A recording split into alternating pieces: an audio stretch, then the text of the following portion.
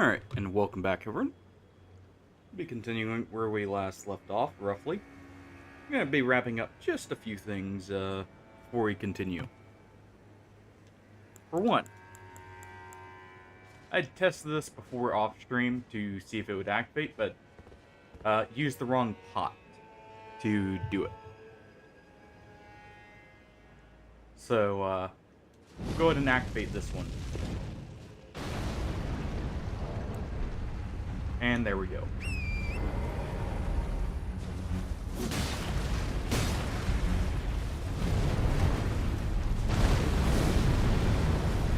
And we can go ahead and deal with this guy. I did change up the build slightly. We're back to just being strength faith for now. Rather than,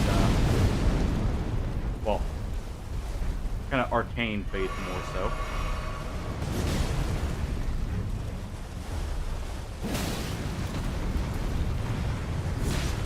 So there is that.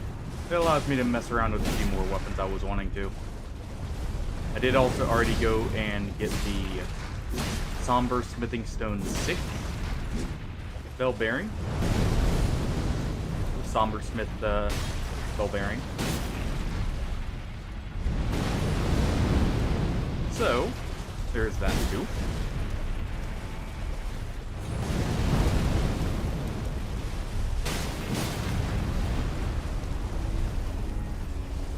Go ahead and drink that to get the extra poise damage.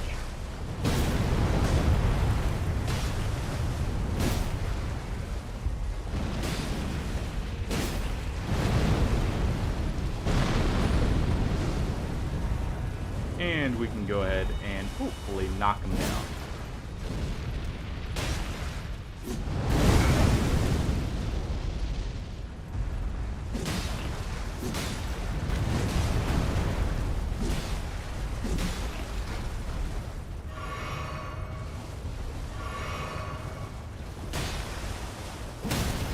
There we go.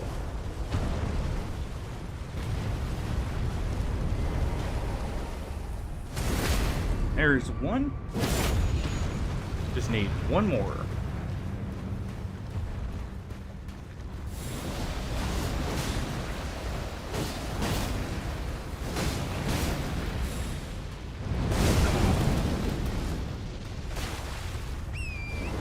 And I'll go ahead and take that hit.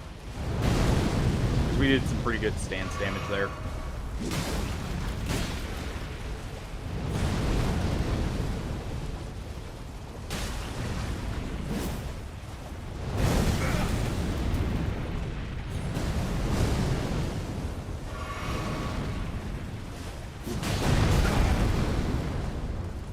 And messing up my timings here. There we go.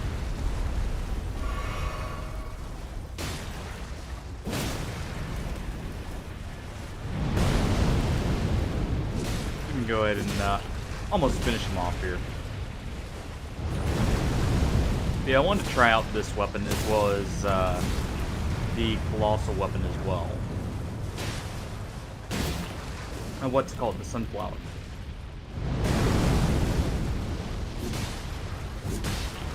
So we'll be messing around with both of those. Also allows me to use a few more weapons overall. And while it is strength faith, it's a strength kind of... It's a little bit more focused into strength than faith. It's an almost even split with the slight edge towards strength overall. Just because more weapons will be available if I do that.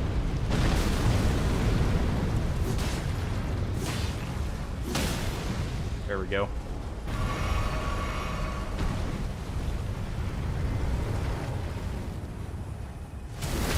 And down goes the Furnace Golem.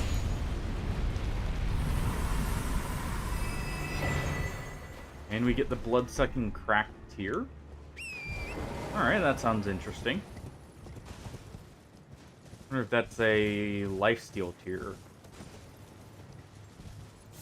If so, that could be good. depending on your weapon, of course. And depending on how they have it implemented. Looks like there was plenty of beasts taken out by the Furnace Golem. And it was blocking a mausoleum and... what is this? Examine altar. Sure, we'll raise it to light. And what do we get? Sword of Light. I figured that had something to do. It wasn't just how... or a normal weapon. Let's see. Unleashed is the light carved in the armament's blade. Send the sword aloft to let loose a blinding light whose many rays sweep through the surrounding area. And also temporarily boosts holy attacks. Well, let's try it. Ooh. Okay, that could be very good. Especially on a large boss. I could see that doing a lot of damage. Potentially. And what do we have here? Giant Golden Arc. We got a new incantation.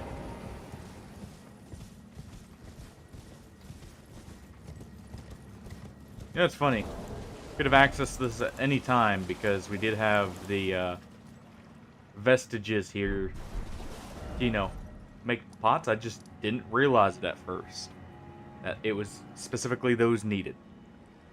Also, the other thing I did was go and figure out how to access the other finger ruins that we were supposed to go to. And it turned out I needed a gesture at... I did see a message there. And I did end up looking it up for where the gesture was. But... you need a gesture to get through there. Overall. And to reveal this area. And we have Tree Sentinel.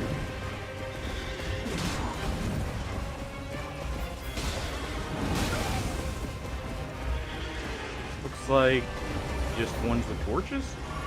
Actually, would rather fight them on foot, honestly.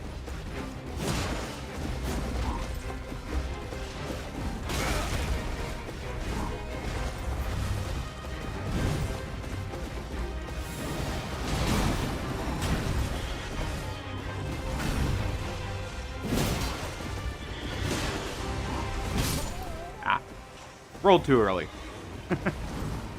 Should have honestly healed there. As you notice, I do not have the turtle shield on. I did also go and at least get some of the Horned Warrior sets in the Divine Bird set. I sadly did not get the helmet for the Divine Beast Warrior. But I did get the full Bird Warrior set as well. So there is that.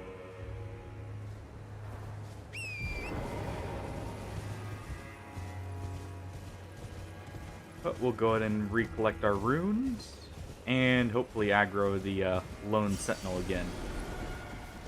There we go. We have the torch one first.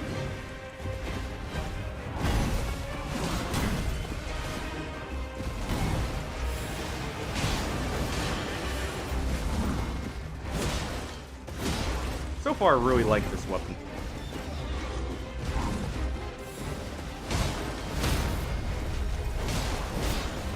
Its Ash of War is really good.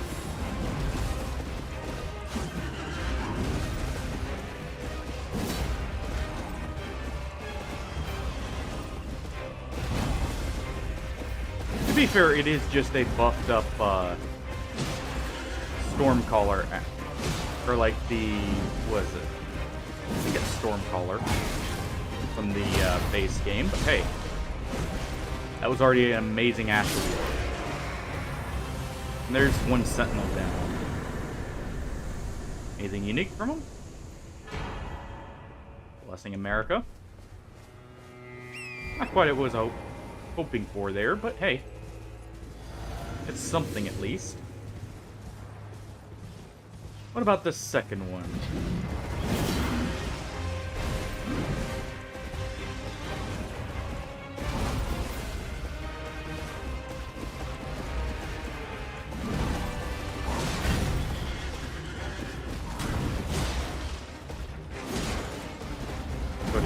power attacks there to get more stance damage. There we go. Yeah, the range on this makes it quite useful.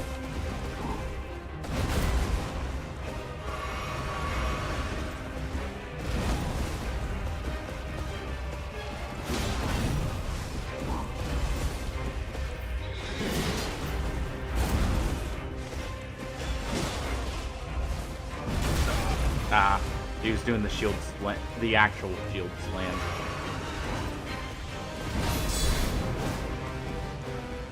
And he got out of range for the guard counter there.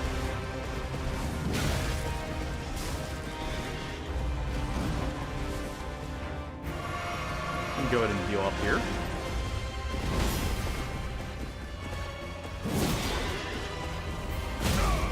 Ah. Keep trying to do the guard counter for the stance break here.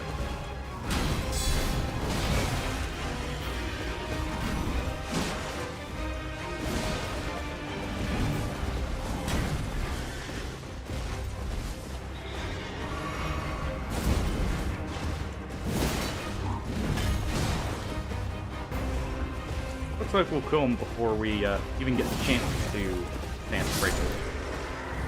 Again. Oh well, that works out. Another Blessing America engine. Yep. Alright. So that's two more mini bosses at this point out of the way.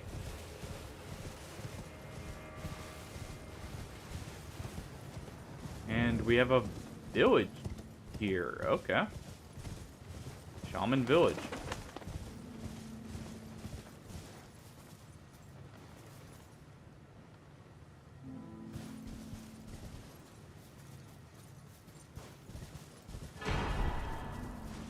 And we find the incantation Minor Erd Tree. Also, the music here. This is interesting, because this is a variant of the final boss's music from the base game.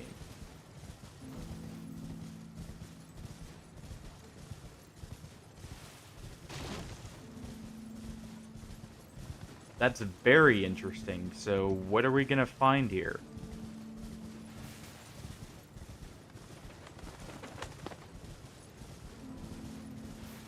Very peaceful place for once.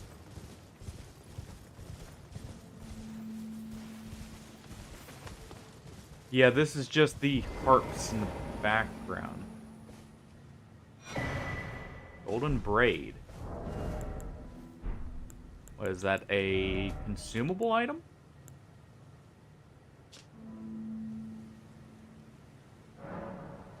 No, it's a talisman, I'm guessing, considering I can't equip or use it.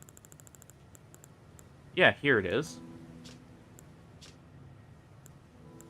So it would basically give us 10% even after we're hitting diminishing returns. Holy damage. That'll come in handy in just a little bit here. For a couple reasons, honestly. Anything else here, though?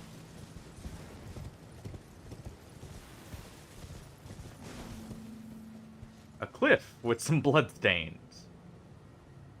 And a wonderful view. So wait, hold on. What was the description of that braid? A braid of hair, golden hair cut loose. Queen Marika's offering to the grandmother. What was her prayer, her wish, her confession? There is no one left to answer. Marika never returned home again. So this is Marika's home village. And homeland. That's interesting.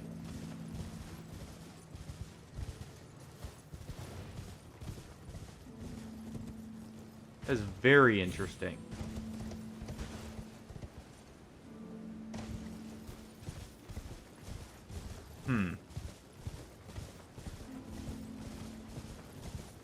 So that's why there's the music playing there, then.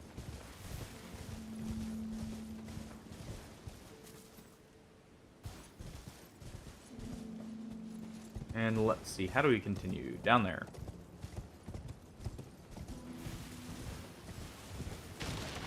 First, is there anything over here? Yeah, that's very interesting that that is meant to be America's home village, I'm guessing. Because we never really got an idea of where she came from. I always assumed she just came from Lindell. Or somewhere. Like that. That also means she ascended. Oh, another tree sentinel. Really, 3 of them? Interesting.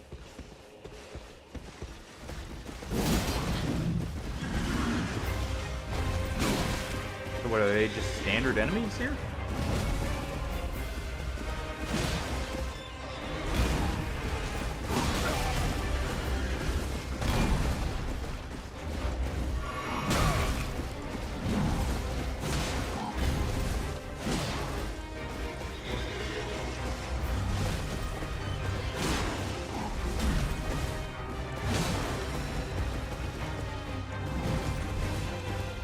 Go ahead and heal up all we can.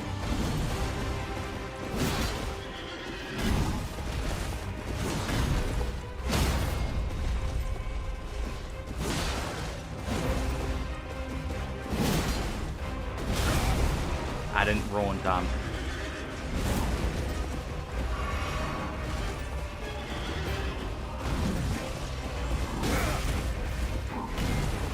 And jumped at the wrong time.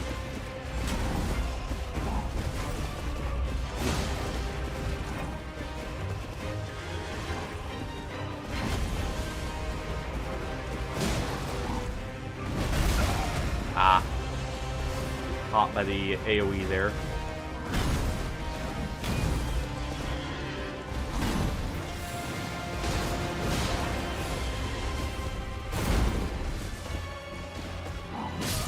Ah, and mistimed the roll. We'll come back with full flasks and finish him off too.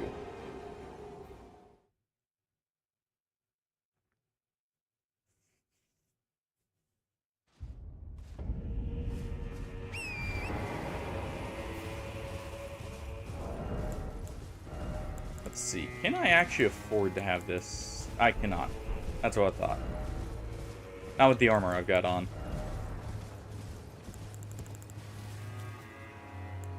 Oh, let's see here. I could actually equip this and buff our damage on the Ash of War here. Probably pretty substantially. So, wait. Where did he come from? Because he's not here anymore. And he wasn't a boss enemy. Is he just... what?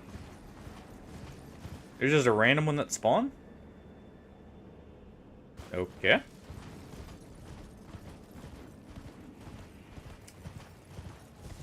That's weird. I thought it was odd that the other 2 were bosses and he wasn't. Also thought it was weird they put 3 together. Since they had 2 of the same type. The 2 shield bearers. See if maybe we spot him further down. Maybe he wandered up in the time it took. I'm not seeing him. Huh. Maybe he just spawns if you go up to the shaman village.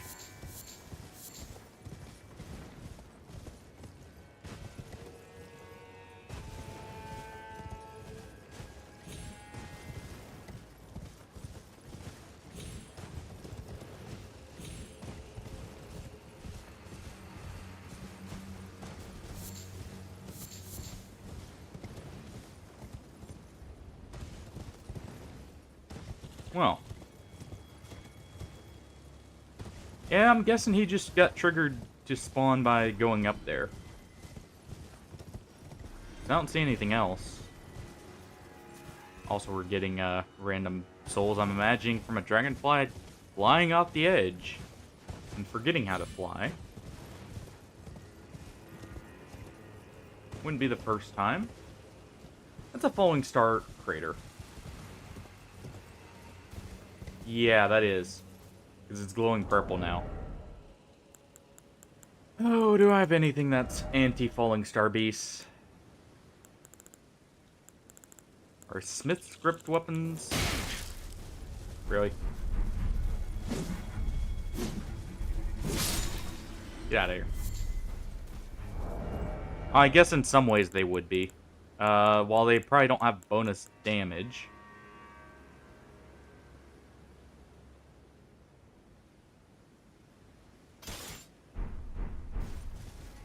I can still use it to hit the head. And of course it wouldn't have the eye.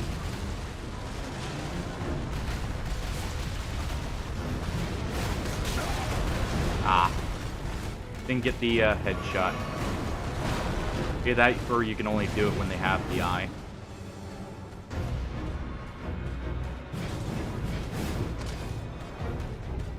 Pretty good damage.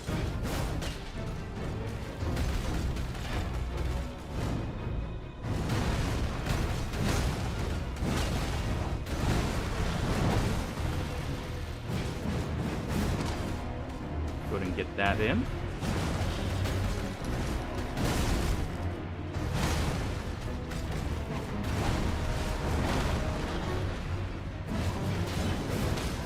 There we go. That's what I was hoping for the first time.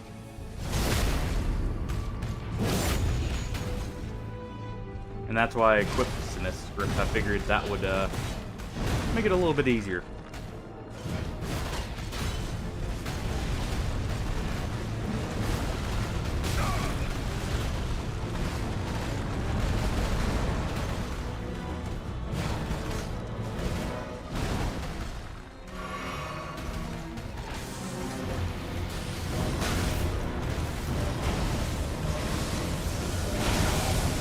Mistimed the roll. I've forgotten the timing of that move completely.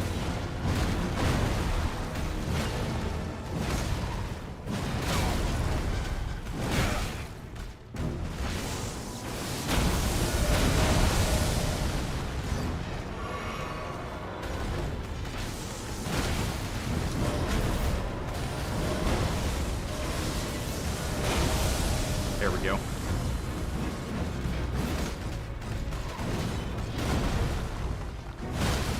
Put another headshot in there. At the very least.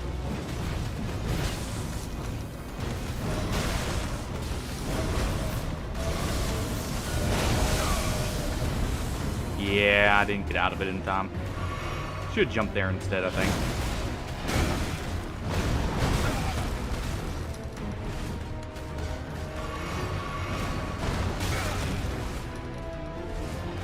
Quit their own stuff. I say right as I prepare to throw something myself. Gravitational missile. Interesting. Not something I'll be able to use, but interesting nonetheless.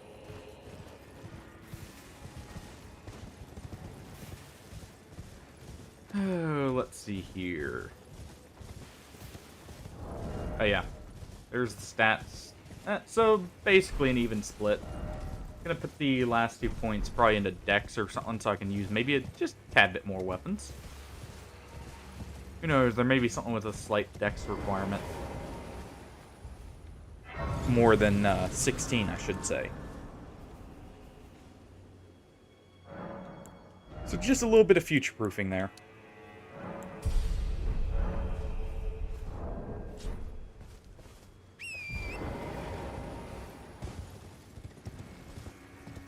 It would seem we're almost at the finger ruins here. We'll see how this goes. Ignore the procession of hands there. Also did find a few spots I want to explore before we go confront Mikola.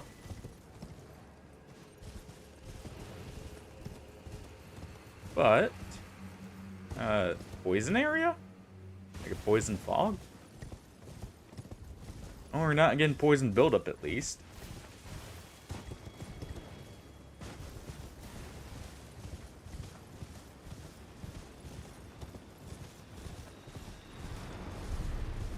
Also, albino versions of the lampreys. Interesting.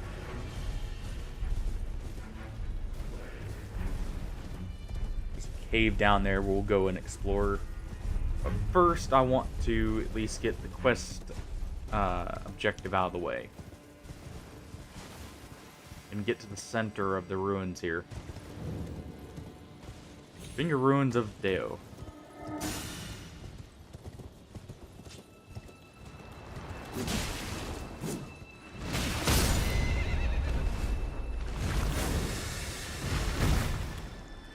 The heck?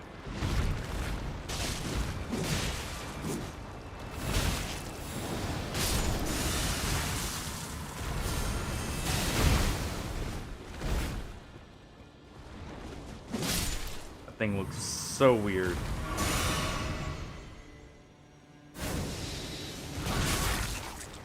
Oh. So if I get hit in general, they teleport to me. Okay.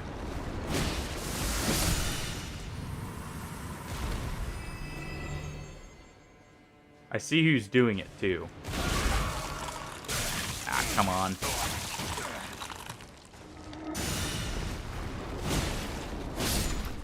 There we go. Seems to almost be an infinite spawn there. I noticed that it kept pulling more towards me.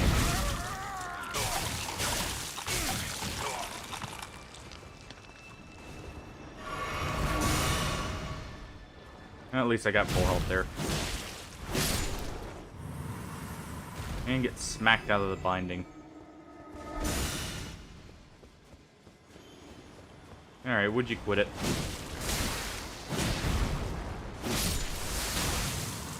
Don't need you paralyzing me. Be interesting if we get a spell that does that, but I imagine that would be quite broken for a number of reasons, and you know, probably shouldn't have that. We already have the grabs. We don't need the ranged paralysis into like a one-shot or something. Let's go ahead and blow the tune here.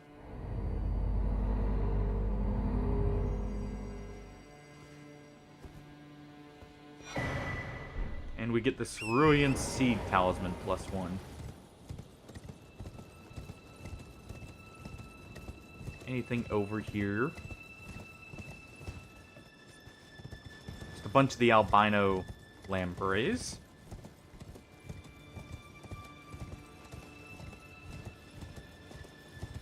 But nothing too much otherwise.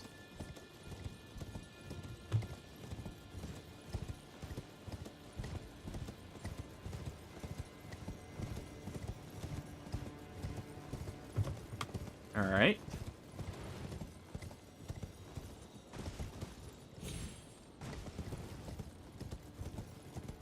Let's see what else we can find.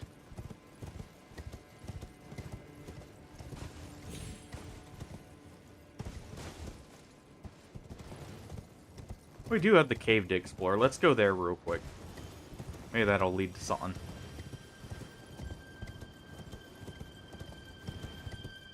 It's interesting that this area is not poisonous, but the other area clearly is like got some kind of gas going there. Find more finger mimics.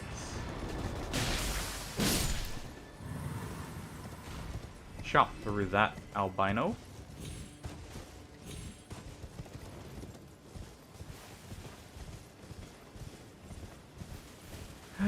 So let's see. Yeah, there's this green like fog that rolls through.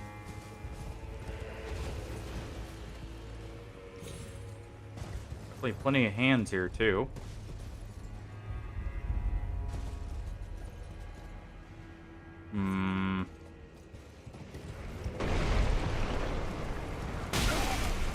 Ow. Yeah, about that.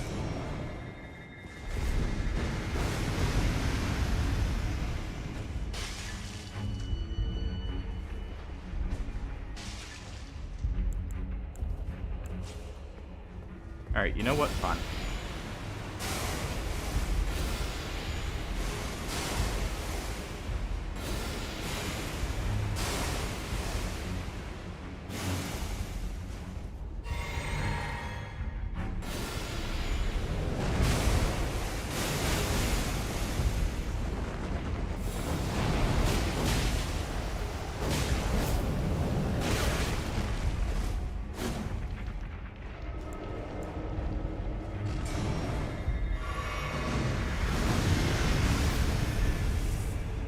Paralyzed there, but I think we're safe.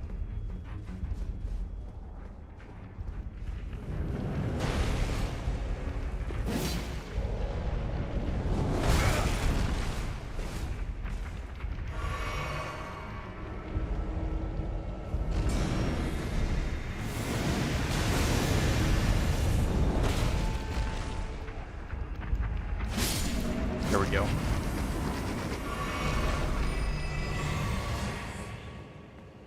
And we get a full flask refill while we're at it.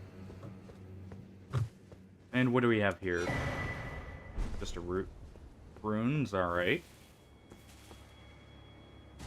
Anything down here?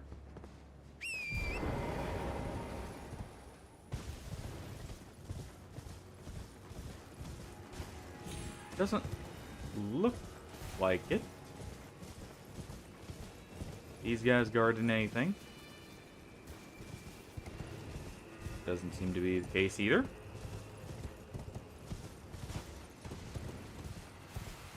Well.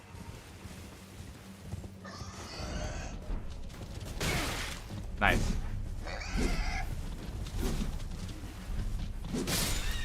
Quit it.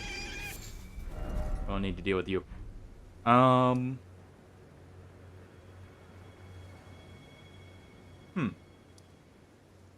It looks like that might be it. So we will head back to the manor here. For the cathedral. And we'll speak with the leader here.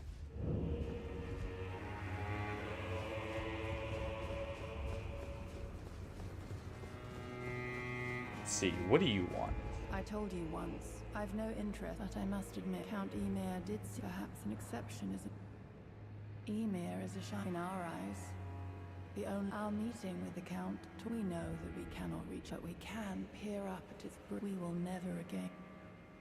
I have spoken for. Pay me no mind. Our service. Alright. So they're warming up to us at least. I heard another sound. Simply exhilarating. The stars are dark tonight. But rest assured, this is not. On the contrary, I believe that this portends. Now, may you join the glimmering. Oh, yeah, this evening. Third set of ruins, huh? Do you recall what I said? Marika and the fingers that guided her were unsound from the start. Well, it is their mother who is damaged. The fingers are but unripe children. Victims in their... We all need a mother. A new mother. A true mother who will not give... Leading microcosm. Okay, that sounds cool. Won't be able to use any of these, but I may as well grab them and fucking try them out later. No reason not to while we have the availability to, you know? Go back and see if maybe she has something to say. Nope. So, where are the third ruins, then?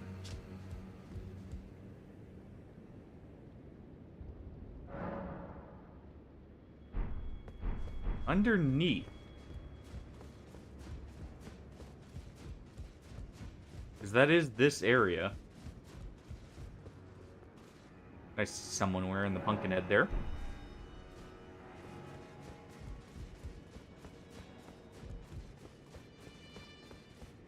And he's not there anymore.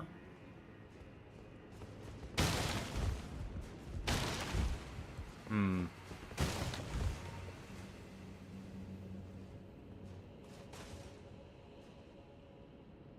Seems he was sitting on the switch here. Well hidden from us. But not hidden well enough.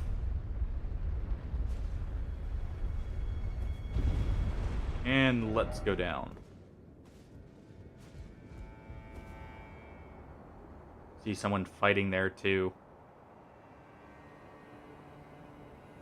So, probably an NPC invader here. I would imagine, since someone was fighting there. Because you could just climb up the ladder there and bring him up there. Let's see. Yep. Thought so.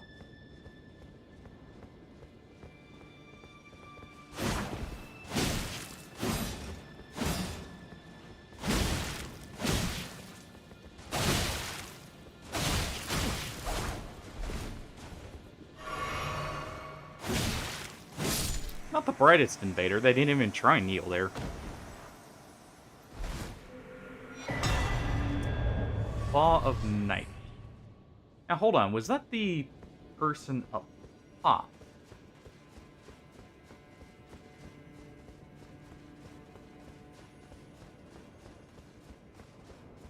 No, the person up top had a katana. So was that just another knight then?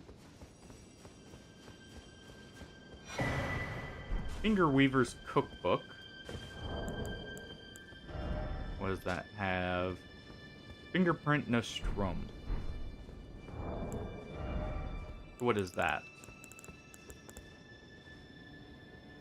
Boost mind, intelligence, faith, and arcane at the cost of gradual health loss.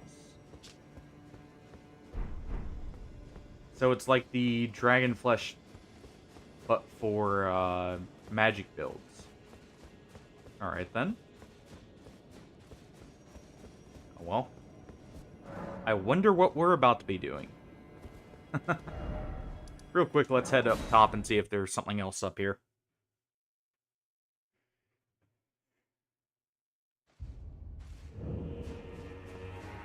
So we did just kill a knight.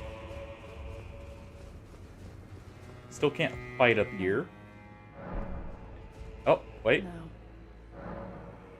Or you were attacked by a sword hand of the Knight Stop. Underground. What did you just...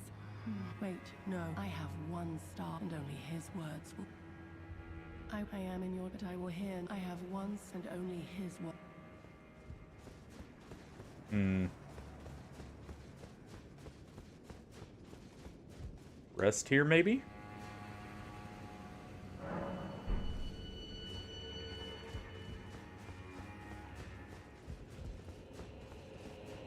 Let's see what she says now. Be on your way. I will hear no...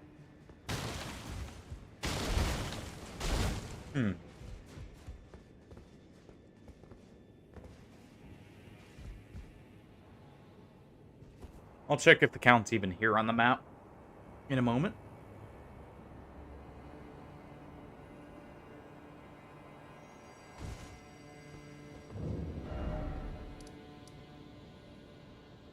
He is... Hold on.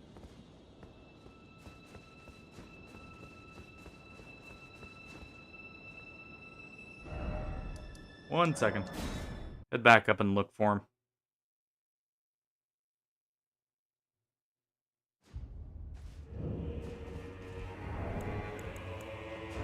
We've been throwing the lantern here, that way we can see slightly better.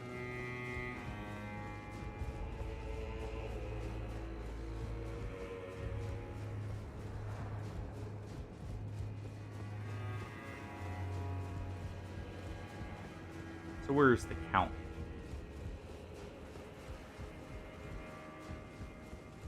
Because it shows he's still here.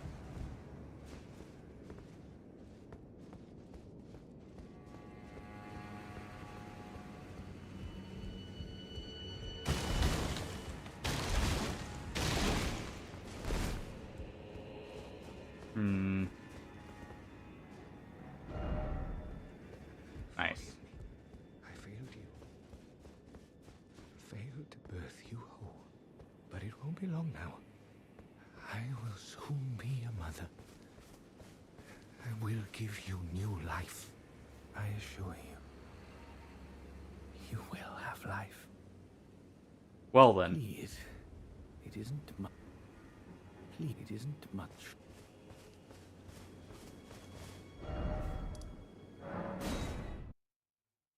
Do this one more time to see if that triggers anything.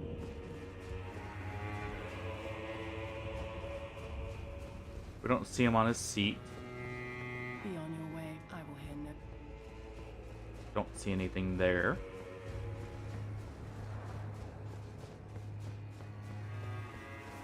And do you have anything to say? Please, it isn't much. Okay. So I guess we have to go ring the, or blow the whistle. Or the tune through that finger down there. And we'll see what we encounter.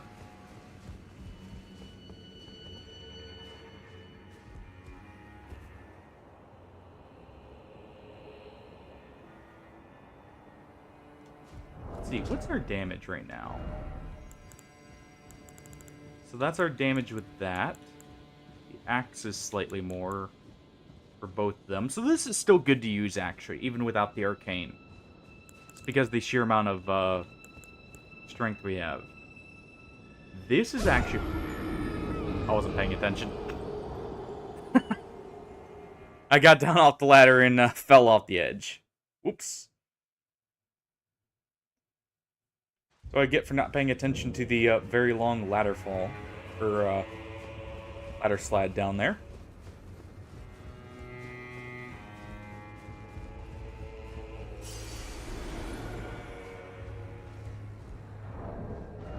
Alright. Back to looking at stats here. That does a crap ton of damage. Let's see. Can't use this anymore without a little bit more arcane. That requires more dex. Oh, it has scatter shot throw built in. Oh, it's a somber weapon. I guess that makes sense since it's not a throwing weapon. It would have to have that. I did upgrade this as well. Not the best damage from what I'm noticing, but hey. And these. So this hits the hardest by far. Nearly did it again. So let's see. Could I even use that without being over encumbered? No.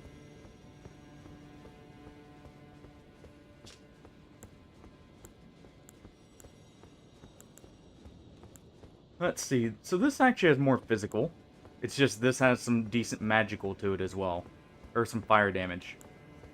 So this...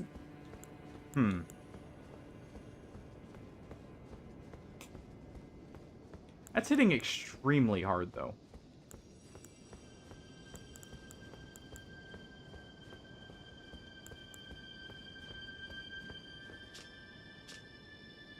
Let's swap to it for now. And since I don't need that, I believe I should have enough... Maybe with that?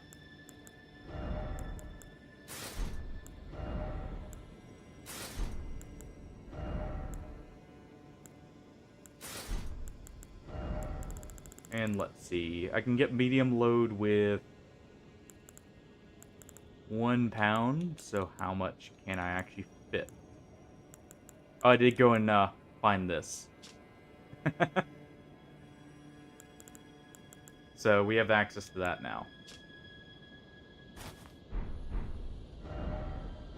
I guess I can equip the Curse Blade Mask.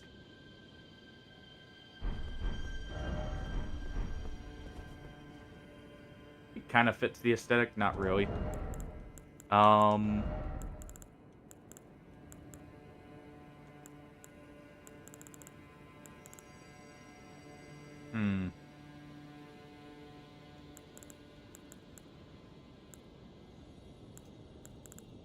Do I have any gold-tinged items I could wear? That would work. That are actually light enough, I should say. Do I have any leggings that are maybe a little bit lighter? That work too.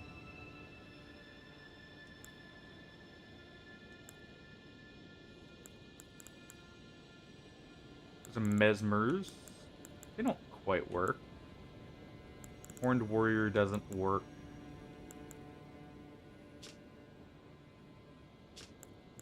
Yeah, we're not wearing that.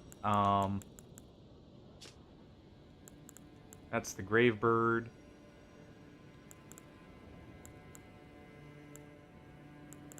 This one I had the Curse Blade.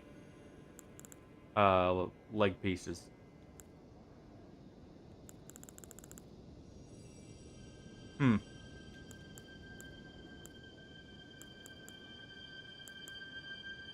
Oh well.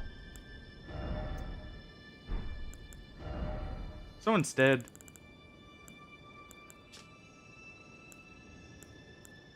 let's just equip this for now. There we go.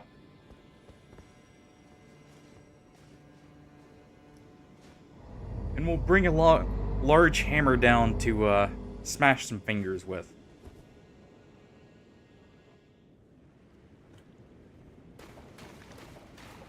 Okay, what the heck? Huh.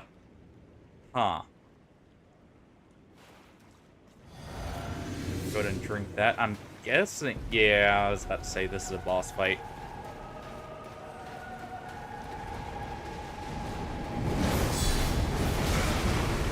Okay, so that has a follow-up.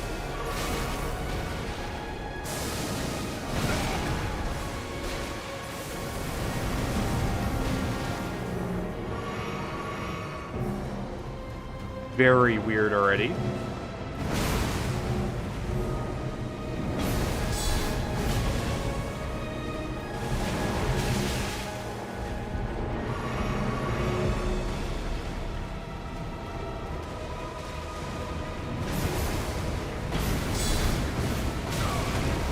Of course. So she can continue that seemingly a couple extra times.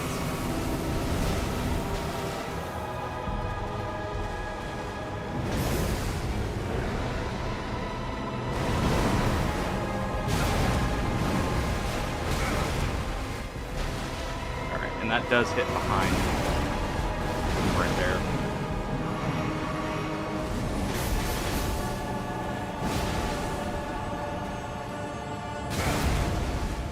Didn't block him at the right time with how delayed that was. Messed it up completely.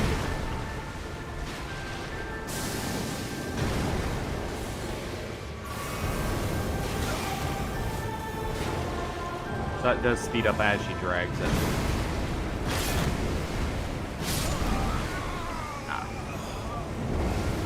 Trying to just get an idea of the moveset here, because this is a weird boss. To put it mildly.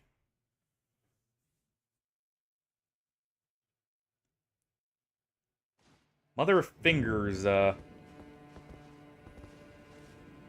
definitely a weird enemy as a whole, honestly.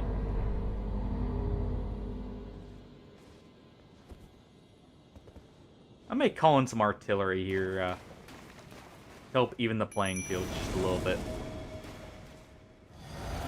She is weak to fire after all. Perfect timing, right? If she doesn't shoot our imp to death before we even get over there. Yeah, so that has a heavy speed up.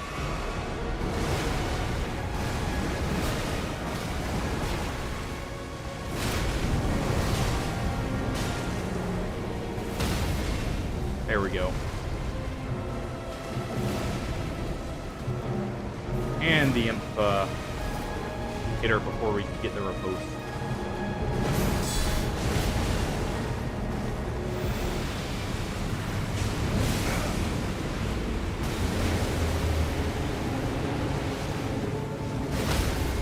There we go. Fire works well here. Definitely.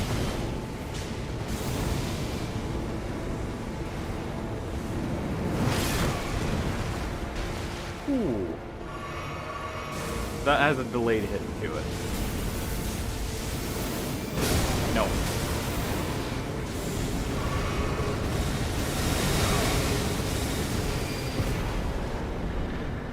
Well then.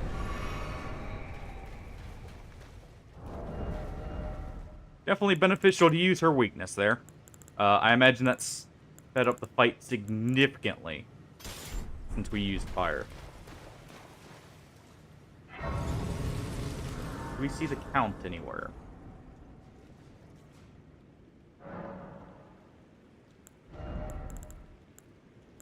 Let's go ahead and hit level 75 here, and we'll leave it there.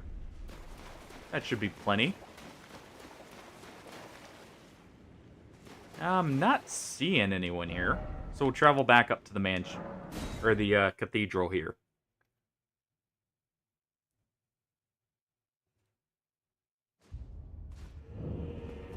Alright. We do not see the knight anywhere.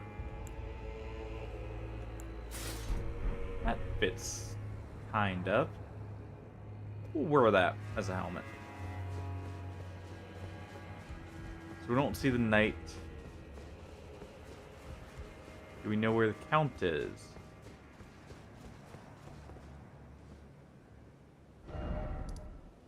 No.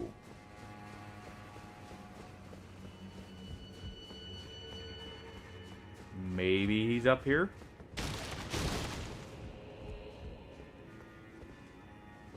What have you done? You've wounded Hold on. Count Emir most irreparably, such that he wishes for your death, and I must attend to the Count's Okay, that's a concern. cool shield.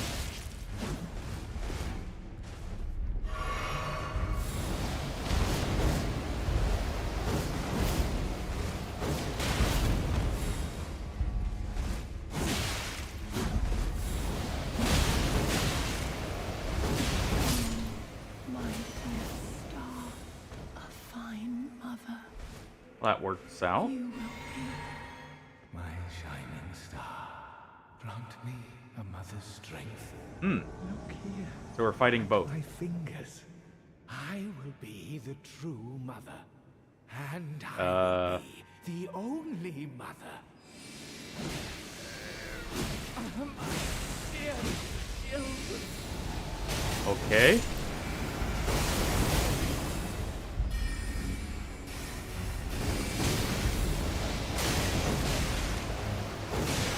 Very weird, but alright then. I desire to hear your mother. Yeah, no thank you.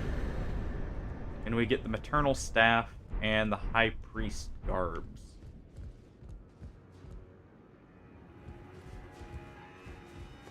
So is that it? We didn't get anything from the knight.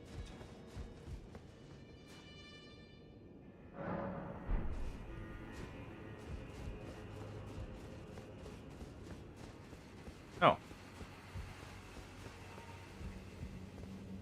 Count the stars. Give her the Iris of Grace. Oh, I believe that made blind Wheelig, or whatever his name was, a our night Ash, simply so maybe that never does it too? was. Yes. Sword Hand of Knight Yola.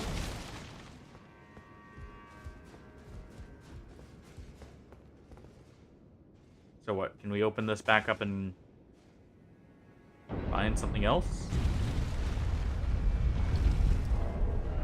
Also, I noticed we did not get a finger version of the armor from him. We got just the normal version of the outfit. If I can even find it here. That's the ruler's robe. That's from the base game. Right here. Yeah, we don't have a finger version, so maybe there's something back down here? We'll see. Also got a lot of runes from doing that.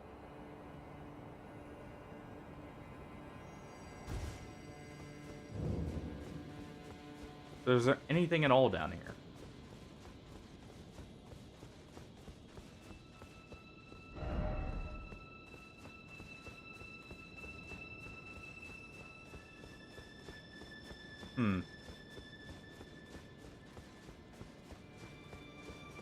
Doesn't appear to be.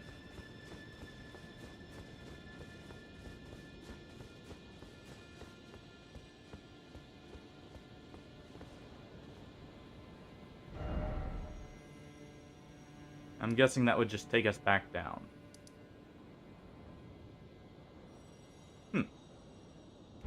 Let's go see what the remembrance we just got was then. I'm guessing that wraps up that quest.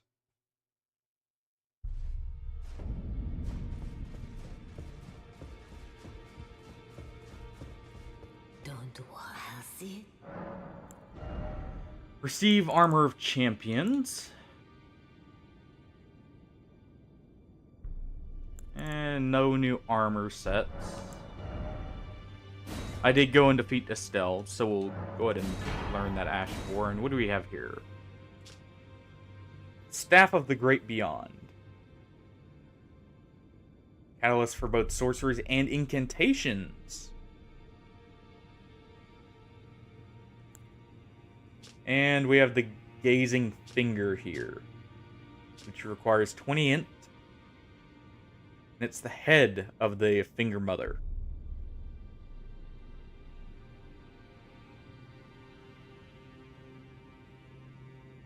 Let's see. Tower's Resentment. Skill performed as a violent bow using a finger's foremost protrusion.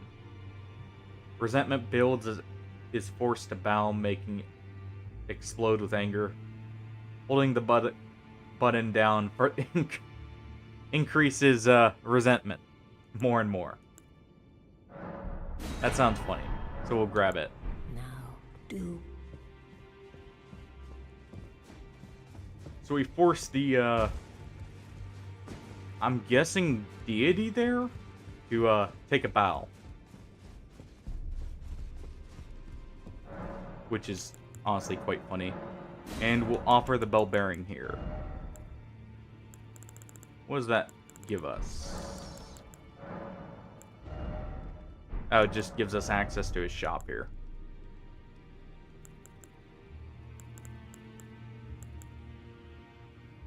We have access to more shop as well, so we have infinite great arrows at least. Let's see.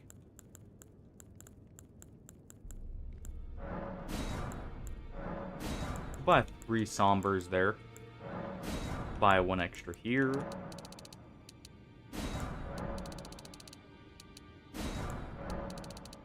And buy enough to upgrade another smithing stone weapon here.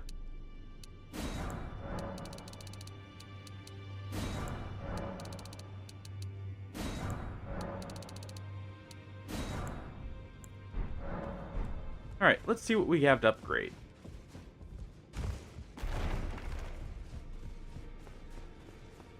I noticed I haven't gotten a Black Knight Twin Blade thinking about it at all. Oh, spin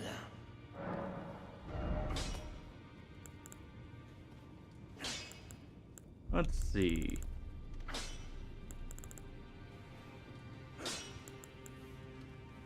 Oh, we don't have any somber ones. Oof.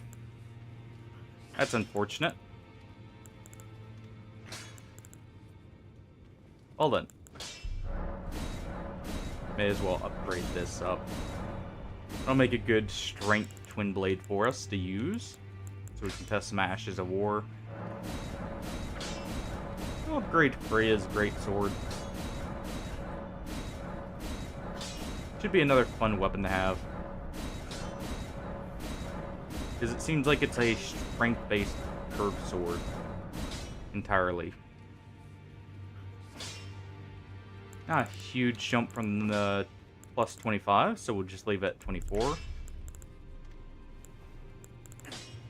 Oh, what do we have here?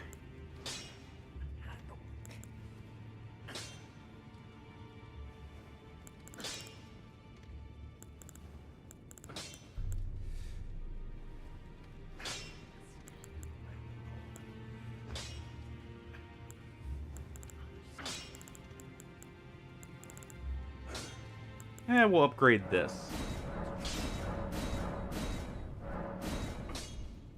Up to plus 9. Oh, I can mess around with a repeating crossbow, too.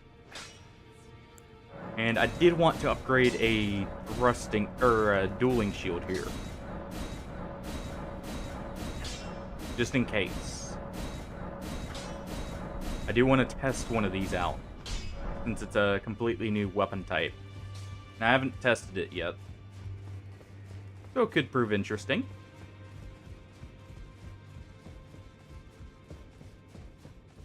We'll see. Need just a bit more standard smithing stones.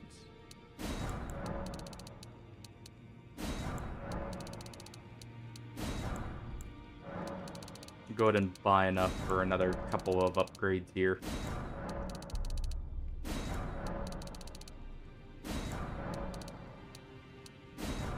There we go.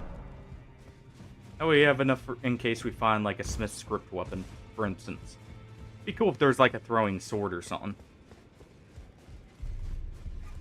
Throwing colossal weapon, in fact. Just hurl a log at something.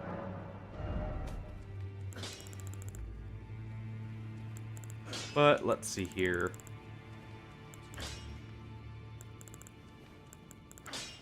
What was I gonna upgrade? Already forgotten.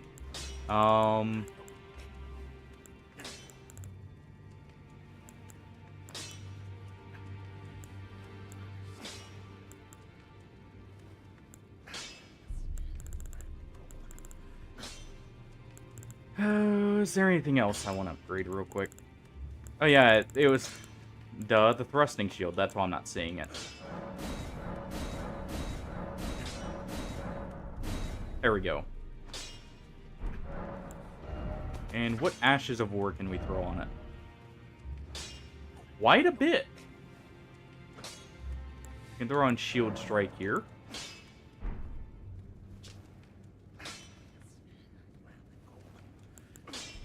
But we can also throw on even something, really, something like flame skewer.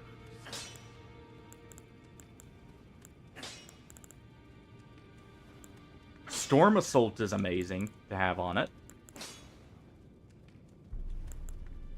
Not surprised by determination.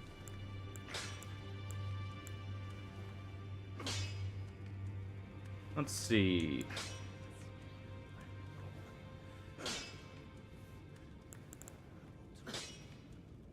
I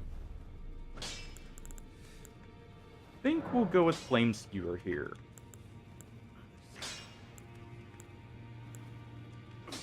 And actually, I get more damage from fire here than anything else.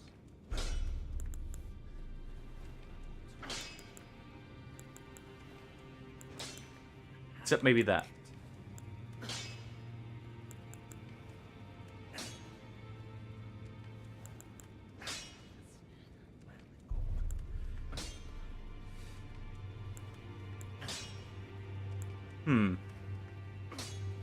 We'll go just standard heavy here for now.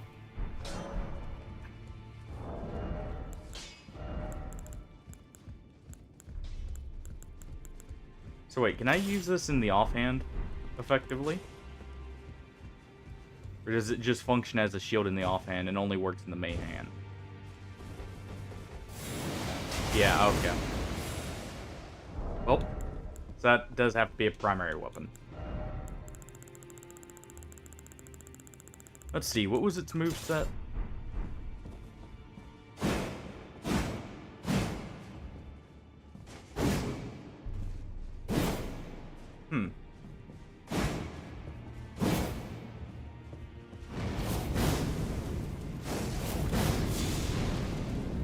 That looks pretty cool, actually.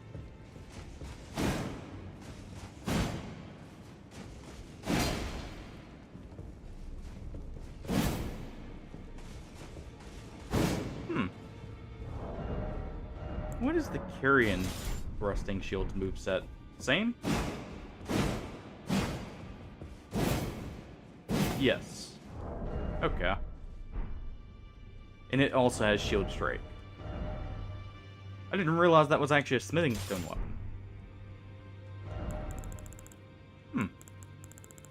I'll have to mess with that in a bit. the other thing I want to test will be another Ash of War on the Twin Blade here. I'm gonna go duplicate the Crucible Knight Ash of War. Oh, snap. Where is it? There we go. Aspect of the Crucible wings.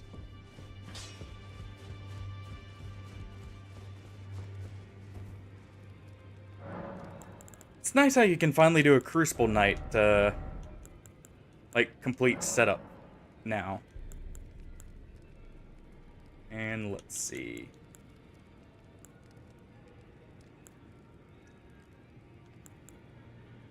I think I get slightly more damage from this. Let's see. That was 553.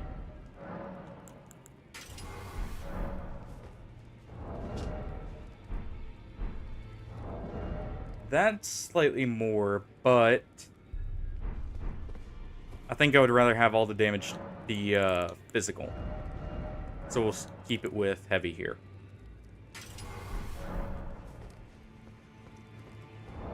And I'll try this out. Alright, so that's the fingers done. I did also find a Gale down here we'll go to. And we'll check out. Because it sounds interesting, the Lamenter's Gale. And we'll try the Twin Blade here.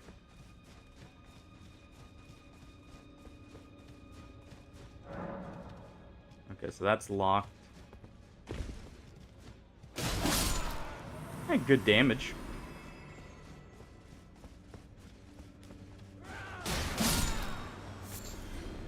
Yeah, it should work fine here. Oh. Gotta grab those materials. What we use for freeze pots right here, which actually I need to craft one.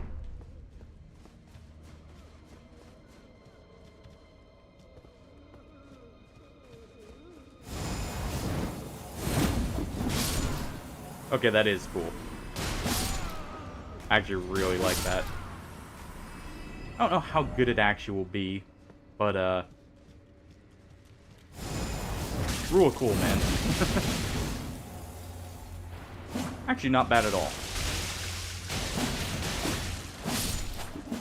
Black Flame Tornado probably does more damage, but that's also a lunge forward, so I may be able to use that to avoid some hits, too. Let's see what we have here.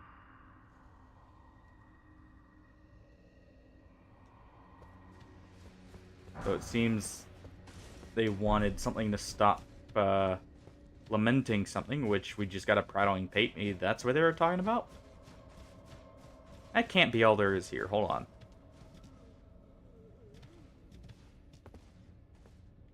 There's got to be a path somewhere.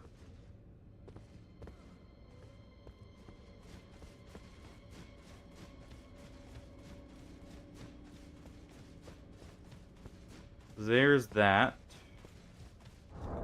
Let's reignite our lantern here.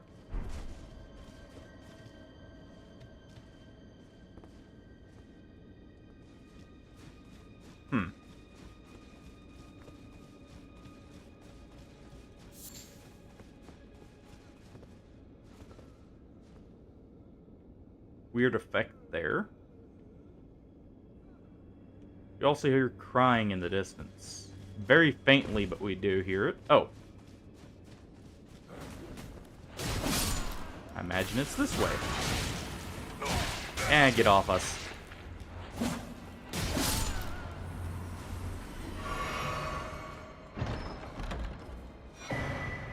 Gale upper level key.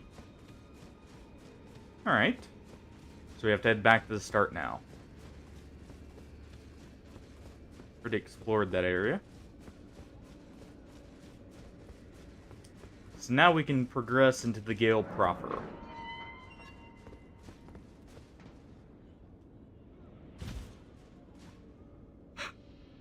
Well, it's a good thing that's not lethal fall. That would have ended very poorly for me. Yeah, I heard that.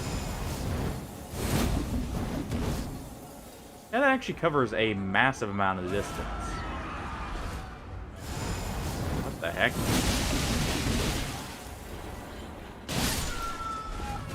Yeah, that actually does good damage if you can hit the full barrage there.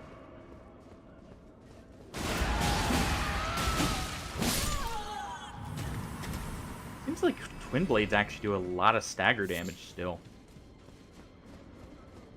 I know they get 2 hits, but that kept that thing stun locked. While they're not the most resistant to stagger. Ooh. A chilling perfume bottle. What does that take? Int. I should have figured.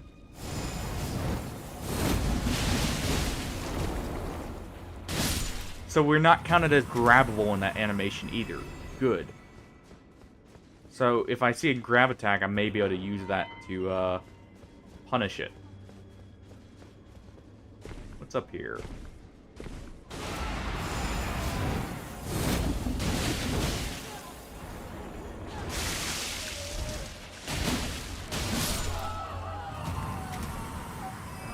Yeah, Twin Blades are still pretty good.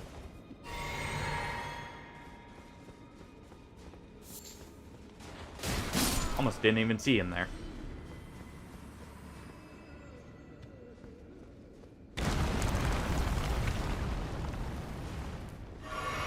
Well then. So much for exploring further.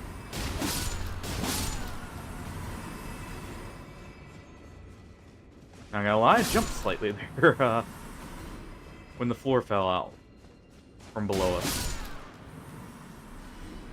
Let's see.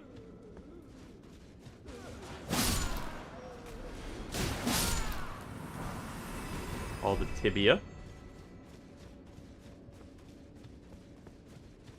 there a ladder here? No.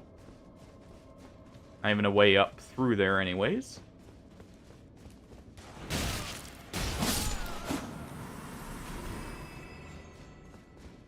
We do have a path there. Hold on. Is this just path back up here?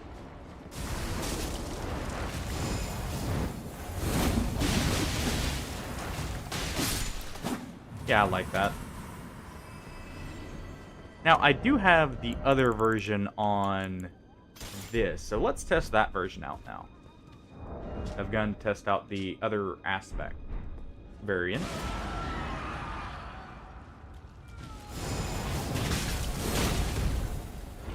Pretty good damage. Not as much as the Twin Blade, but it's all in one single hit, and it looks like a thrust attack. So we need to find a key.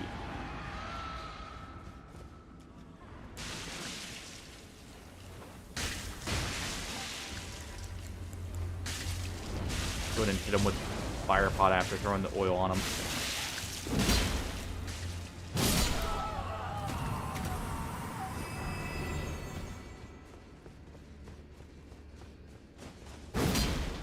Okay, nothing in there. So what was over here? A ladder further down. And that one looks like it would be a lethal fall.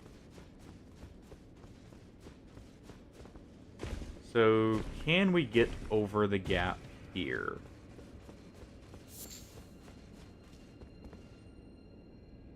No.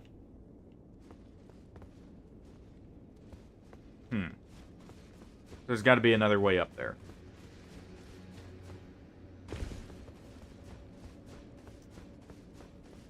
Alright. So down we go for now. See where this leads us. Let's see. I wonder if this can hit multiple things. Looks like it could. Any follow-up thrusts? No? Okay.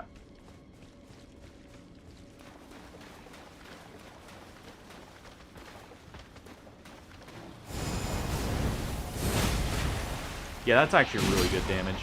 'Cause that's not with the Jar Shard or anything. That's just the raw damage the Asha wore on its own. And, well, and the two-handed talisman, but... Not counting that because that affects the standard attack as well. So comparing the two, it's still a pretty sizable improvement. Just cut through that one. And there we go. So what do we have this way?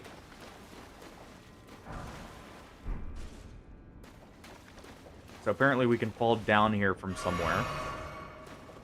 I guess that's how we were originally supposed to find it. Well, time to explore the dark, spooky cave full of rats.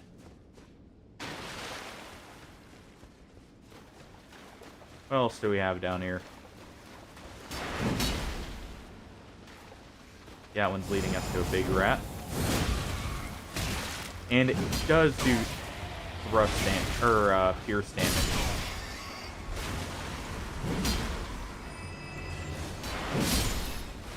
There we go. Because we just got counter damage there, and we get the clarifying horn, which I believe is a focus-based talisman. Okay. So we have something that fights off madness and sleep, I believe?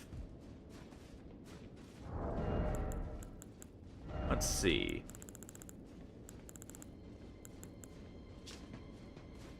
Yep. So that could be good, depending on how... Because Mikla is... He casts off Saint Trina, but he may still have sleep-based attacks, even. That could prove useful.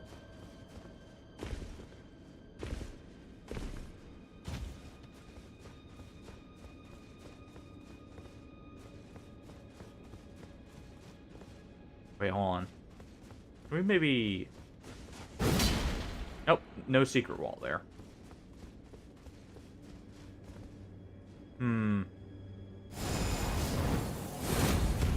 Okay, that doesn't count as a move we can use for flying over gaps.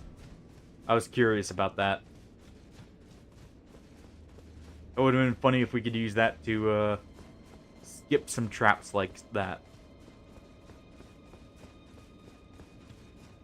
So this was the way back. And this is the way to progress then.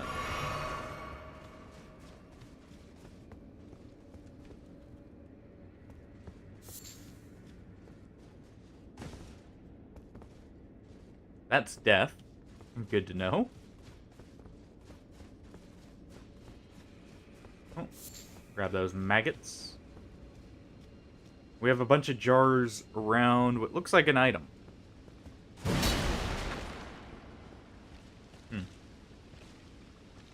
Bunch of little jars there. And a big one. Go ahead and leave that jar in two.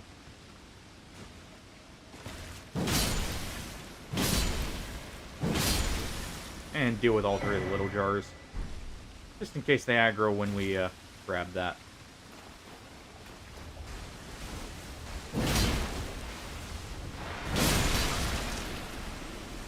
And go ahead and cleave through the big jar there.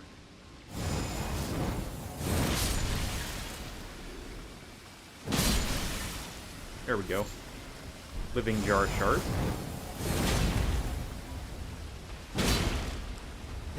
Yeah, that definitely counts as piercing because this does standard damage. Okay. Gale lower key. So we got our way to progress. But, this counts as standard damage and actually does more to them normally than using the Ash of War there. Because those guys are resistant to piercing. Okay, so that's good to see.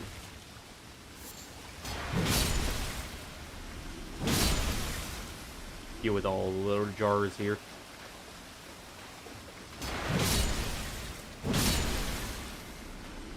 Can't have anything getting in our way. How do we get back out? Just the way we came? I guess. Was there anything over here? Actually, yes. A way back up. Nice.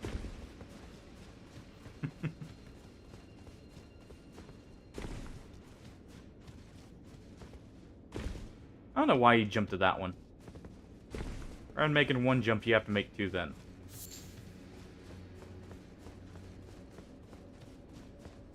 I guess if you want to just hold out on there if you get invaded or something, that might be an idea, but otherwise don't see the point in that one. So we'll head through right here. And what do we have down here?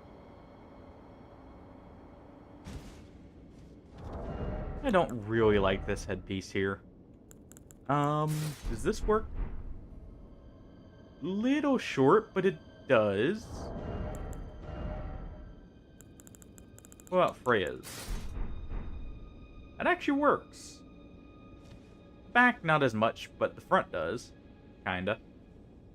Not quite the same color here.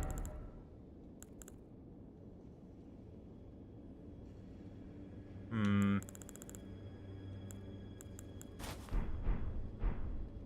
think we can just go with the red bear pelt.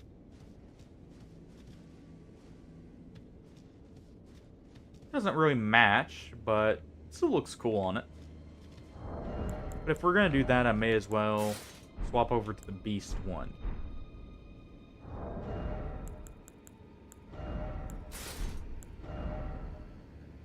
And we'll go with the beast champion gauntlets. And no, not those. Go with the scaled. They match a little bit better.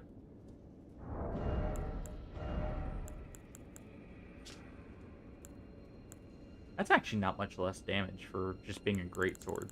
I did upgrade that because I noticed it had really good scaling and I was curious.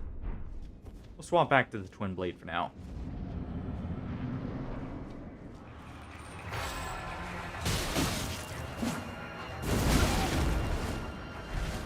Bullet.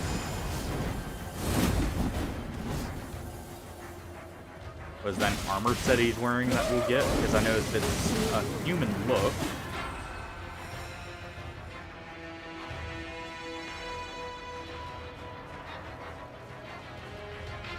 Oh, hear him. Oh. No.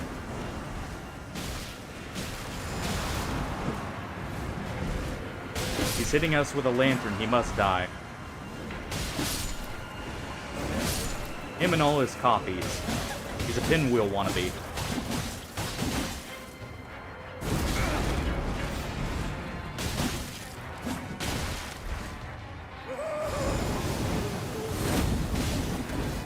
How's it going, Hardy? Don't have any more focus.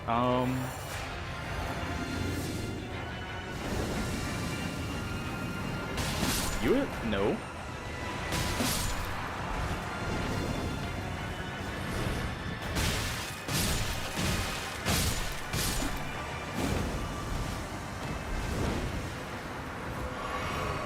Pinned in place by all the bodies here. Well, hopefully it's a guaranteed. But, I guess probably is better than a no. So that was a pinwheel wannabe kind of boss. Lamenter's Mask. Is that a helmet? That transformation? Oh. We're... There it would be. Let's see. Cannot be undone except by death. And any other effects? No, it just gives an optional, attack.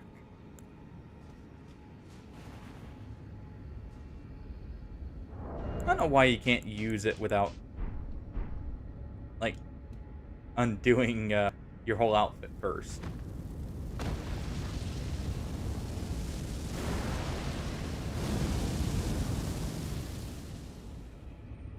Well then.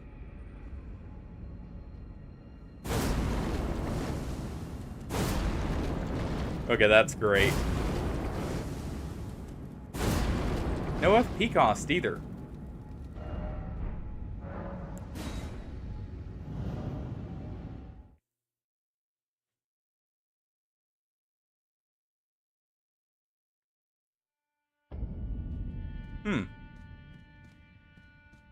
Could be pretty fun to use. Oh, it's only a little damage? That's unfortunate. And we can test on one of these real quick. See how much it does. Looks funny though, so I could still imagine that being nice to have.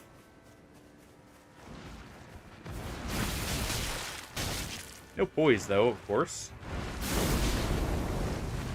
Yeah, it's not the worst damage, but definitely not great.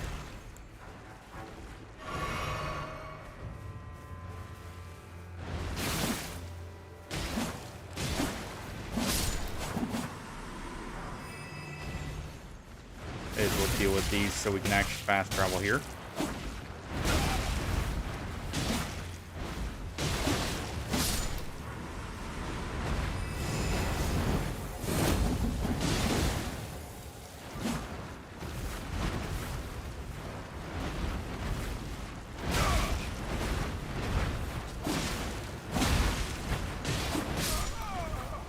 Oh well.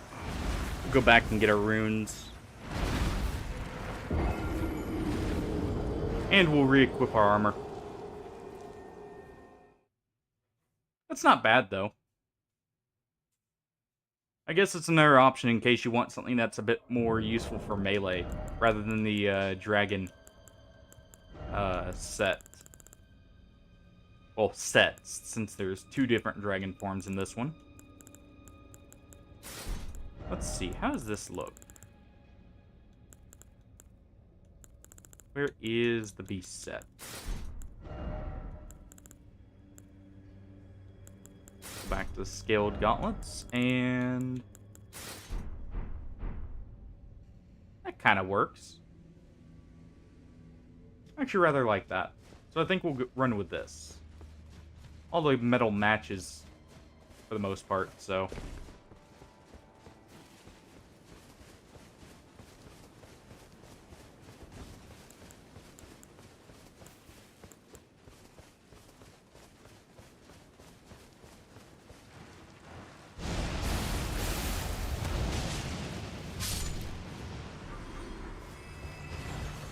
That's actually not bad at all.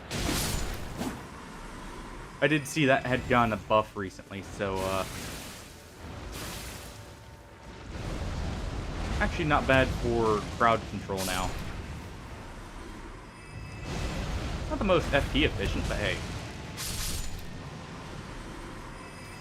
Actually, it looks like it pauses where we're on the spot where any targets are.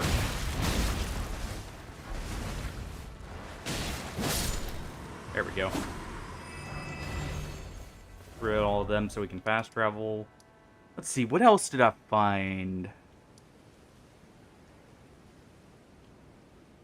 Was there anything else before we continue on? I think I've done the Darklight Catacombs. We've done this now. We did the Shaman Village.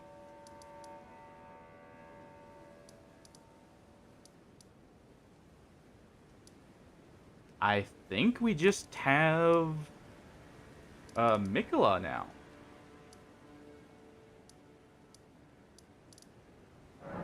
Well,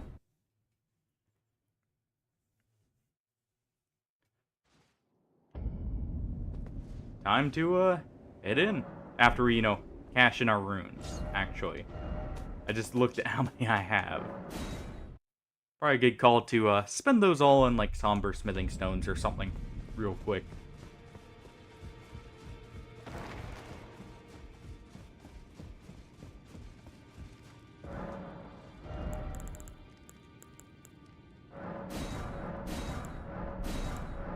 Go ahead and just grab, like, 2 of each here. Well, already have 2 of those. And go to 5 on each of them. There we go.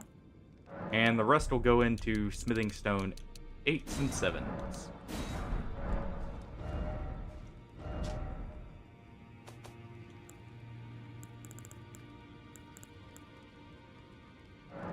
And we'll go back to the staircase. Well.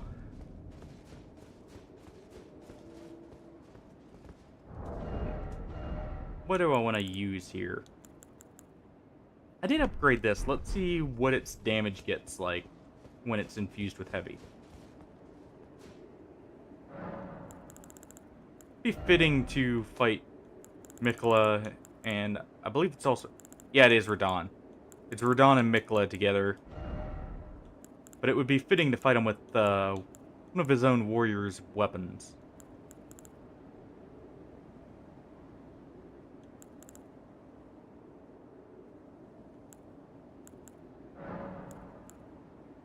That's actually really good damage when infused with heavy.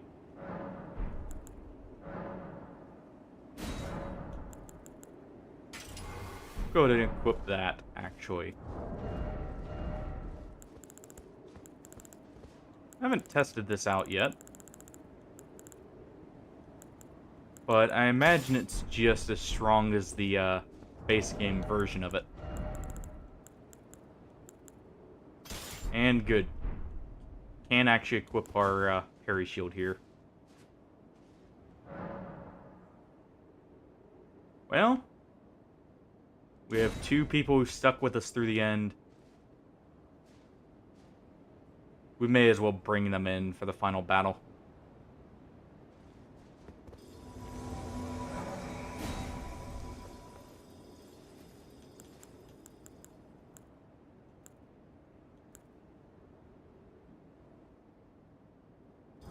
And let's see. Anything else I should equip before going in?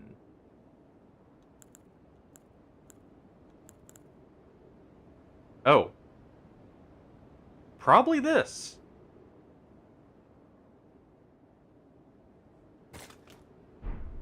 Definitely that, actually. We'll unequip the warming stones there. That pot. Those.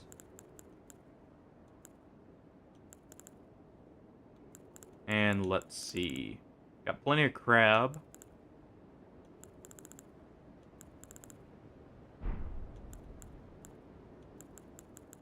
So, let's go ahead and use some.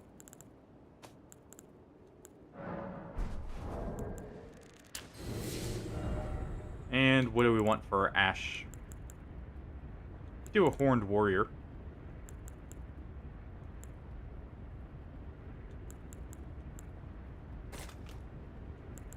But I think we'll do a...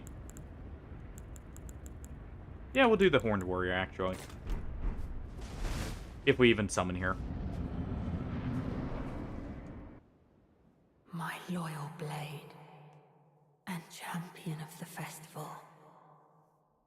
Well, Both your deeds will ever be praised in song. Now, the vow will be honored. And my in some ways it sucks this was spoiled for me on who we'd be fighting. But in other ways, I'm glad I had a forewarning. My consort.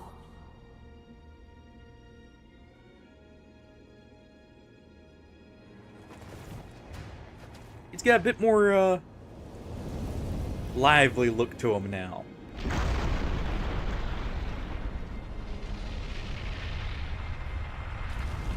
Not as diseased.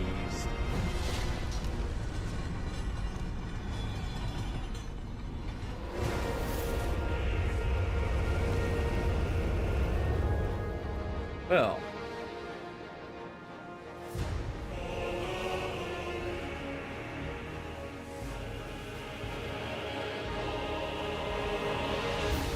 This should prove interesting.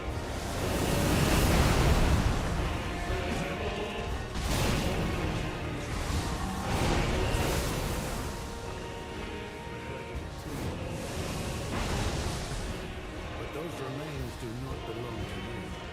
Lord Mold will have these Cool. Okay, so that was not worth the trade.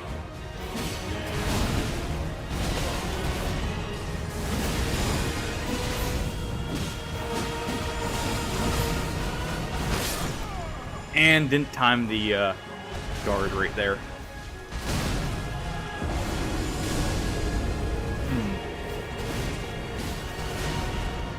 Well, they have a good bit of health.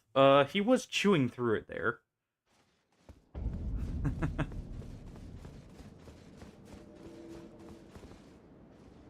Alright.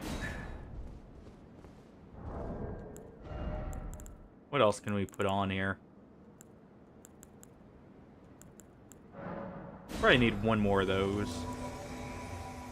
It would be fitting to throw rot pots at him, actually. Thinking about it. Bring back some old memories for him.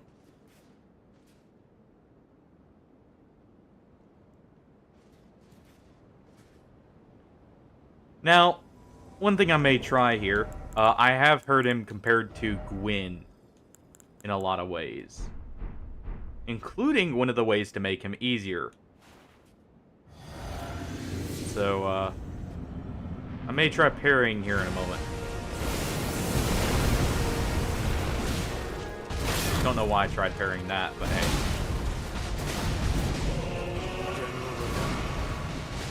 A pleasure to see you. Ooh. Wasn't expecting him to turn on me, and then I had done the follow-up input for the Ghost Flame there. That did do great damage on him, though. I did see it did, like, 3,000, unless that was mainly the Phantoms there, but I doubt it. They weren't doing much before. Alright. Well, while we're waiting for him to get summoned in, we can fashion souls a little bit more.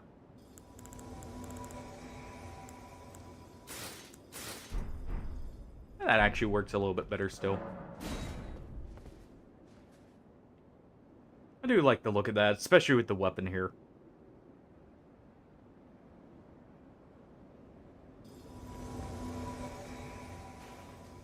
Alright.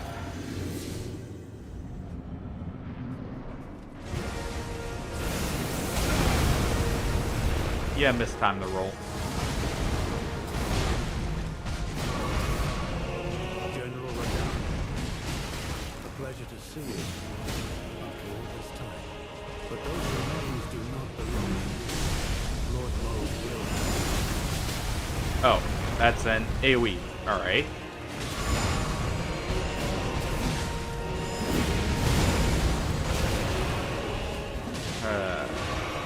Or I should say an AoE.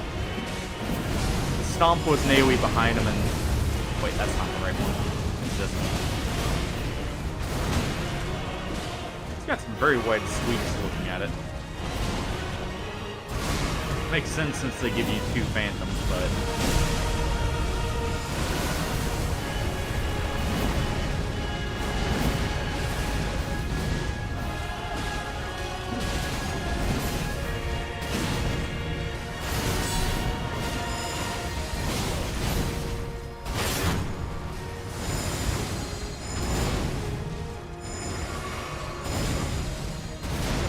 Hold on.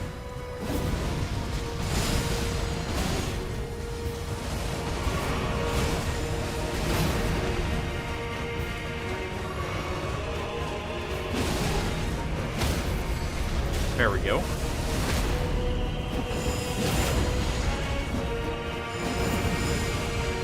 Do I have enough time for that? No.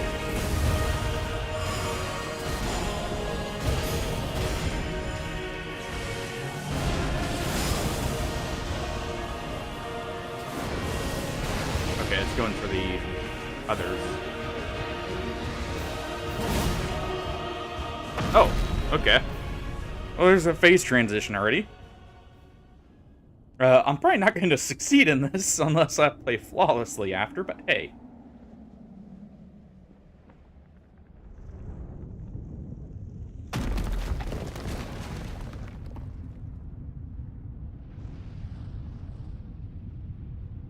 Oh, it seems we've enraged him.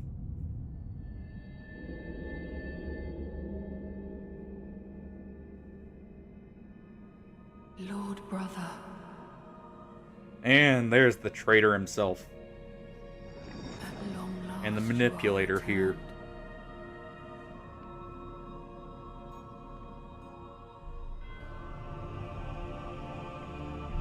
I guess calling him traitor isn't fair. We weren't on his side to begin with. Aspiring lord of the old order. If you have known sin, if you grieve for this world, It looks like he's missing an arm. Must be Ansbach's path work forward there. to us.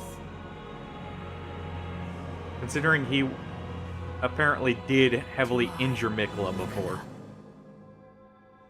And my promised I guess they also didn't want to, you know, have him look similar to Ronnie. Well. Oh boy.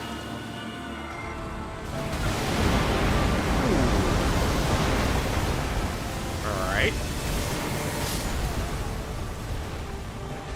Well then. Was not expecting an orbital laser to be dropped on my head immediately. Wait, I saw a dialogue right when Thor there died. They have unique dialogue when they actually pass in battle. If so, that's pretty cool.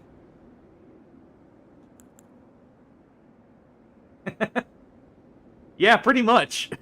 He did not give me a chance to recover there in the meantime. I did see this was buffed. So I want to try this potentially. It's apparently quite... Seriously? I'm guessing it's not nearly as strong as his version, but that's still pretty cool.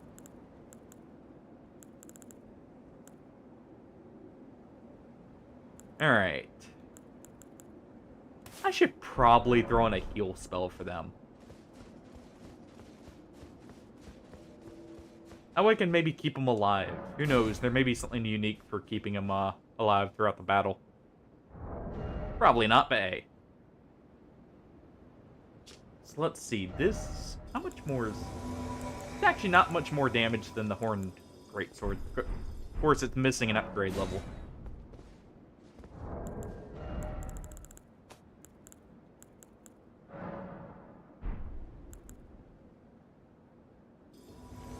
This could actually be potentially pretty useful since Ansbach is a disciple of Moog.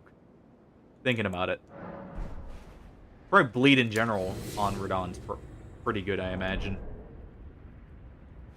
Well, time to get this show on the road.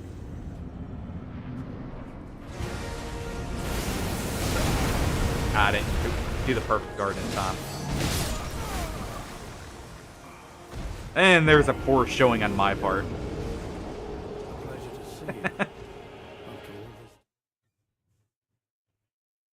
A very poor showing indeed. I guess they don't, or my companions are not the ones who need heals. I do. Also, the fact I'm getting two-shot air, I mean, that's on pretty telegraphed hits, so I'm not that surprised, but... Let's see, what's my physical resistance at? 70%. This is gonna be rough. Is this needed? Yes. I'll say I might sacrifice a bit of damage here for even more resistance.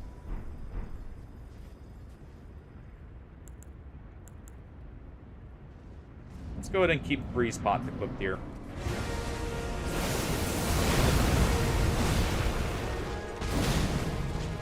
I forgot my physics. Good thing I thought about that before, what's it called? Trying to block there. That probably would have killed me. You can hold these. Well, apparently he was not happy about getting a frost pop to the back of the head. And did not have the time to heal. Yeah, I figured he was waiting for that.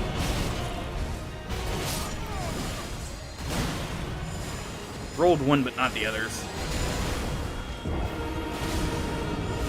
So I do need to probably block that. Because I have... One of the things I had spoiled for me was apparently he does have a few frame traps if you're medium rolling. That cross slash, I'm pretty sure, is the one people were referencing there. So I probably will have to block that. I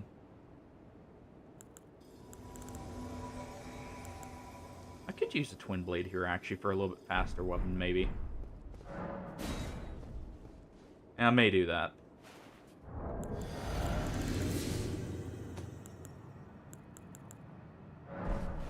Go ahead and eat our crab here. And we'll head right in.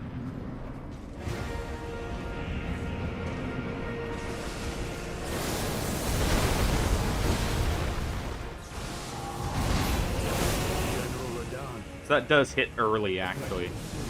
I thought I blocked it early there, but did not.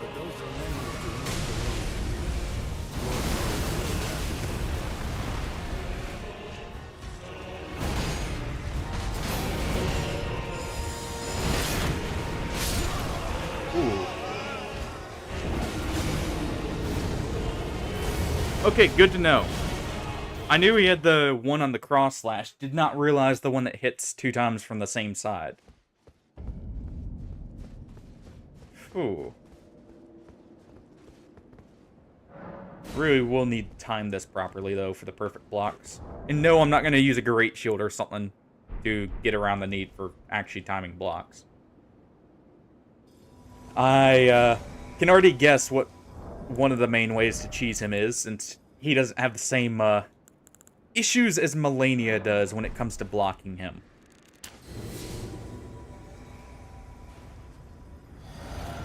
I know that was pretty reliable throughout the entirety of the main game, so...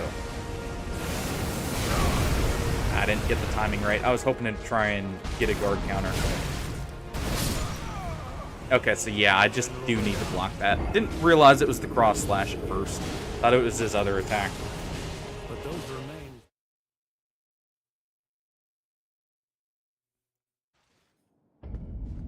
Fair enough. But I'm guessing most people would end up using the fingerprint shield in this, considering that was people's go-to for defeating a lot of their late game bosses when people started having trouble with them. I know that was one major go-to. And while I know it's been nerfed, probably not as much as it could have been. Need a few more frost pots here. Radon needs to cool off a little bit here. I didn't give me any time there.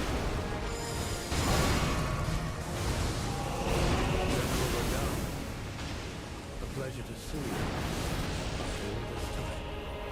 Oh, fair enough. I just know people's go-to was always fingerprint because it had the most stability. There's the frostbite.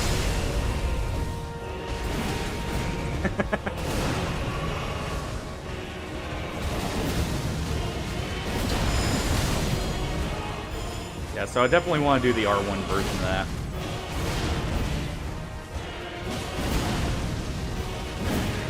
There we go.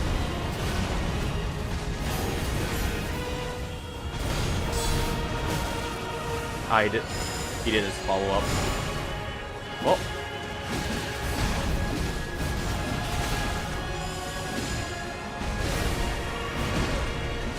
Yeah, the frostbite didn't last too long, but right, because Onspok does do fire damage, but we at least got the slight bit of bonus damage there.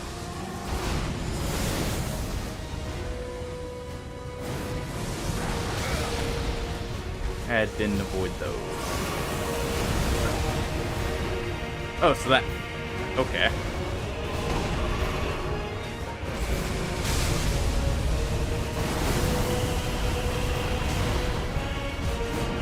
You do just have to keep rolling with that one. Nice. Didn't have enough time to block afterwards.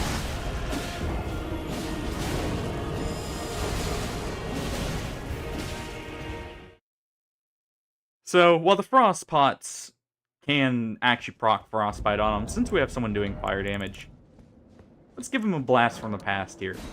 And, use these instead.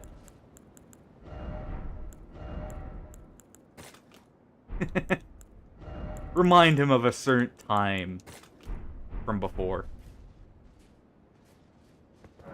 I know that the summons probably aren't helping things as much as they normally would, because he has a lot of health with them, but I want to hear the unique dialogue. And to be fair, it is giving me openings.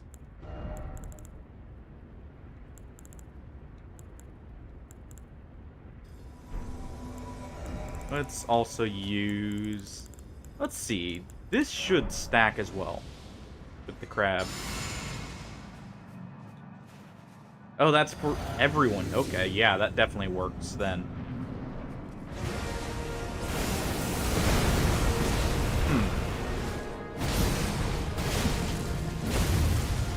Wait, so he has Blood Flame as well, Moat.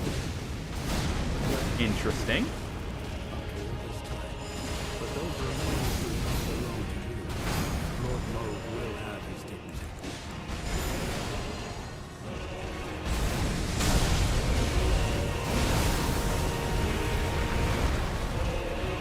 You can hold this. And that one.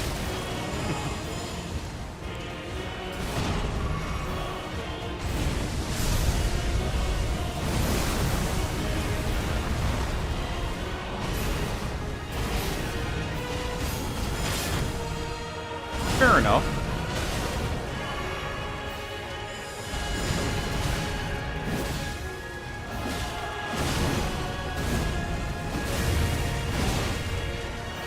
Still wasn't sure if he'd, use any of Moog's actual abilities.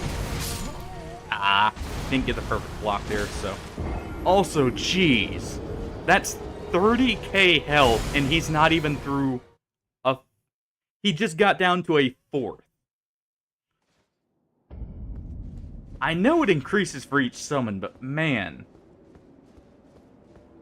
So if only Onspach has dialogue, we'll just summon him then.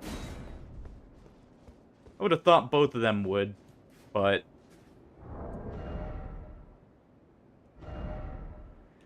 And honestly, I'll go with this instead. I like the look of this more, and it's not too much less damage. Plus, the Ash of War is nice.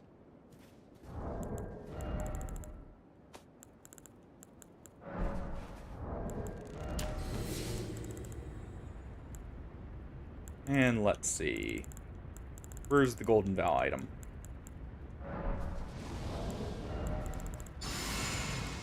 And at the same time, make some more rot pots.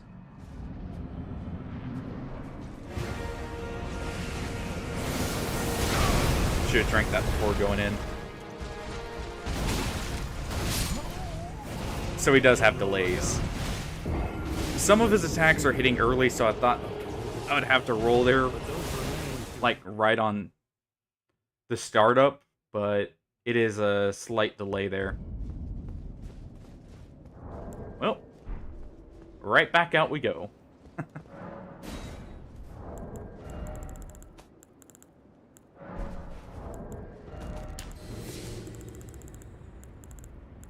As I hear him get summoned in.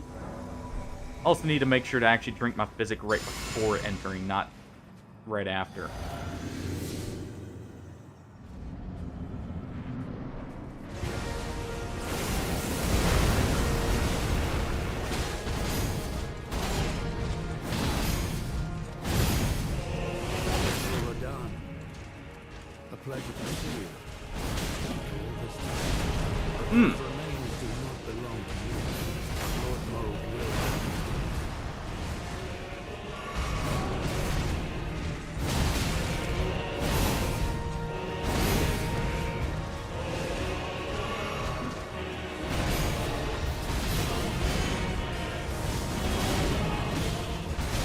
There we go.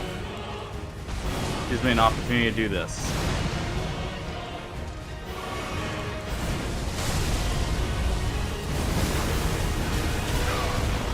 I was hoping the vortex stopped and just continued out, rather than following through.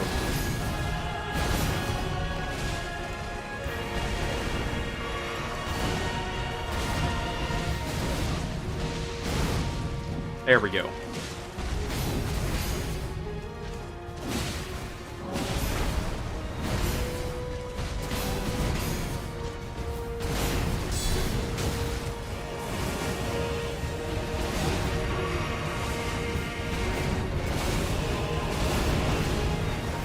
Go ahead and use this as much as we can. Okay, so I can just get the one off safely.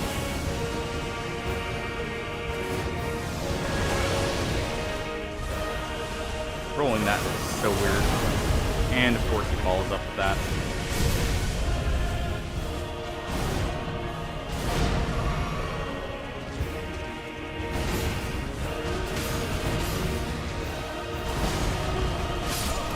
Cool. Should have jumped at the end for the opening. Yeah, that's actually much better without Thorlear. Or I think that's his name. But that's much better overall. Because that was 20k health, being low over 4th. Rather than, 30k. Let's see. I only have one rot pot left. Do I have any rot grease remaining? 1. Well, may as well take the rot pot off then. And just leave on the poison.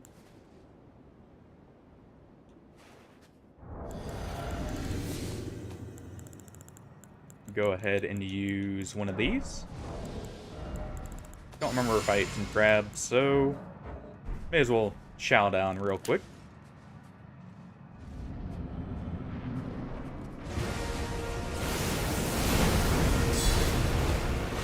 Okay, so I don't have enough reach for the guard counter there.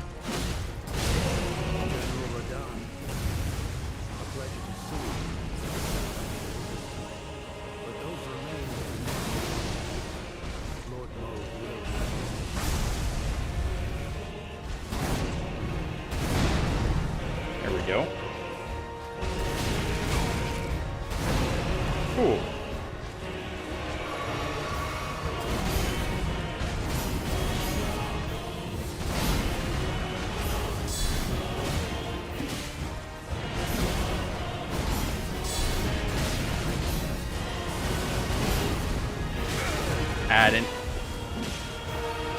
Didn't expect him to do the follow-up a second time there.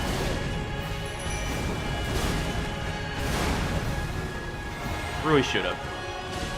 We'll go ahead and summon a Horned Warrior. Dude does not actually have that much health.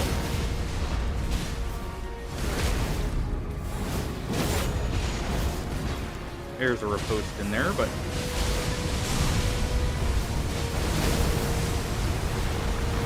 yeah, you do just kind of have to keep rolling.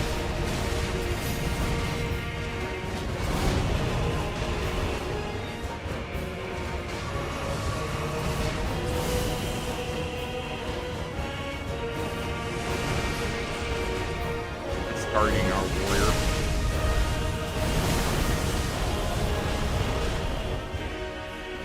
Oh, it looks like our warrior tanked through the storm.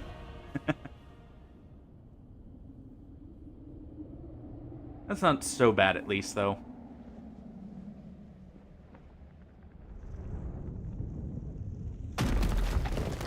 And we've actually already seen this.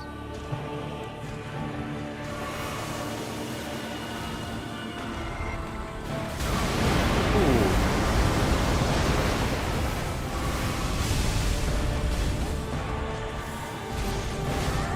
Oh.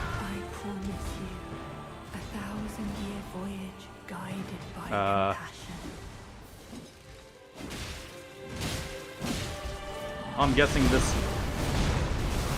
is what I need to use this on. Okay, so that is a longish animation. Jeez. I don't need the flashbangs going off.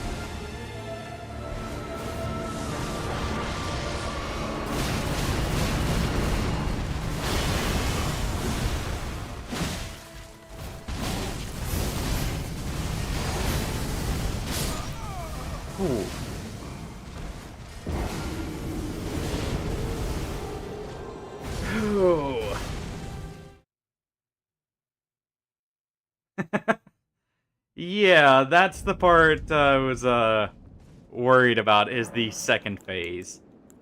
I've heard that's where the most complaints are. Um, yeah, I can kind of agree already. Well, I've seen a bit more of his moves. Now to try start parrying them. And see what people are talking about with him being Gwyn 2.0. Because to be fair, if he can't start his offense, don't have to worry about it, right? I already don't care for that horned warrior in this case, though. We'll just head in for now. I think I'm just not gonna summon him.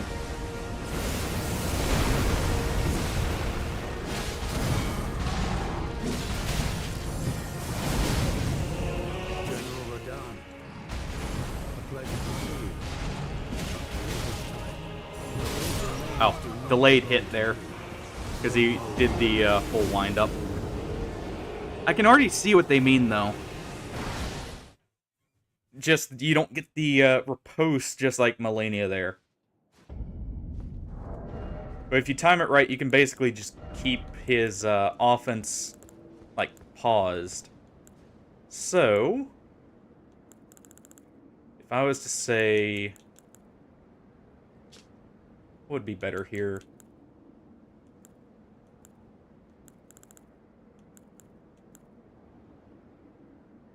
Maybe throw in this. That way, if I do mess up a block, it's not eating so much stamina. Because mind you, I'm also eating crab and using a golden vow here, too. And I'm still taking this damage.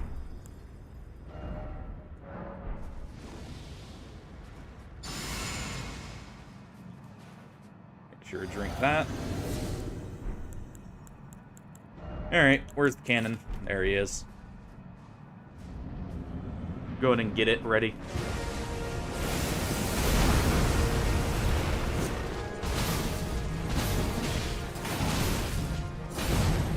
Okay, so you can't parry the final part. So it is his startups that you have to parry.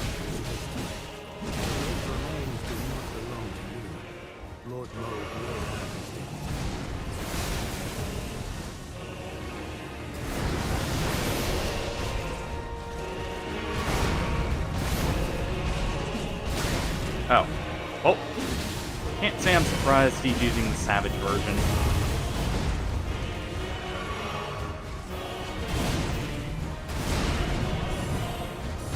Wait. Meant to use the Ash of War from the sword here.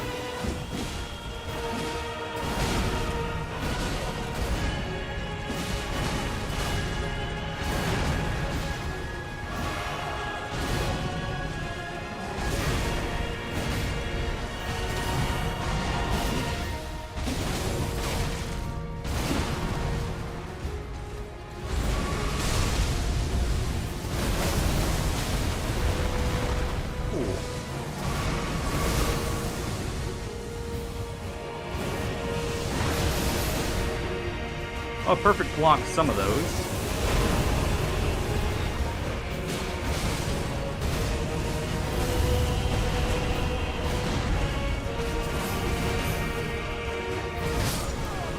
Didn't get the final perfect block.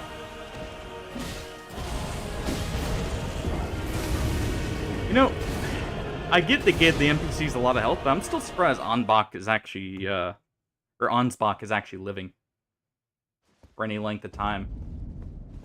Because I noticed he's not rolling that much, so... what, they stop the NPC's ability to roll or something and just have them be super tanky?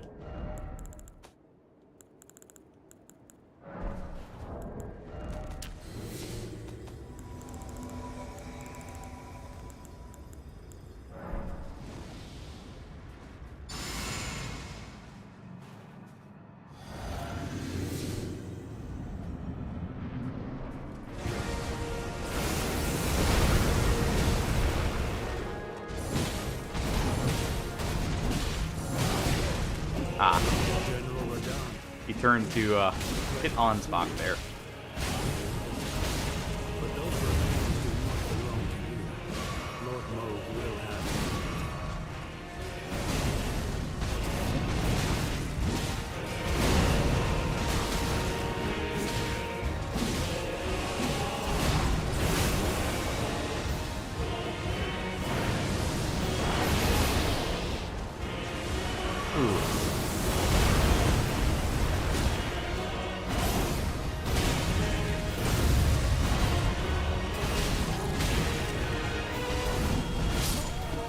Yeah. Oh. I think I did see the other thing I'm supposed to be doing here is rolling into him, not away from him. Need to get out of that habit. And I can kind of see with the range he has that, yeah, that's probably the case.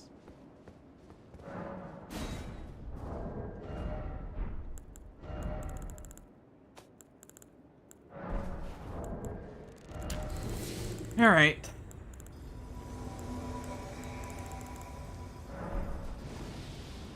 Partially using the golden vows to extend the time I can, you know, get to mess around and try and experiment a bit on what works.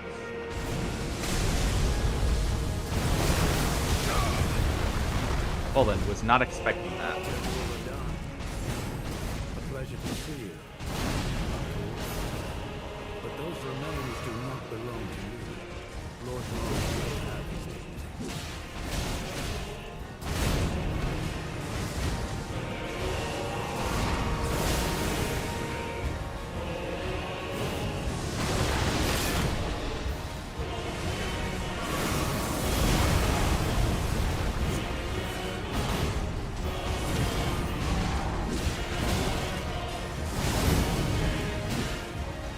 Almost can't even punish him after parrying. In some cases.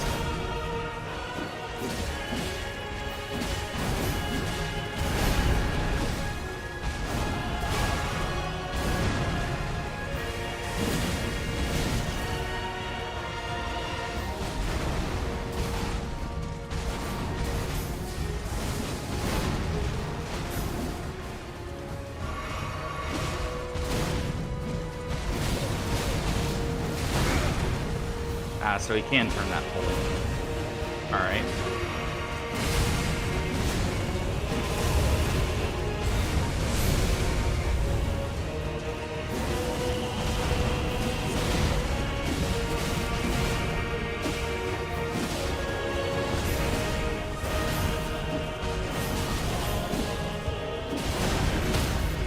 There we go. Cool. Burn through some Crimson Blast, but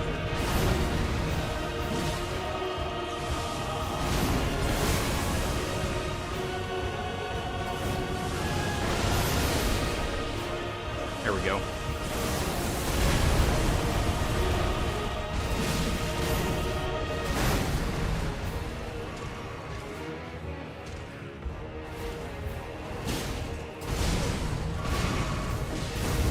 Waiting for me to heal there.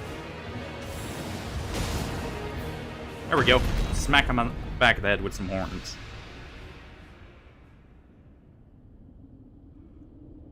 Alright.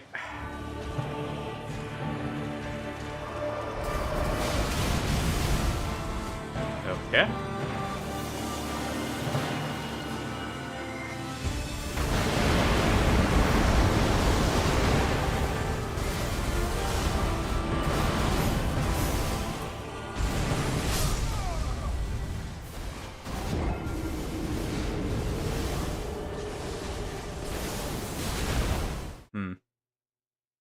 May try without Ansbach.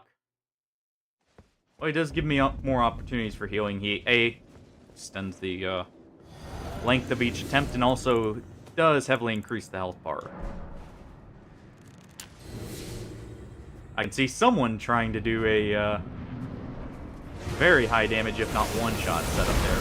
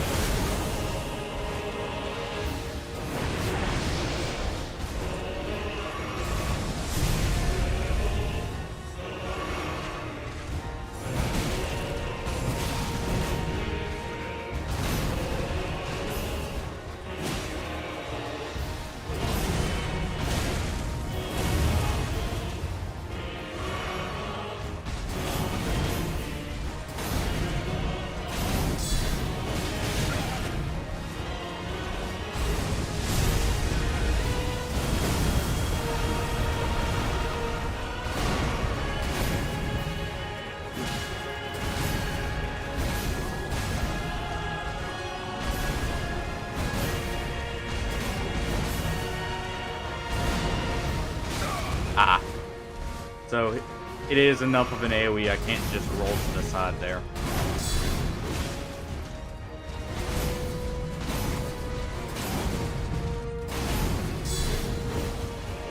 And he shoved me just far enough back.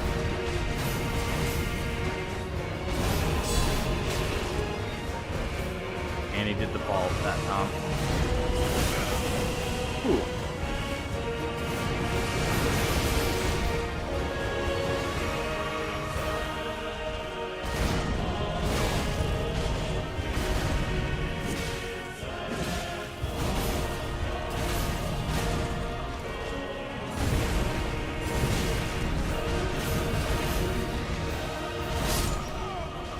Should have rolled there. Oh, man. It is a little easier to actually see what's coming, at least. Without a phantom. Not having to worry about him turning on a dime to hit me.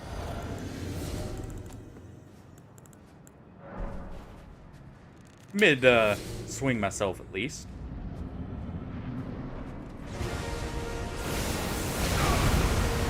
A long time.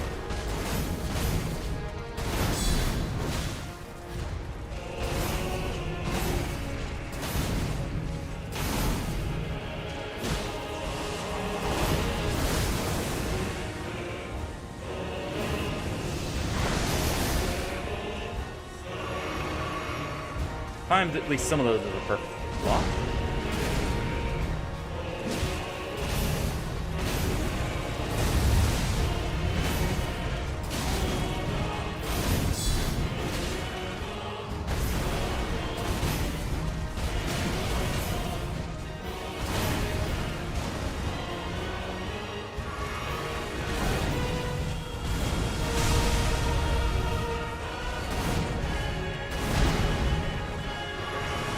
Take the opportunity to heal.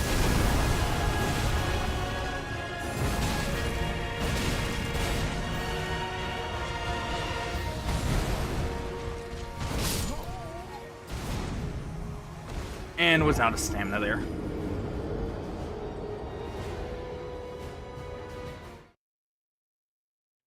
Because I tried rolling that, but...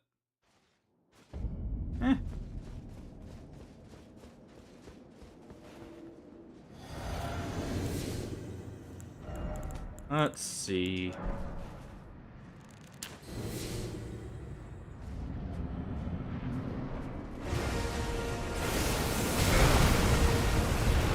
Roll on time.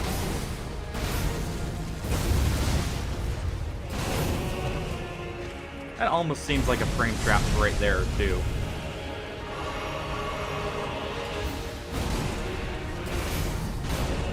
At least for blocking it.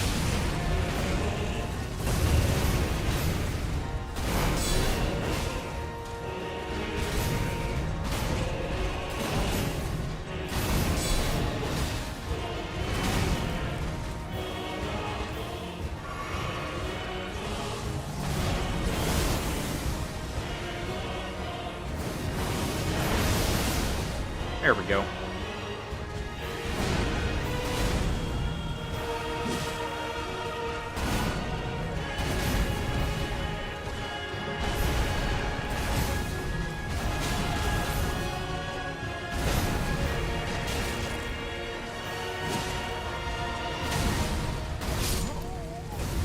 Fire damage bled through. Even though it was a perfect block here. Either that or I mistimed it. Hard to tell. Oh, man. Definitely doesn't let up, and I can see Caster's having a lot of issues now with it. Seeing just how little room he gives.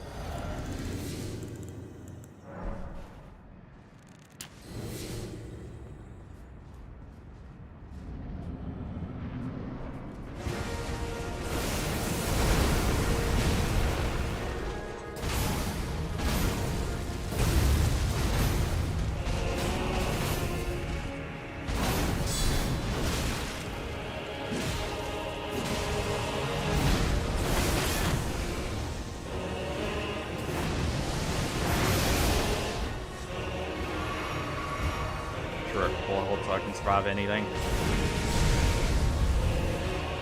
we go.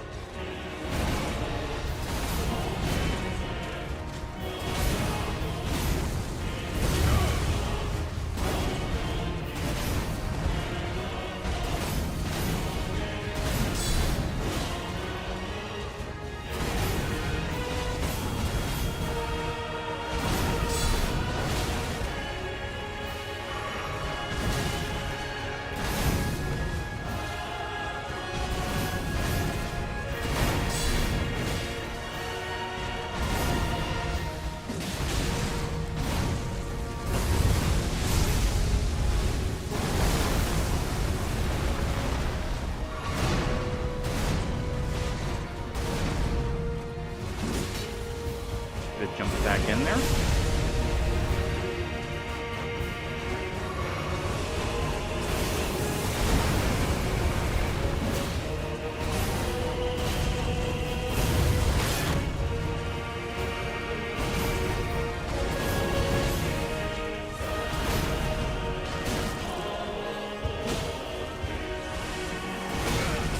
I didn't time it right, and that's gonna kill me probably. Yep. The bleed through kills me, no matter what.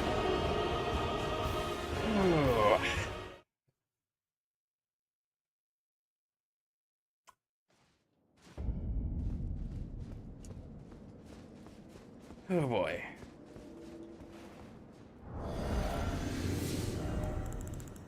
Now fit something a little bit heavier hitting.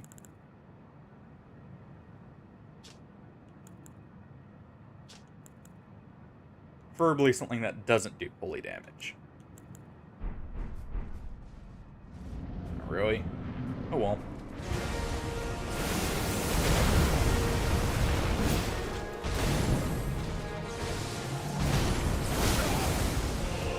Okay, so you can't parry that. And I can partially roll that.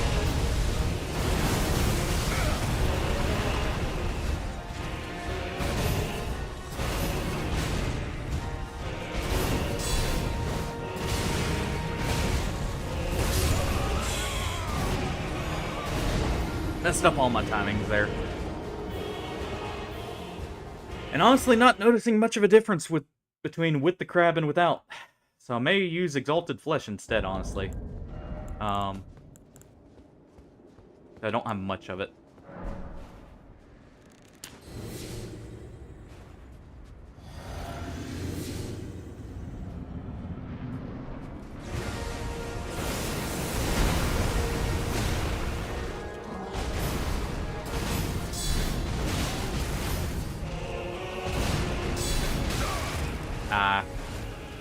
I was hoping I could at least tank a partial hit there. And, you know, get some extra damage in.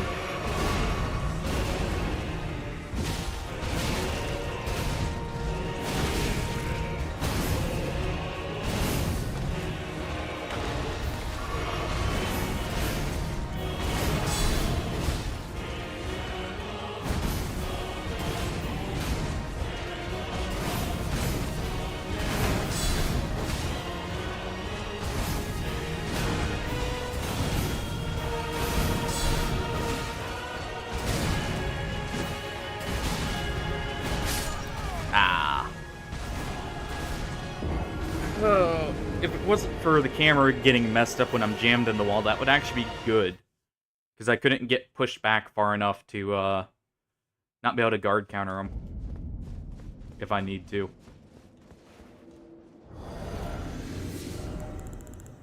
Let's see. What would the damage on something like that be like? Not too much more.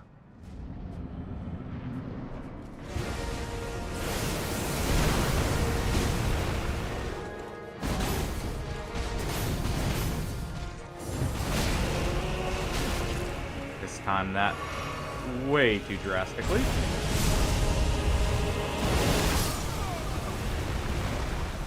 I had tried rolling back, but alright then. I just caught the full thing of it instead. Whew.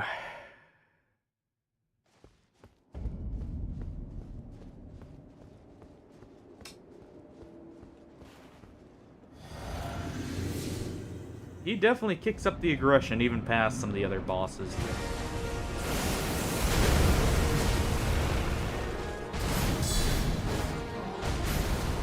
That does push me too far back.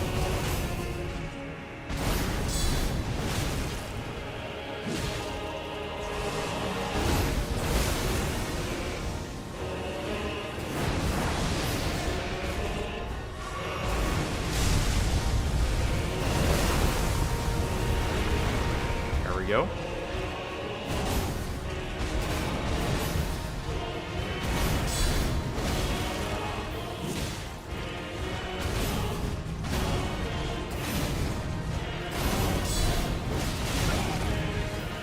Was not worth the trade.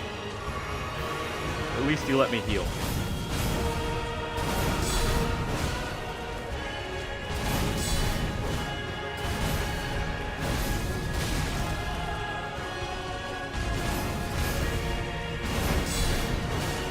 There we go.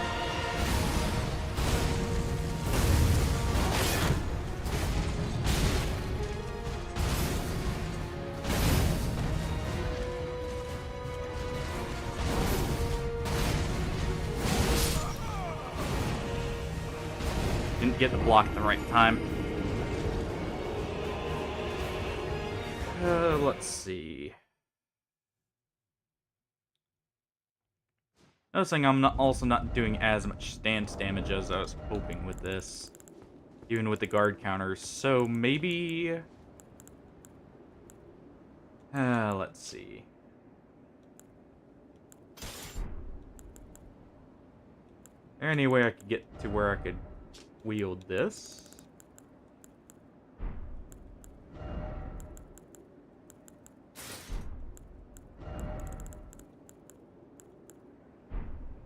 Probably not. Not with the armor we have on, at least.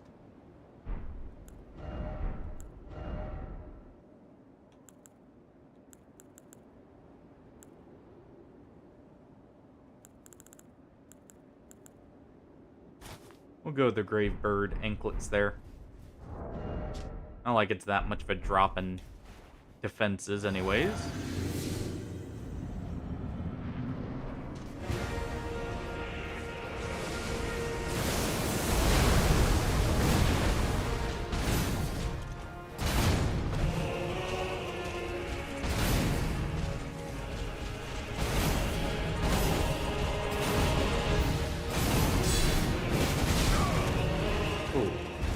Did the other follow-up.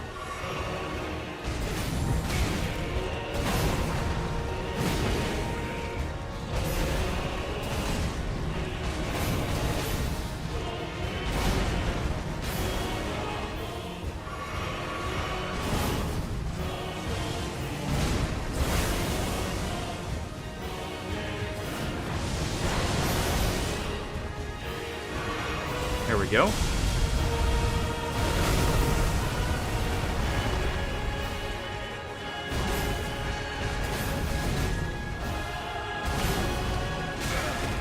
I didn't get the guard counter off in time. It was in the full thing anyways.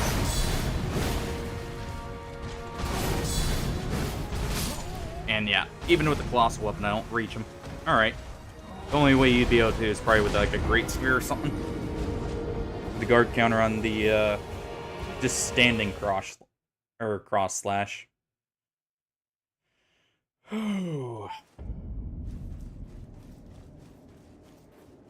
Man.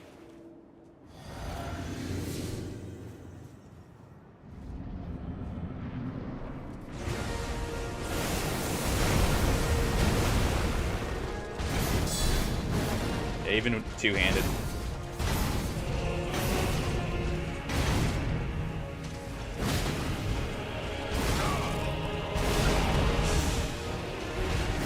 Didn't get my timing right either, and that caught me. Alright. Thought I'd be out of range of the first hit. Phew.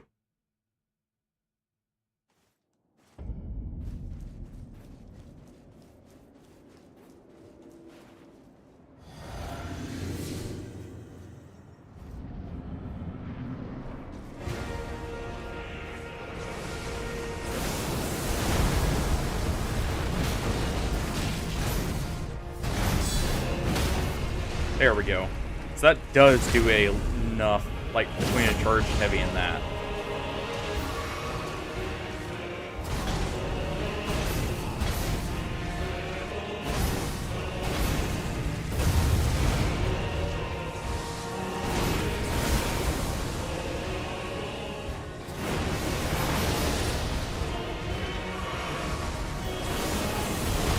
So I can get a charged heavy in here.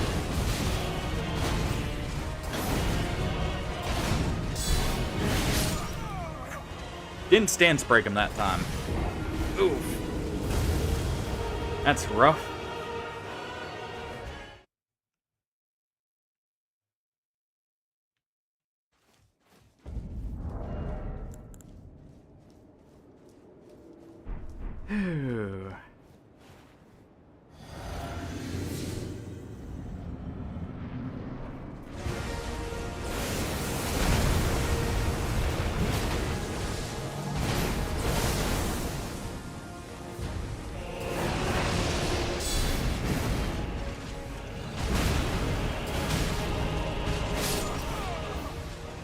And didn't get the block timing right. It's a little quicker, I believe, to bring up the block without it being your weapon. If it's, like, if you're using a shield, like just a medium shield, I think it is slightly quicker, and that's why it's thrown off my timing there. So I need to be a bit more preemptive.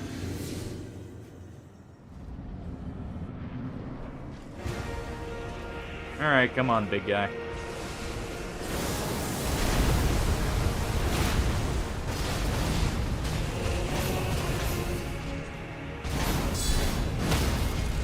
There we go. And that gives me a heal window.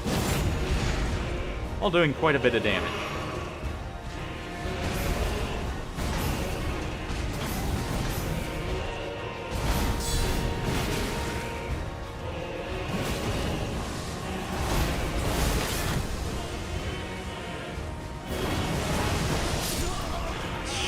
And I didn't get a single perfect block there. So the first stance break is slightly earlier, is what I noticed there, though. Because I was able to stance break him again on just one charged heavy into a guard counter. The second one will require 2 heavies, probably. One being a jumping heavy, I imagine, to get the slight bit of extra stance break there.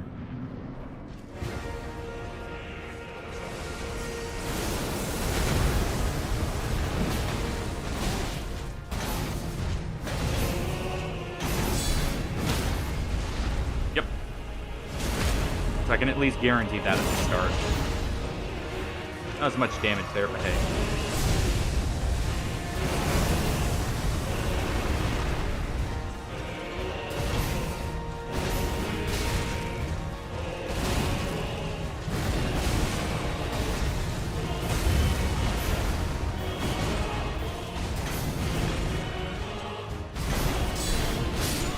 Ah, I shouldn't have gone for that. Oh, it's too low health. Should have jumped out of the way.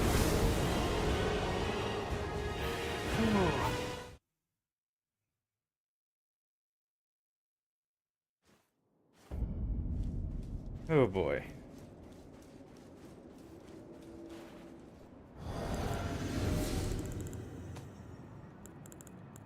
Let me see.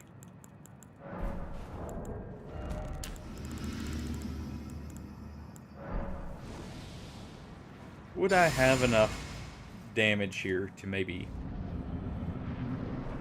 get through his first phase that much quicker?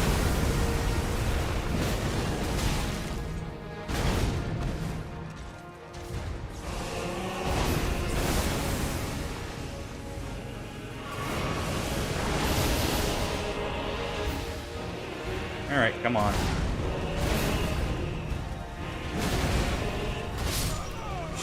Didn't recover in time because he didn't interrupt me. Apparently he didn't do enough poise damage to actually break it there, or break the recovery there. That's unfortunate. Yeah, I won't worry about skipping through the first phases quickly. I'm just gonna see if I can get something to work here.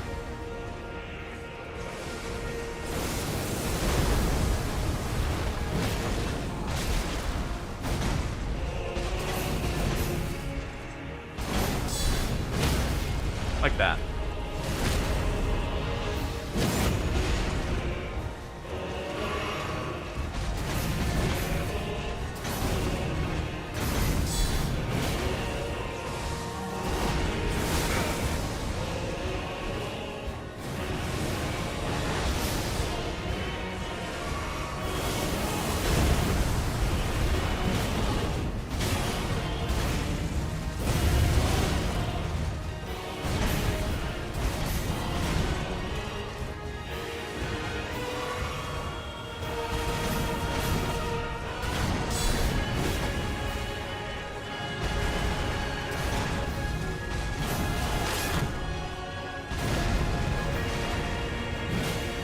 There we go.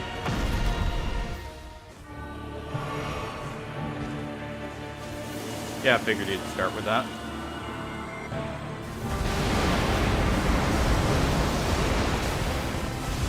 Ow.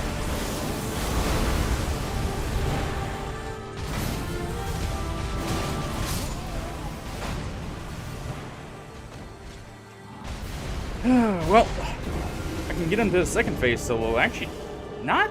It doesn't take that long. It's just, All right, give me a moment. I'll be right back. Yeah. Oh, I may have to. Give me 1 second. I'll be right back.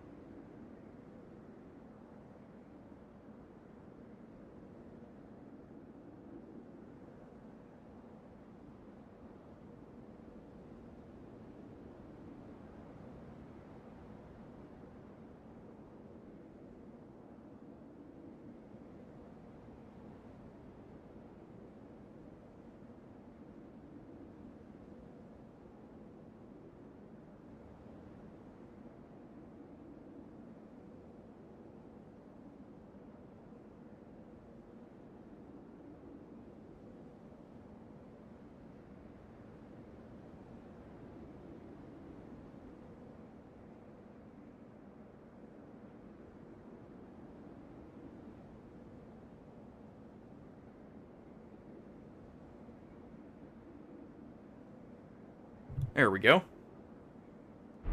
Sorry about that. Oh. We'll continue here. This hammer's definitely doing great for the stance damage, though.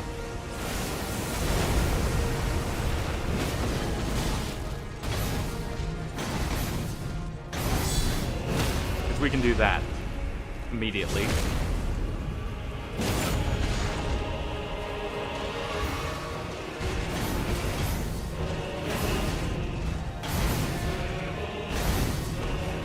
And of course he can knock us away.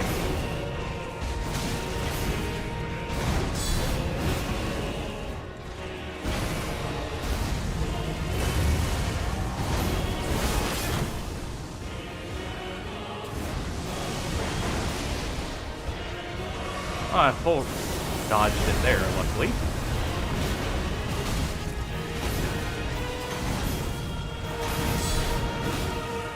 And there we go.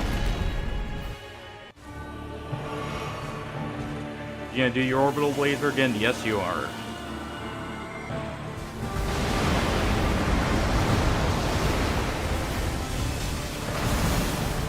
Okay.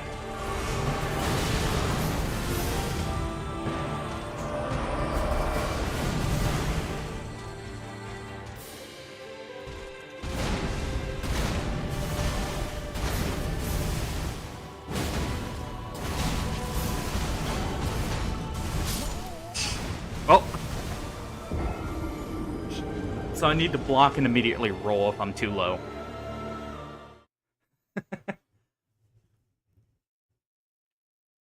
Yeah, I don't really care for the orbital lasers and the laser light show that comes along with so far. The first phase is at least manageable, even if he is extremely aggressive.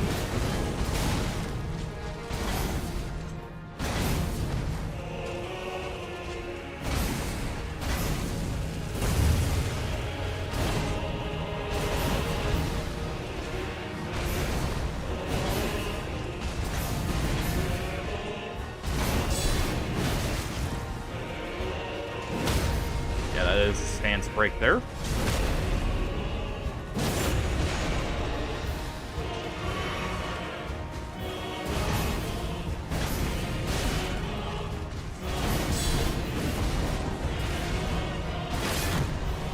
So you can actually probably crouch into that. Hold on. Can you crouch under the cross slash and then roll the last hit?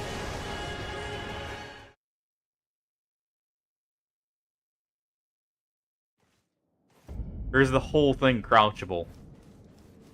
Because I noticed I wasn't hit by the first 2 swings there.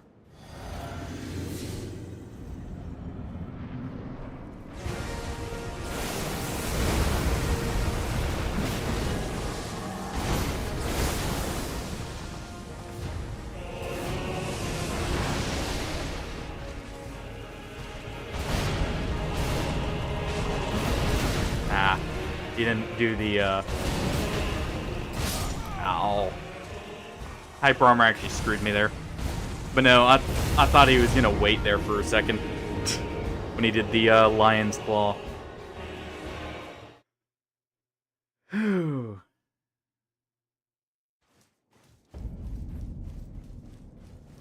Man.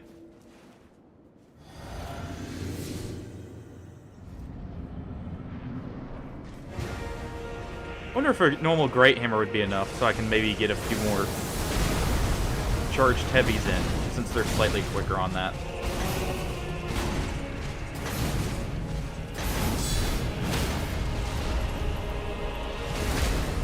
I believe their guard counter is also slightly quicker.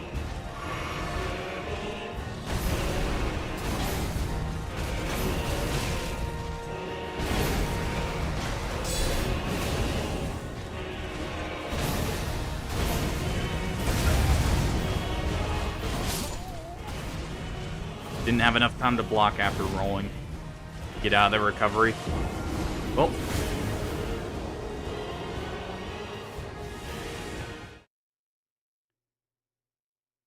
I was trying to sneak in another guard counter to push him into second phase from the blood flame there. So in other words, that was my fault. I got greedy.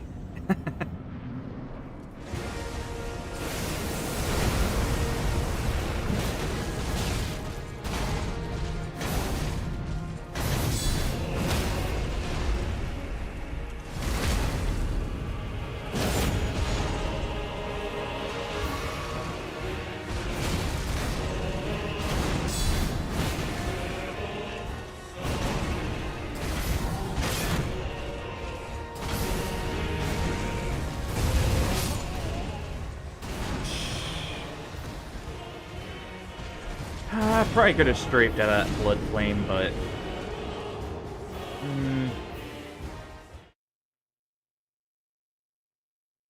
I didn't want to risk it and get caught by the explosion and get caught, but ended up getting caught out by the cross slash there. Or at least the startup of it.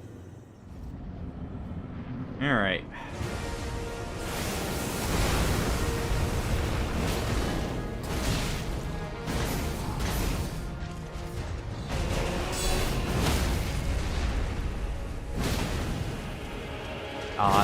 Didn't do the riposte.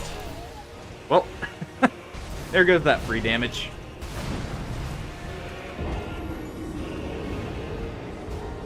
I'm thinking I'm going to try Darkwood. Sorry, if I didn't see your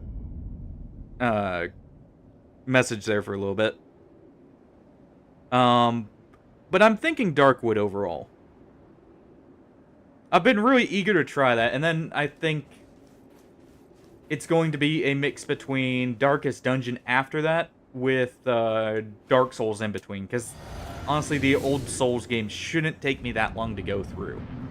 I know one will take 1, maybe 2 days overall.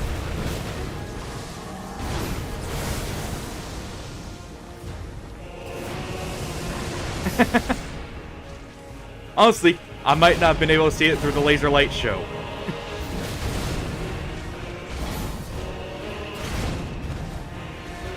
If it was during that, at least. Yeah, so I can't get the guard counter off even in. And that timing there. I can imagine. I didn't. Between the camera angle and just everything going on, I could see that.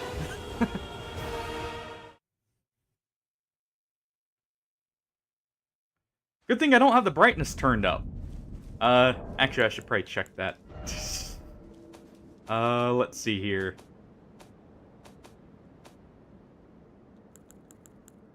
Yeah, I know he has... Let's go ahead and, turn that down so it's not so much of a flashbang for some of those. I do know he has a lot of parryable attacks. It's just... I'm trying to get to where I can recognize which combo he's doing. More so. Now let's see, actually.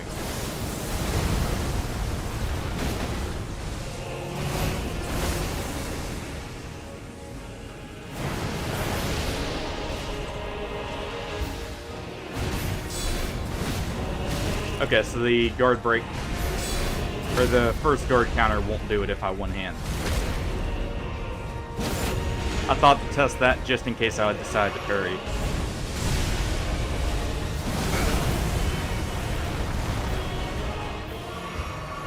Got caught out there, but at least could recover.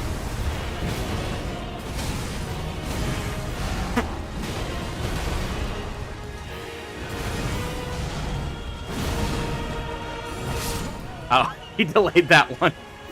He was about to get parried a third time. So is he like Melania where you only get the riposte after 3 parries? Or does he just not get riposted in general from parries?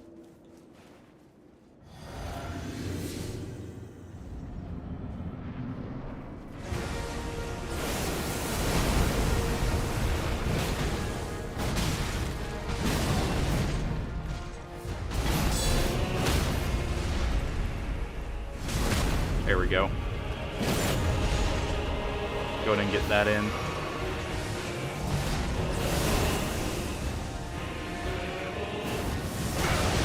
And rolled too late.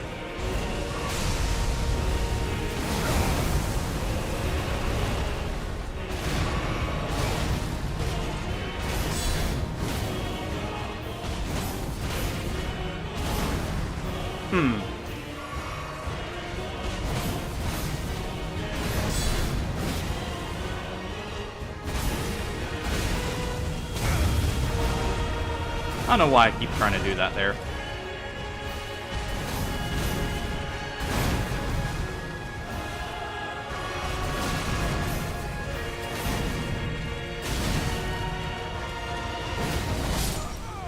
Well, can't use the move to hit under or get under that one.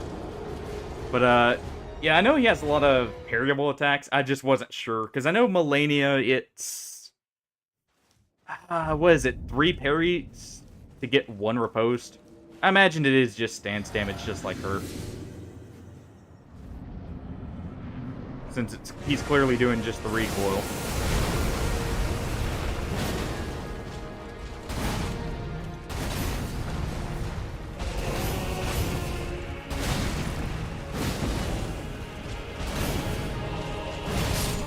Oh, well. I was trying to do the guard counter there, and it didn't read it. Or I may have been too late.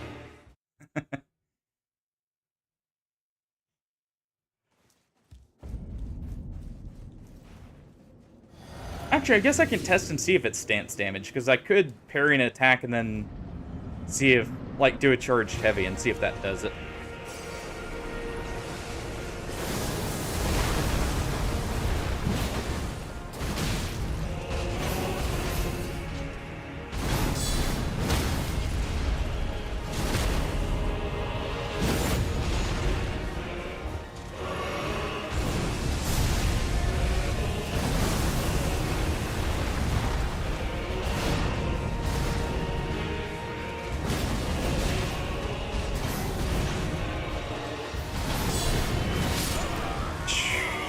I was expecting that to do the partial damage, like it did before.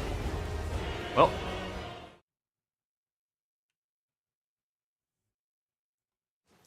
Because sometimes that does partial damage when I'm at that point. Sometimes it's doing the full damage, as if I got caught in the center. I don't know what's changing there, honestly. Because I'm doing the exact same thing every time.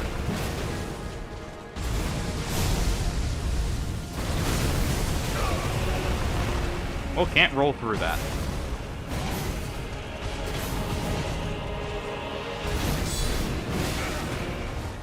And his posture already restored. But not that time.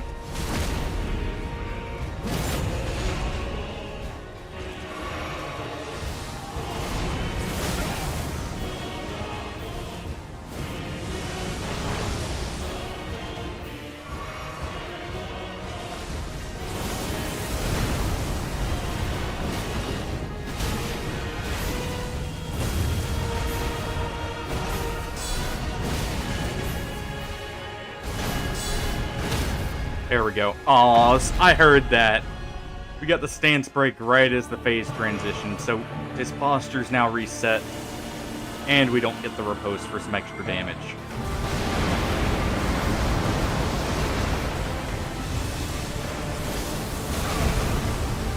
Rolled way too early there.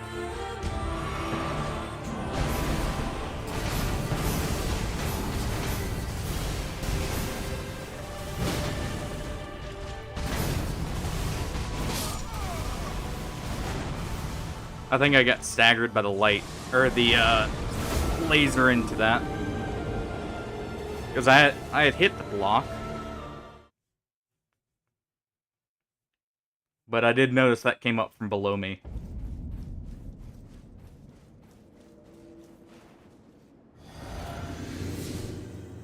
Slowly but surely learning his moveset a little bit more and what I can get away with. Depending on what he does, of course. Blocked way too late. Was trying to perfect block that for the less stamina use, since I don't trust rolling that as much, since I noticed it does actually have 2 hits. It has 1 hit when he goes, or brings the blades to the ground, and 1 when he launches up, actually.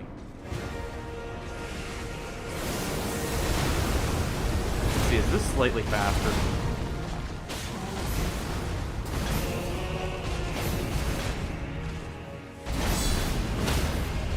No, but it does enough stance damage anyways. I think that does slightly more damage.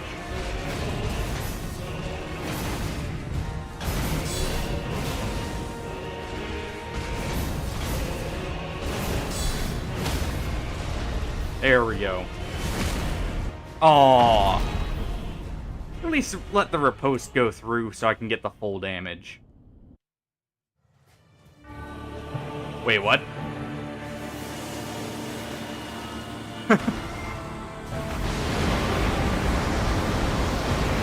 I'm guessing that stopped it from pulling me closer.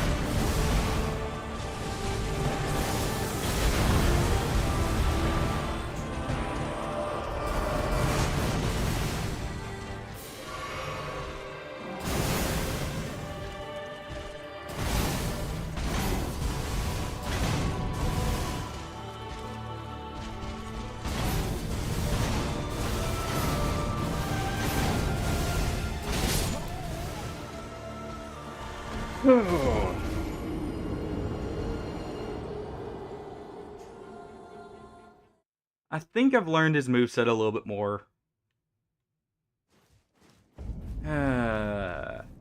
It's gonna double his health.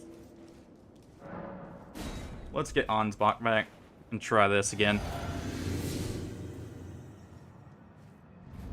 We'll see if we can still get the initial hit in with this.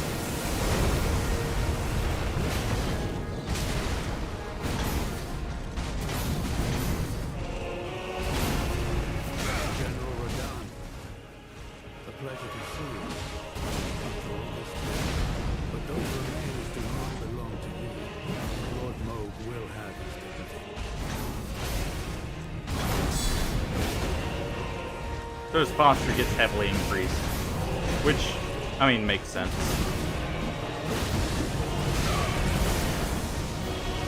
Not to the degree it's taking, but hey. An extra hit there. Rolled way too early. Ooh.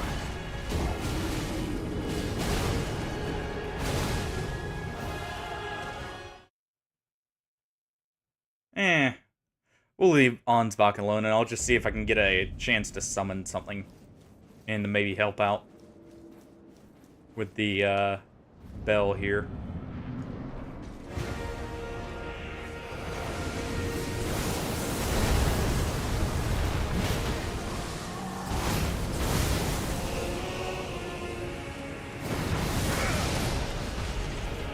I was worried about that.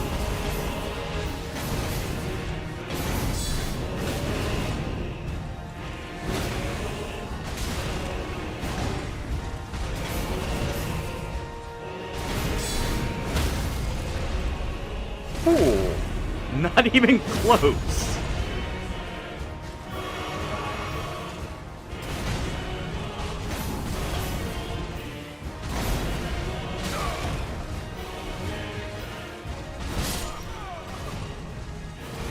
See right there, the first time I took that, I A, didn't get staggered, and B, didn't take full damage, but that time I did. Of course, I was a little bit, that time I was a little bit more towards the center. I don't know what changes that, honestly. Because it's not stability damage. Because it's the same time for both frames. They're both, like, timed overall.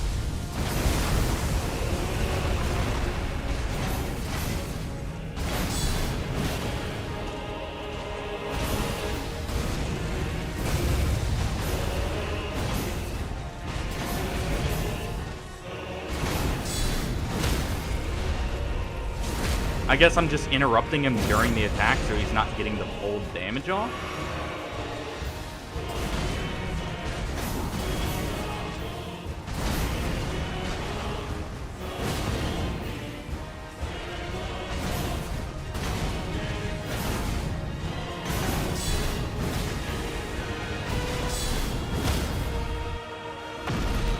Again with immediately breaking his stance.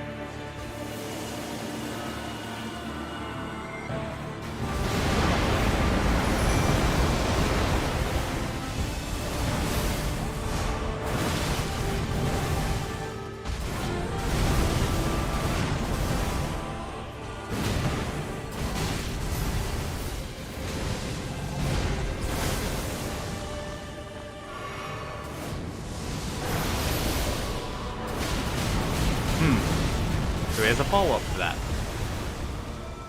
Alright then. Was not expecting the after image spam there. Right after. So the big mouth imp is a little too weak there. I guess we will try the horned warrior since they have a lot of posture. Maybe he won't get posture broken and actually be able to do something.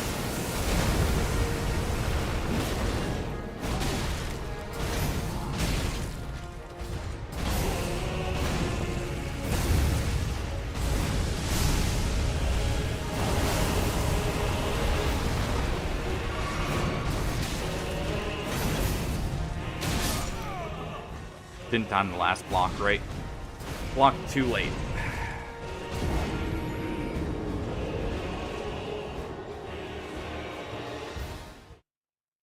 Oh. Alright.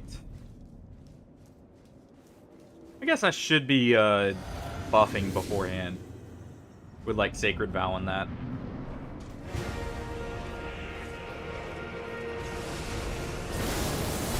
I say Sacred Vow because it's not consumable.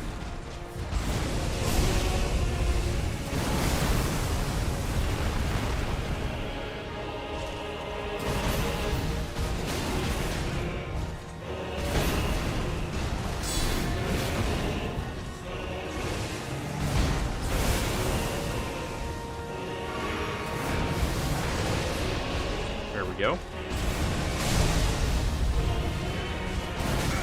Oh. He did not do the thing I was thinking he was going to do. I rolled with the timing for his startup for the vortex, not for the other one.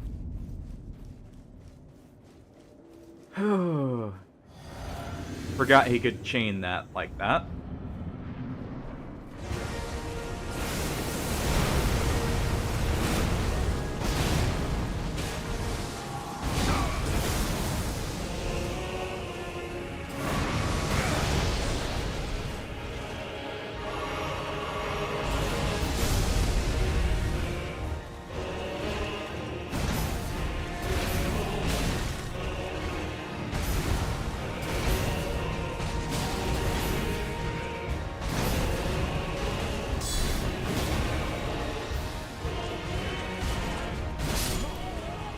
And time too late there.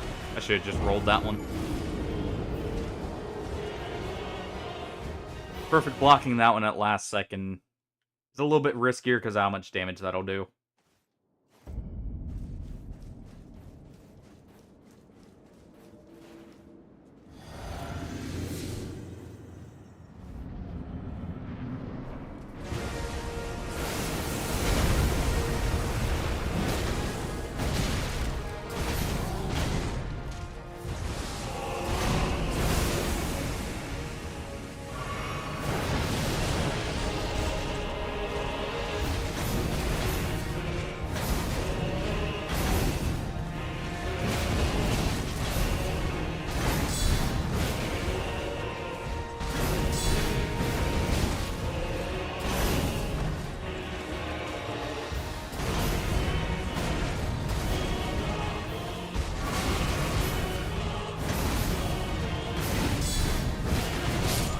It's postured.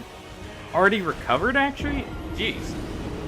'Cause I did a charged heavy, a power...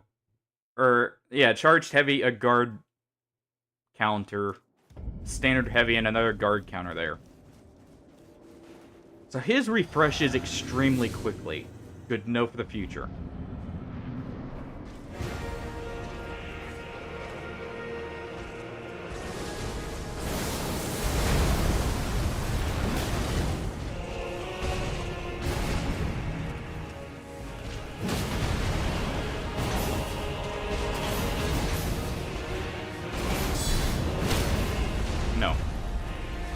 So it is, I'm interrupting his animation is why I'm surviving that, if I do get hit.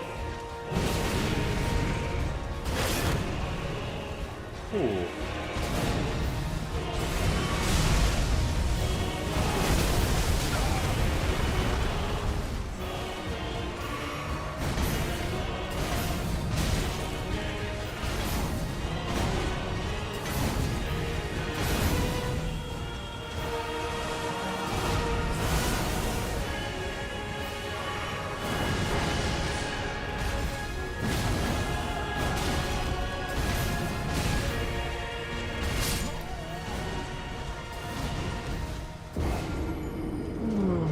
Man.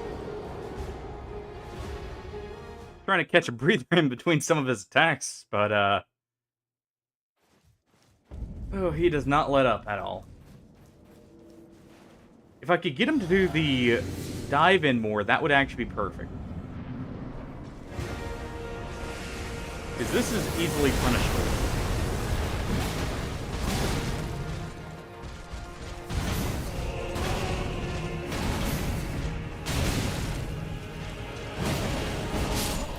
I messed that up. Oh! I didn't get the final block there that was needed. Just got the ones that charged up the guard counter.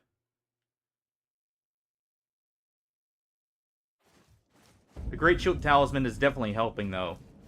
I don't think I would actually be able to block all... or, like, some of these chains without it.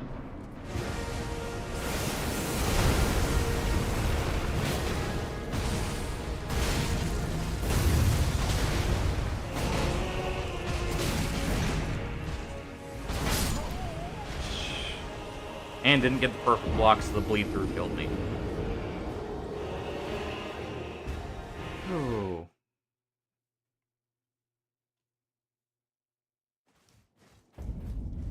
Here. Real quick, so I can catch a slight break while still accomplishing something.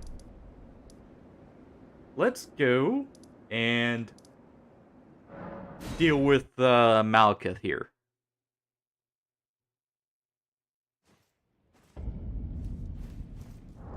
It'll give me a chance to get a slight break while still getting through something and, progressing.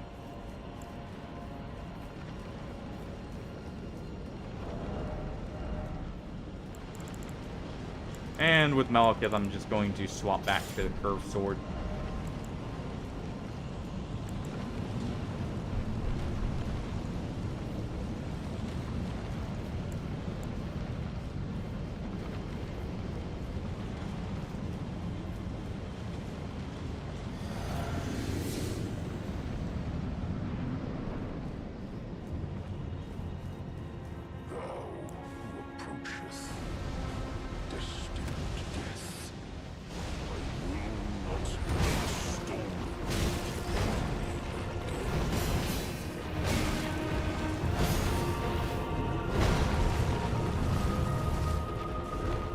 Ah, the panic rolls got me.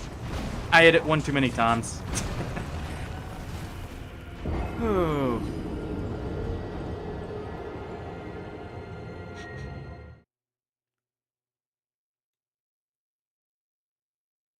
And I actually don't need the Great Shield Talisman on for this, so I'll instead throw on the two-handed for him. Honestly, also casting at the start kind of messed me up there too.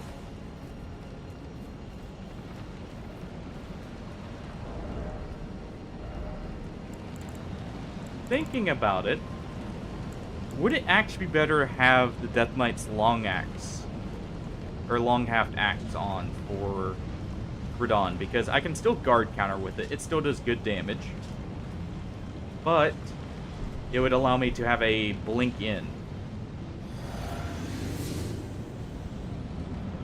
I think it does slightly more stance. Well, less than a Colossal, but more than a curved sword.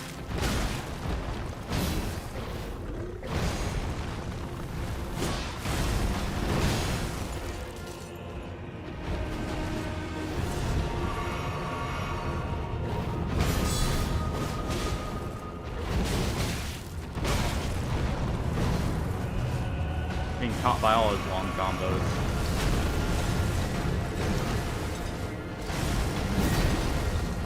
Forgot just how flighty he was as the monk version.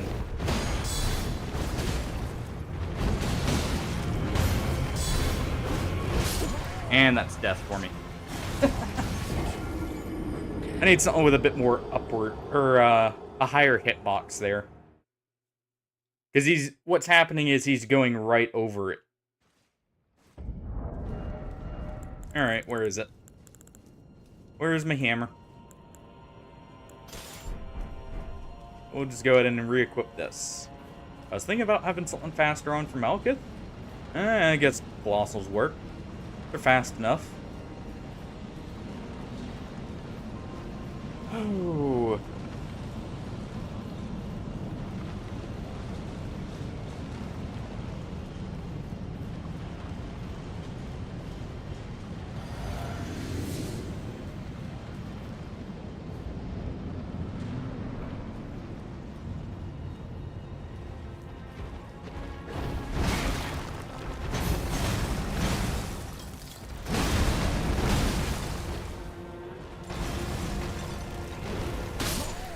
I'm fat roll. Well. Oh, yeah, I had... Wait. Oh. You know what it is? The two-handed sword talisman just barely put me above the weight threshold. Yep, that's what happened. So we'll go just ever so slightly lower weight.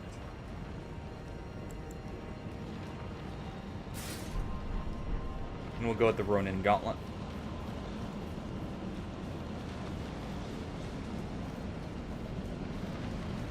Didn't think about that. I didn't realize I was cutting the weight threshold that quick, or that tightly there. Yeah, good to know.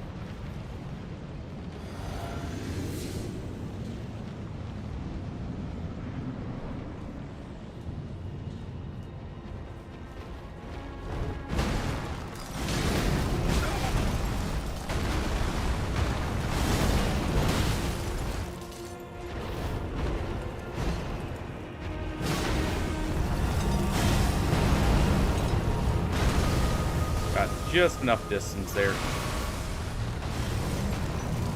And yes, that was panic rolling because I did not remember the timing for that.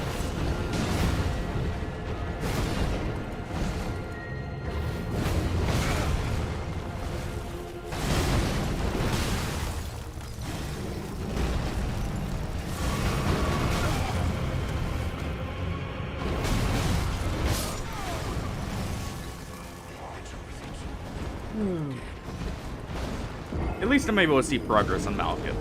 Man, it has been a little bit. You know, it's funny. When I had first considered playing through Elden Ring again for the stream, I had gone back on an old New Game Plus character, and that I had like stopped right before Malekith. Ended up beating him first try, and now here I am back to struggling with him. Probably just because nerves are a little bit tense from dealing with Radahn's aggressiveness.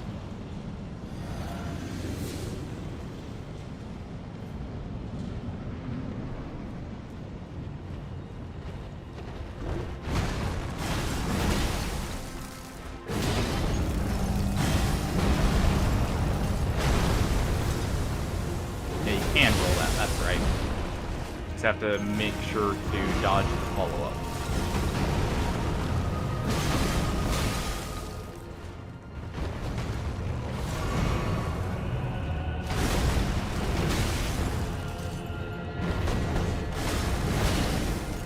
Would you quit backing up out of the line of fire for a colossal weapon?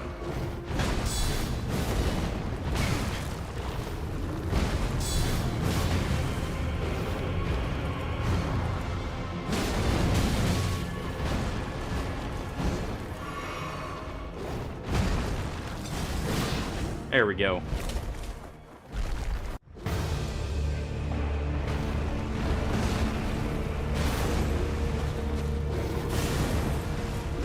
Nope.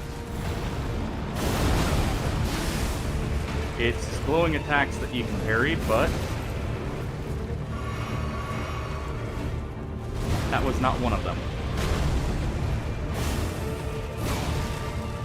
That's not a move with follow-up.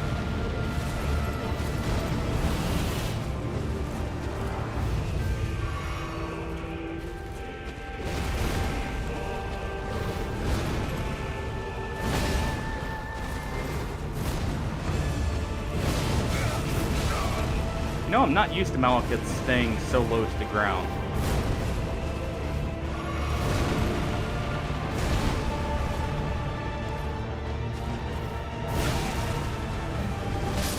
Ooh. I'm used to him constantly trying to flip out through the air.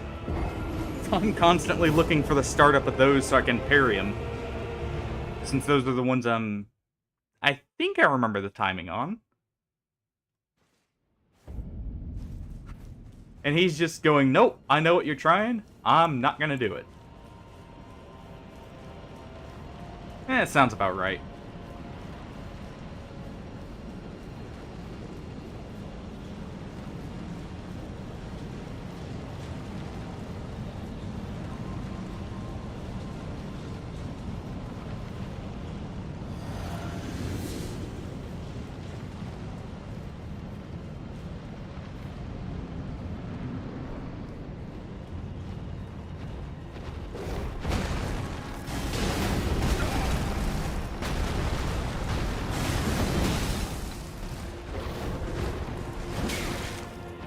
Yeah, there's heavy delay there.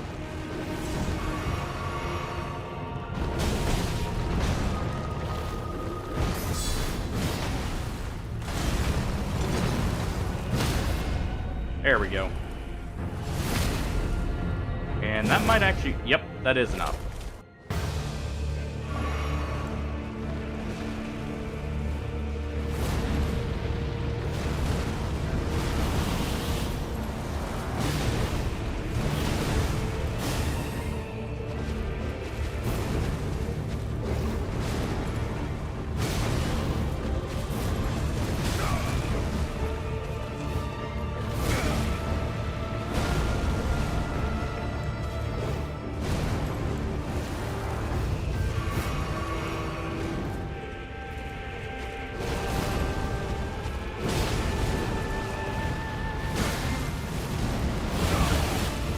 Ow.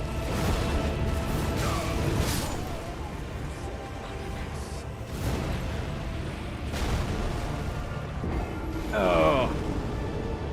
The second phase hits hard, but honestly a little bit easier to deal with because it's not quite as fast. I just need to actually remember it's not quite as fast.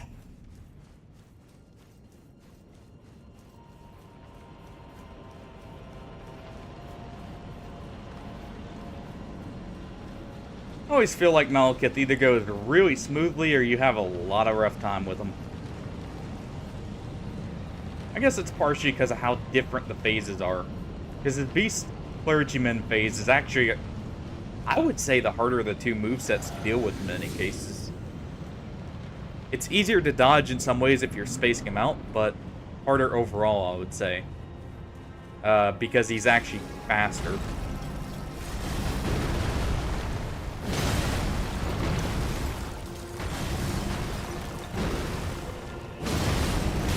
He's also a lot more responsive in this first phase.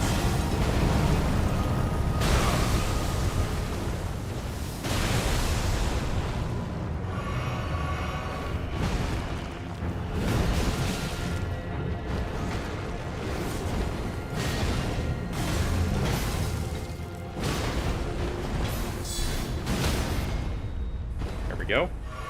Get a quick sip in. And sadly don't get the extra crit of damage, but that's fine.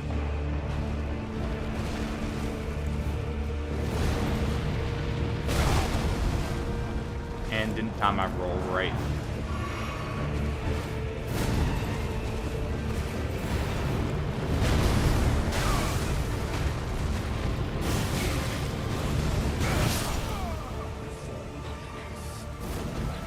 Man, he's just not doing the variable moves as much. He's just going for straight up swings.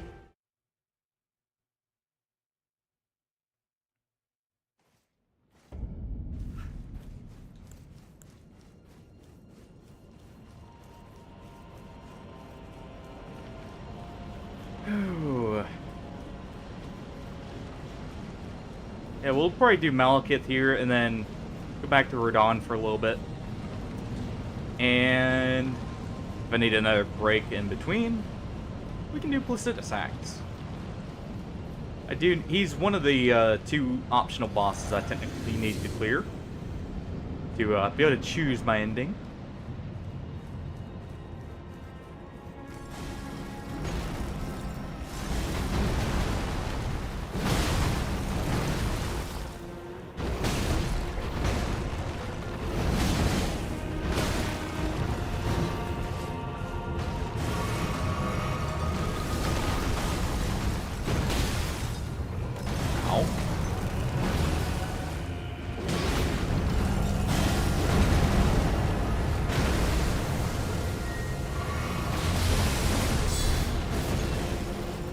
He has quite far reach there.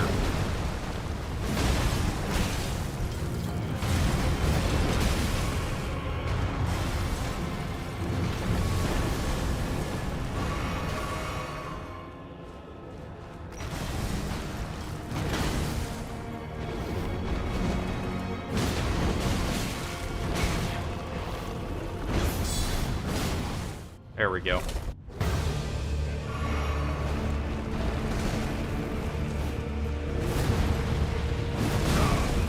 Okay, that does reach behind him.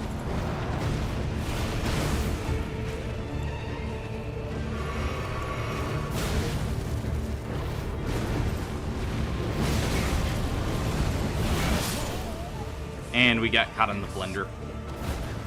Oh.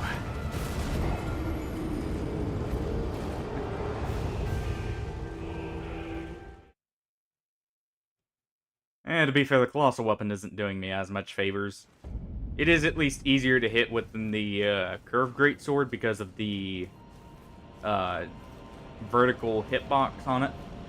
Or like the vertical swing here. Well, more vertical. Mainly with... Actually, neither of them. I guess that's just one hand. Yep. Never mind then. I guess it's just slightly longer is why it's feeling easier to hit with.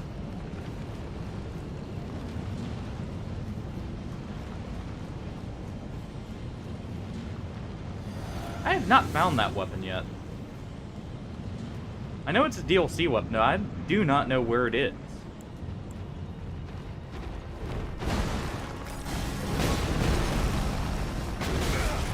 Oh, it was that one.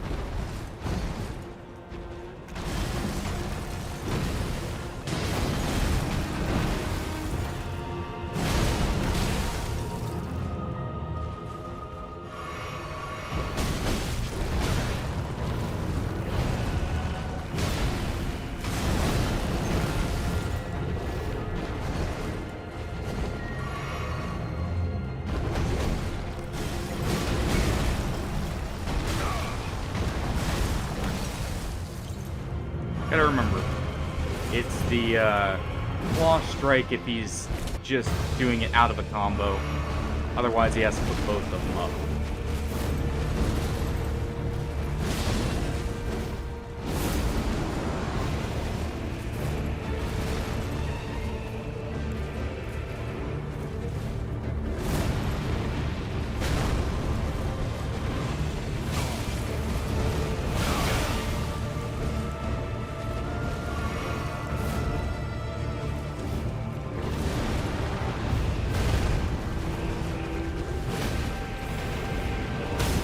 There we go.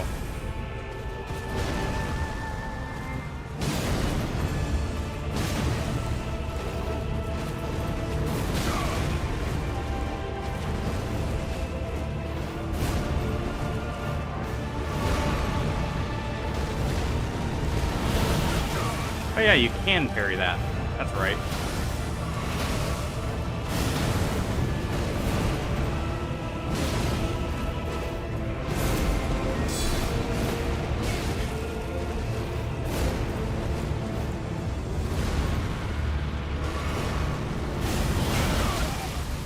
You have to do it earlier.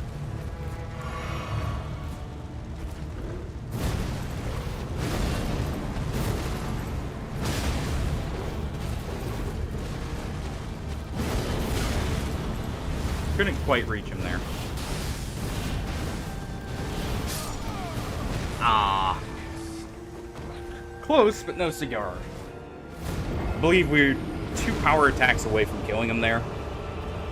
So, roughly 3,000 health. If even that. Oh, close.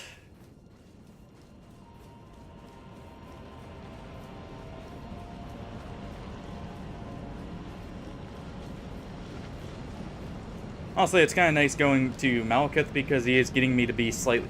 Well, I say slightly more patient. Patient enough to look for like more solid openings rather than being in a scramble for them. Let's go ahead and use this while we can.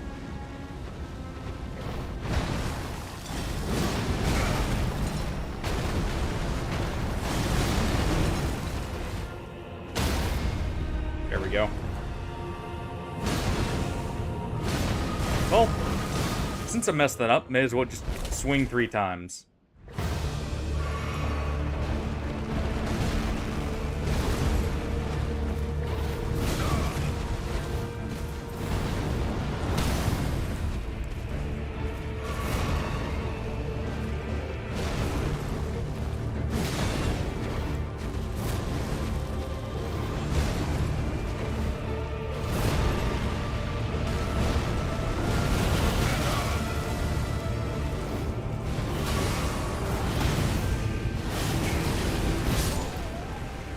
It's the final swipe that's parryable, that's right.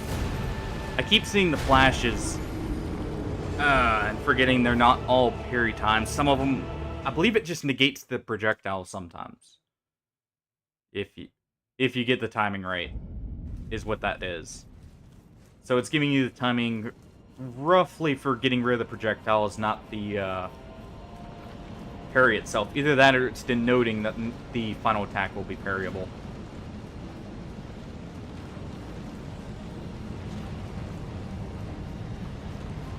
It's also nice going to Malekith for that very reason of looking for parry opportunities.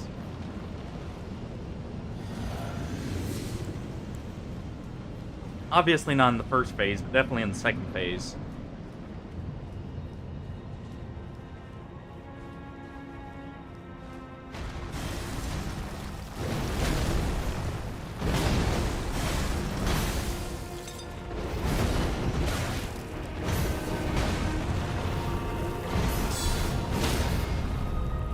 There we go.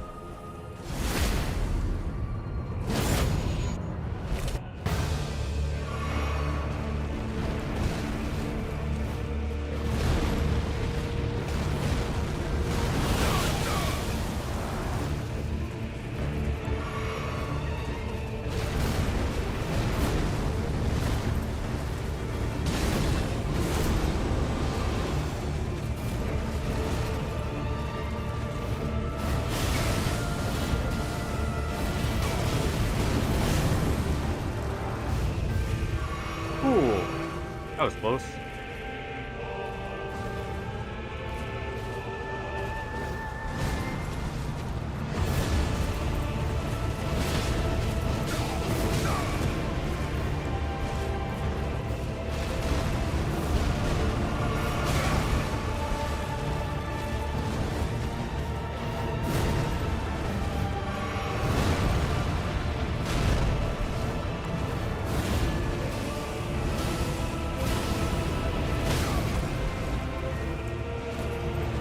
Oh, got the parry timing.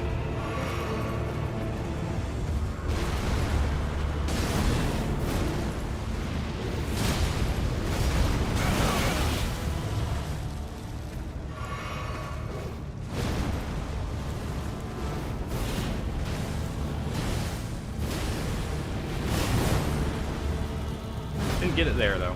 And wasn't close enough.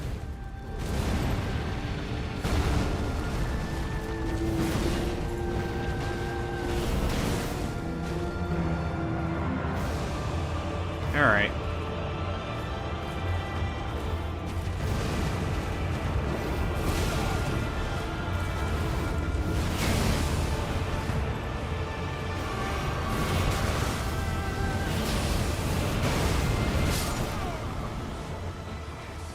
That was just a bad opportunity for me. Oh.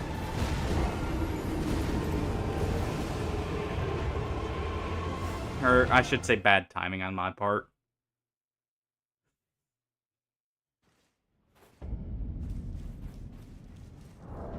Let's see.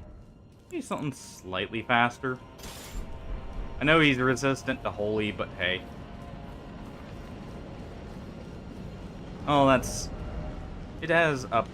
We'll go with this. Also, give me something to close in with. And it's long enough I can guaranteed hit. Which is a big thing.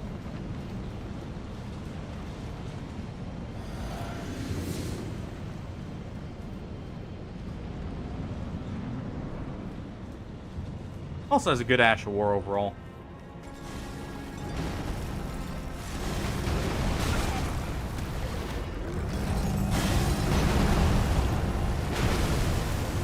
Get out of the range of that.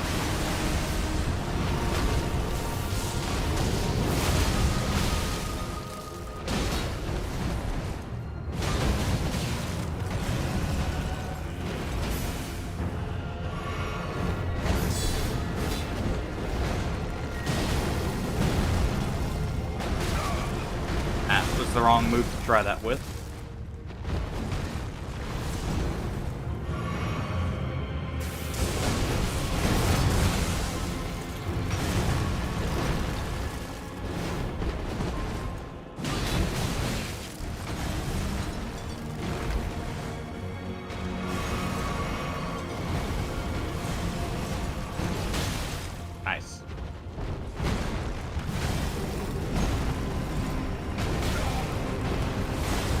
quite see at least when he was going to.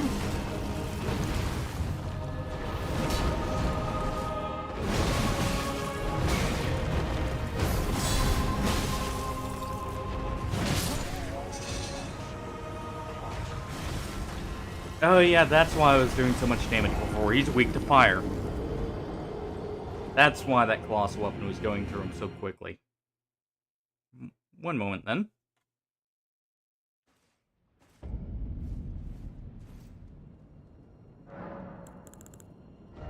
Where is it? We'll just do...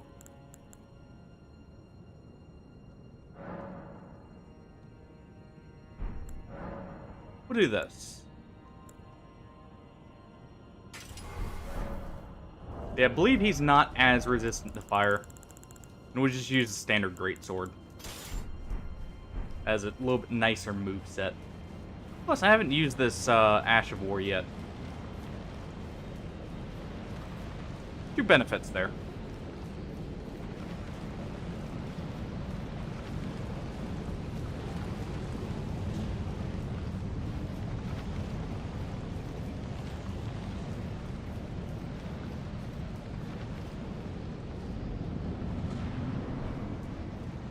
And we should be able to make him more aggressive with it.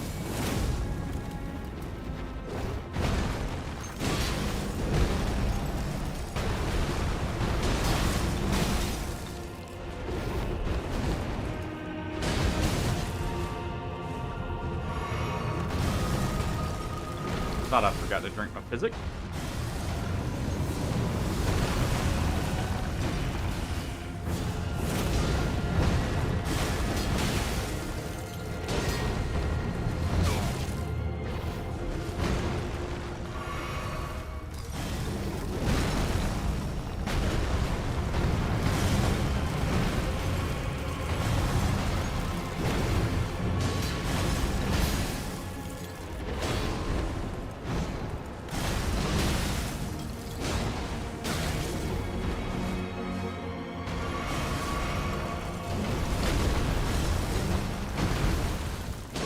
There we go.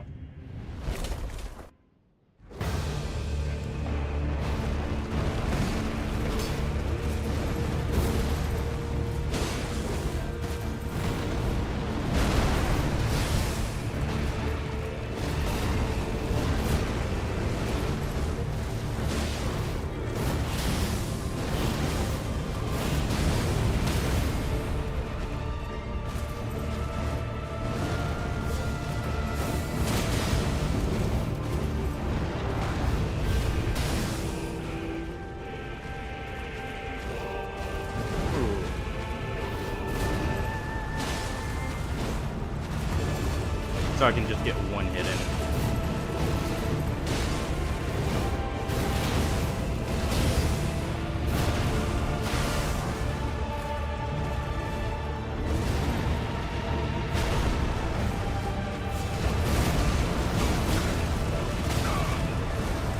Ow. And waited too long. If I had double rolled, I would have been fine. But I was in the middle of the get up animation that actually locks you in if you wait too long. At least I'm pretty sure it does.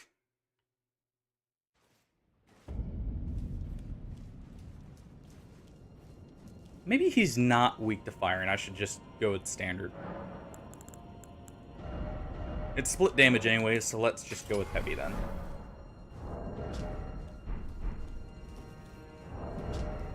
Yeah, that's good. 700 pure physical is great, actually. So that should be fine. Maybe it's the split damage that was making the axe not do so well. I do love the look of the Banished Knight greatsword here.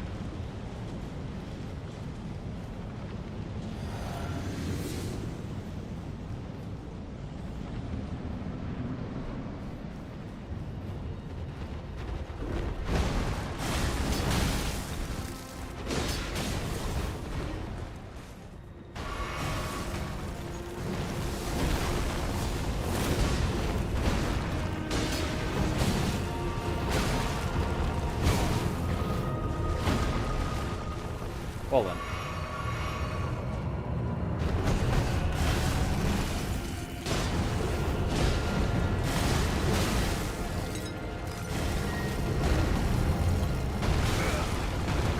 This time I rolled, but that's fine.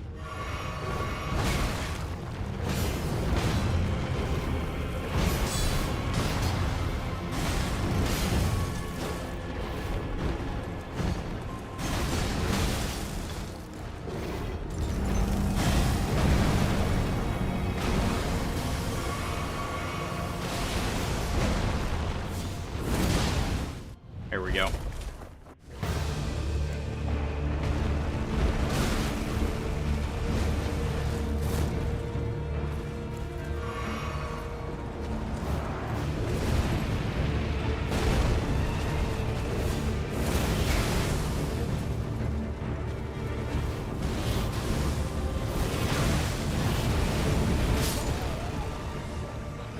I got thrown off my rhythm. Ooh. I could summon from Malekith, but it doesn't feel quite right. I know I've beaten him before without summons relatively easily. It's just, I don't know. I don't know what's making it to where I'm playing sloppier. But hey, better do it on him, or better to do it on him, and still stay a bit more relaxed and, you know, ready to keep pushing on than get frustrated with Radon over there. And not make any progress. Well, not like I'm making much here, but still.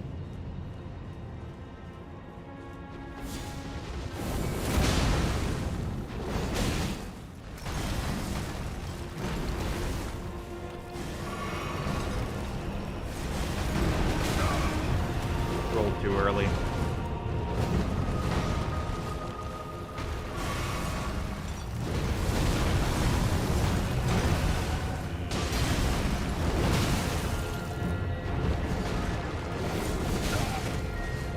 That does hit me well, alright.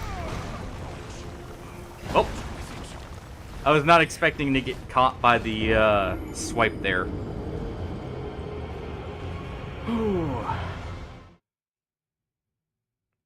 I'm meaning like the slow swipe. I thought I'd be safe right at where I was, so I was trying to do the flame skewer there. It's a good bit of extra damage in with it. It ended up being my death instead. Now, on. How much more damage is that? 70. That's actually really good for a somber weapon. Also, its blocking is actually better than even some Colossals. I may have to use that on Radon. It won't do enough posture damage, but it will do enough damage itself. It should be fine.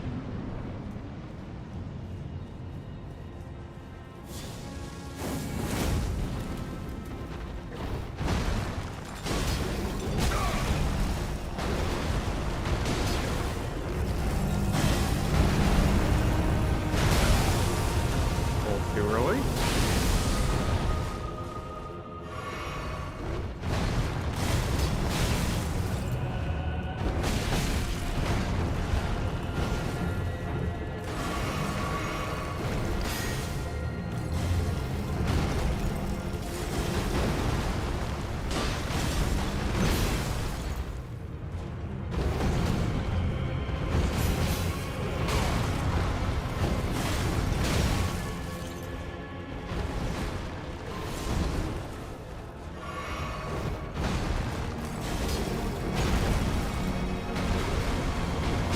There we go.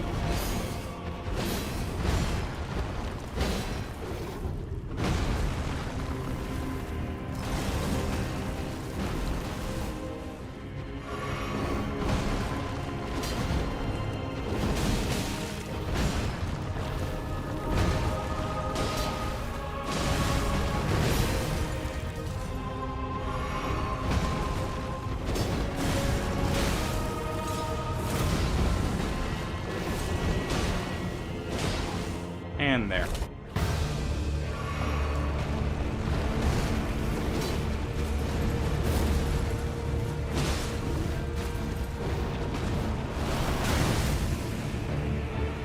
Unfortunately, we got hit by the Destined Death, but hey.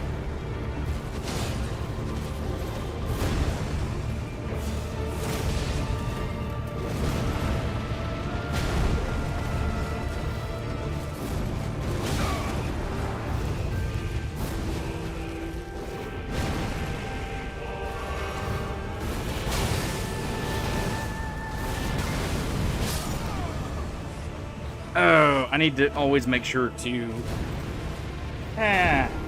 I'm just mistiming my rolls for that. I rolled too early on the last one, and ended up eating it instead. Oh.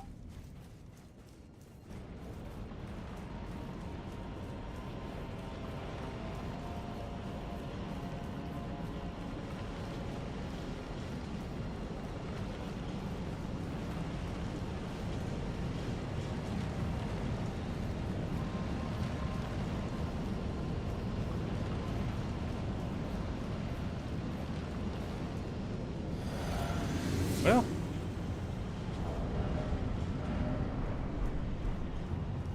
And we'll just continue with the Banished Knight.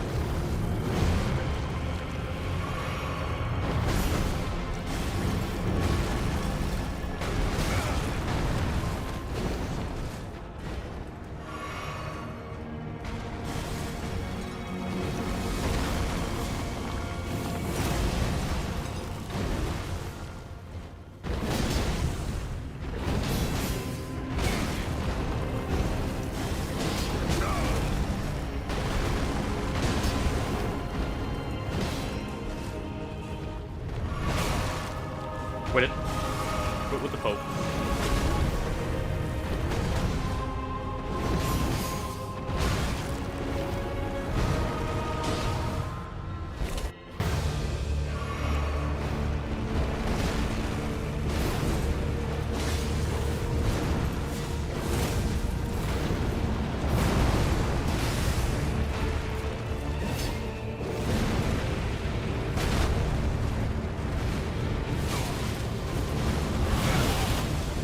Rolled into that.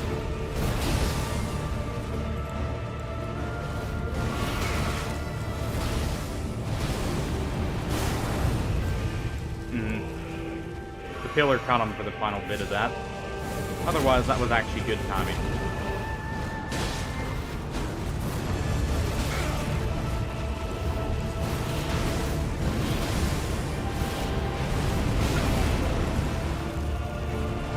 Yep, I knew I was dead before I even got up.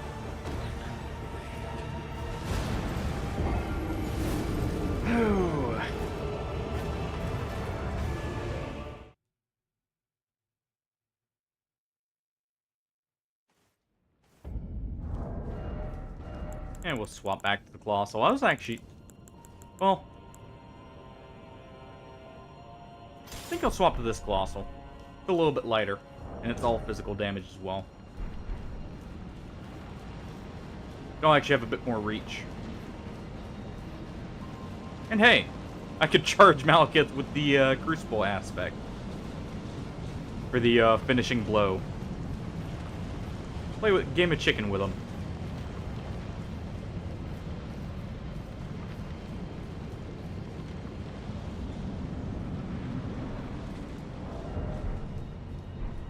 I am just medium rolling.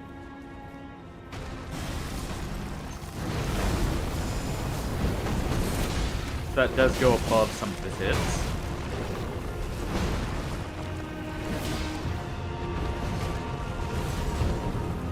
Made him a unicorn there, too. Perfectly in the middle.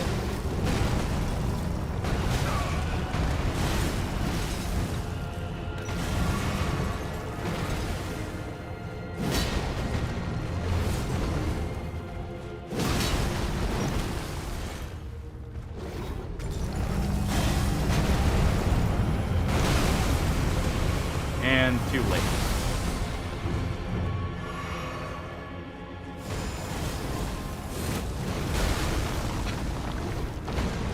Wrong timing for that.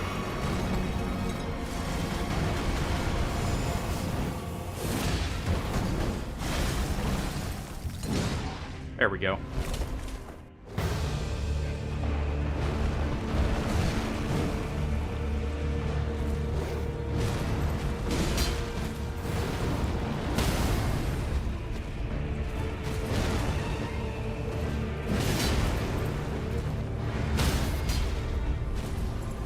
And there we go.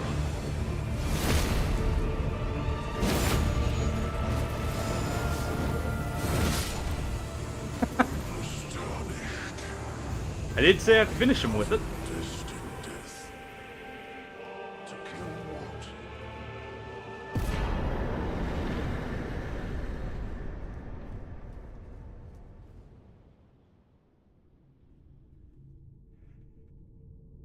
Well, there we go. That works at least. Really, I'm just feeling Colossal Swords right now. They're a pretty good weapon category.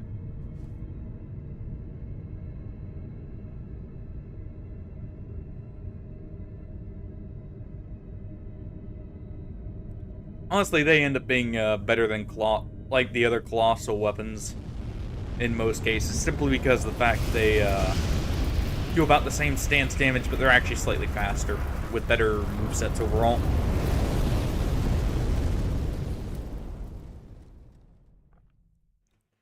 Which the best moveset is the Godslayer's of death version of it. Unbound. Because it's actually quicker. Which I believe the new...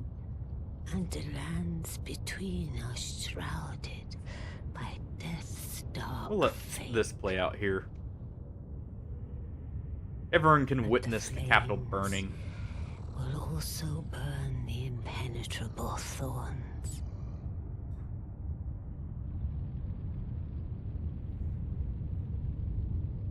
I forgot to do this last time, actually. Then I meant to do this last stream, for at least burning the Erd Tree. you'll be Elden Lord yet.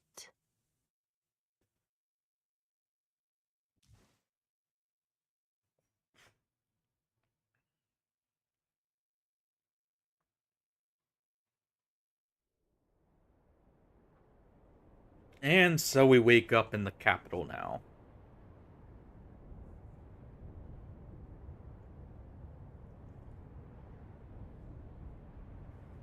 I actually rather like the look of the gauntlets we got on. Those match well enough.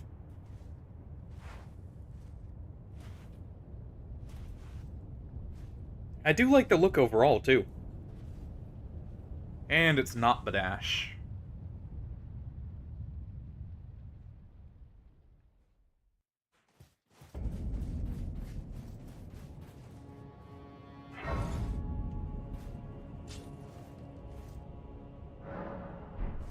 Oh, there we go. Go grab that. Quickly, we can go grab a talisman upgrade, too, while we're here.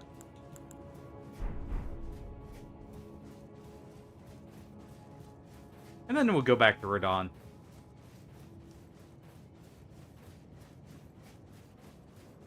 Should be right about here, I thought. I always get it mixed up here on the exact location.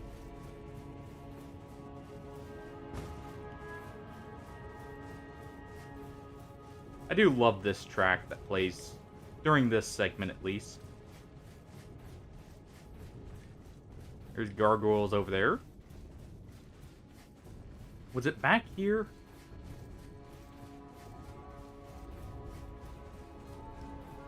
Oh. It should have been somewhere around here, was the talisman +2 for the Erd Tree favor. Talisman.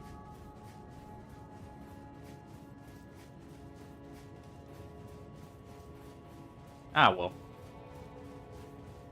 We'll leave it then. Maybe it's further up that way.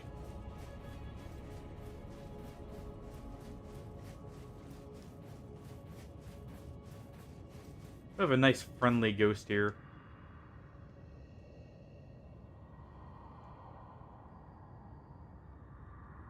Yeah, that Erd tree is not gonna stand for long. Alright, well. Back to Radon we go.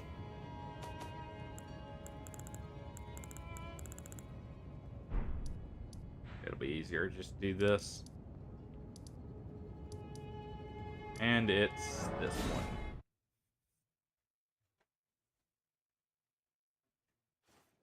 Alright, and what Ash of War would even be good against him?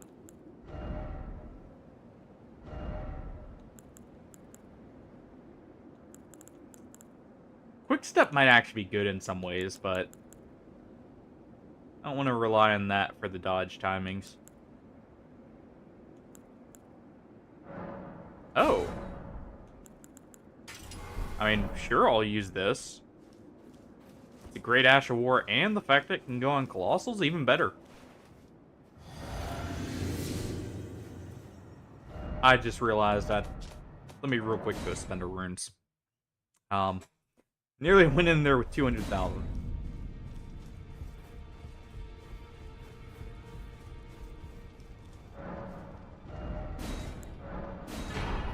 Go ahead and grab that. We can grab Malekith's armor here. It does look quite nice. You know what?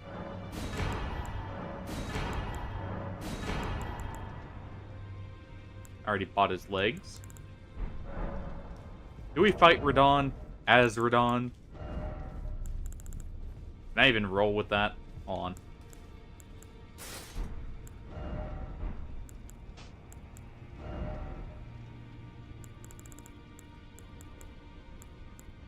No. Okay. Never mind. I should say medium roll.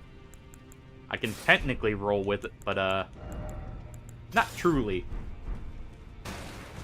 Not to the degree I would actually want. And Gideon's nowhere to be seen.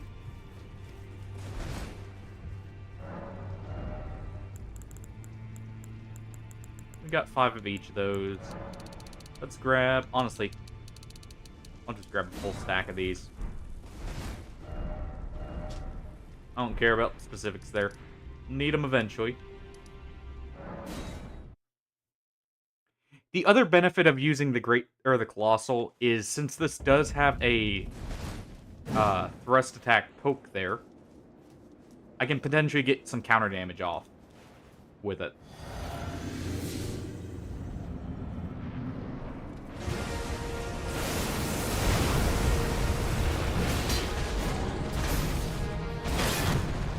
I mistimed the final one.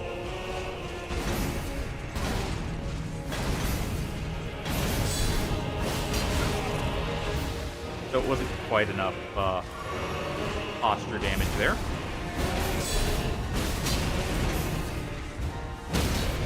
There we go. So it's less than the actual Colossal weapons, but not by much.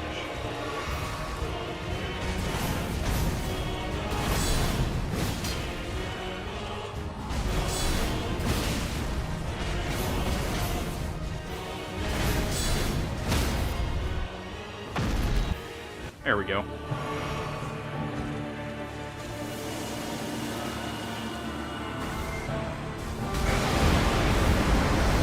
Oh, didn't get out of it that time.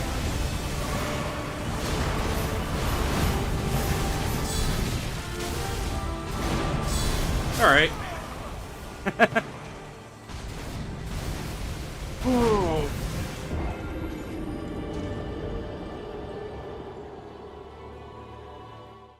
Well, hopefully you have a good night then. Or a good sleep.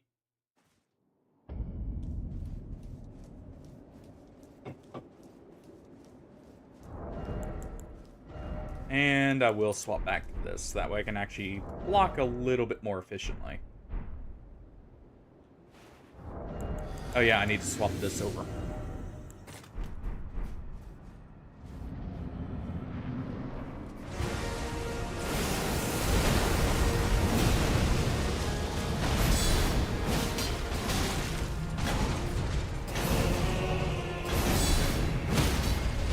we go.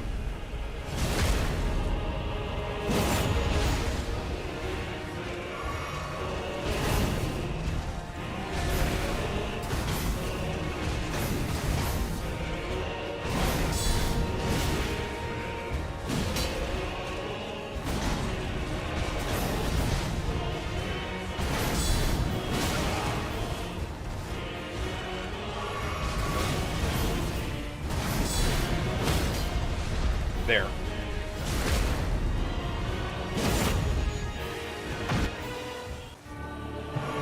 And that keeps us all the way back here.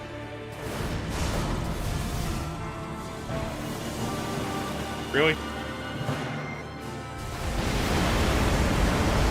Had to do that just to get in range so you could do your orbital laser.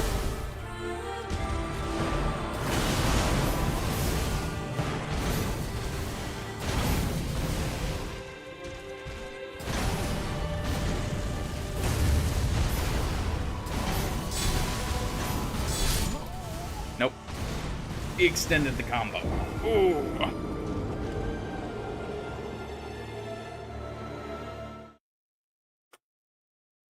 I have another option I could technically do here. Where are my buffs? We'll leave that on. He's probably fully resistant, so let's throw on. We'll do Blood Flame Blade.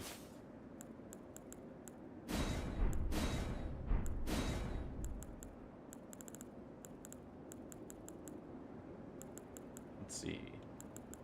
What else do we want to throw on? Golden Vow.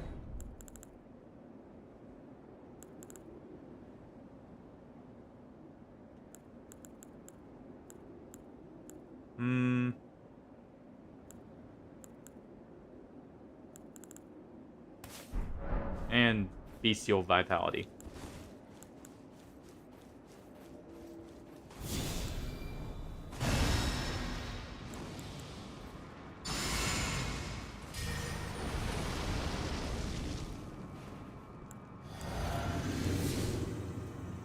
There we go.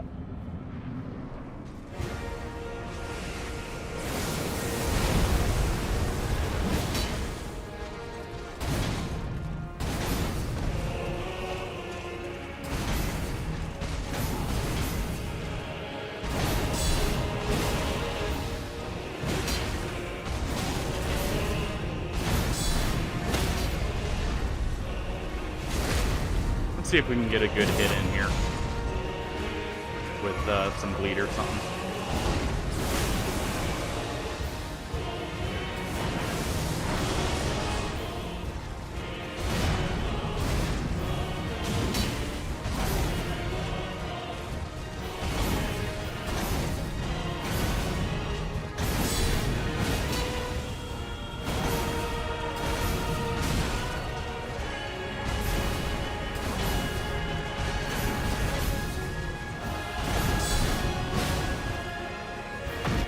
Don't like taking the hit, but hey.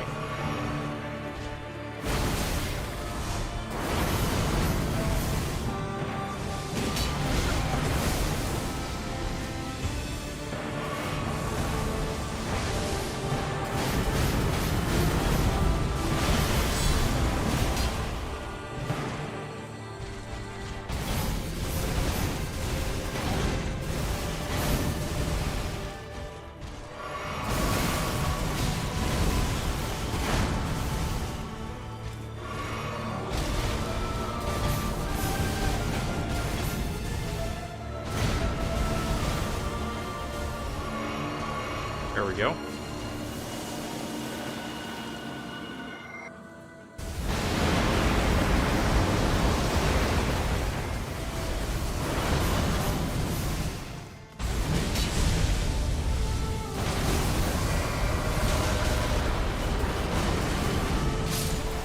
Ooh.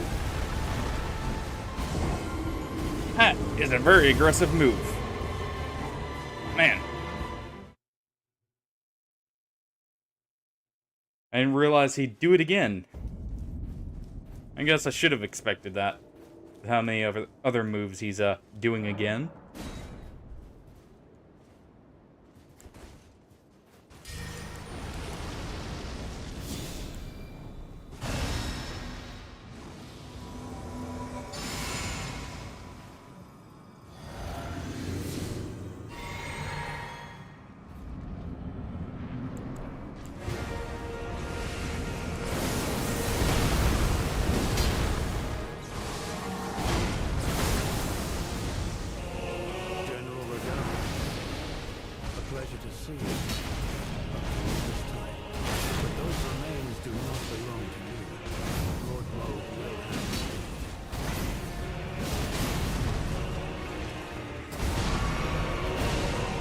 Let's go ahead and summon our Horned Warrior here.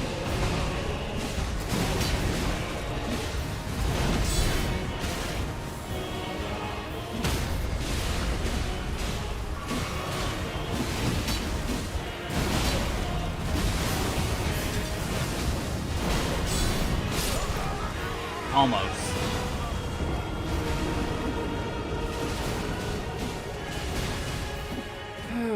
Almost.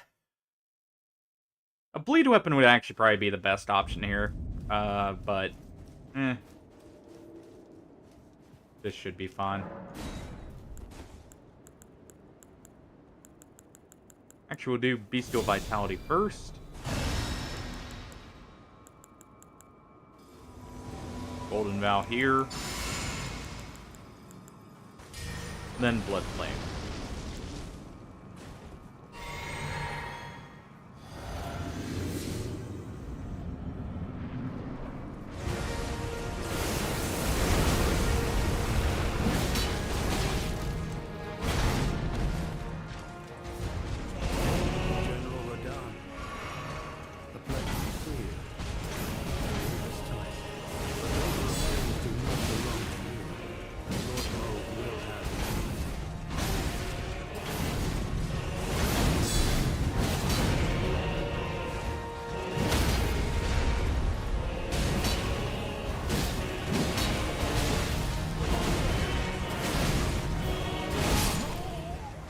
Almost. Almost got out of range so I could heal.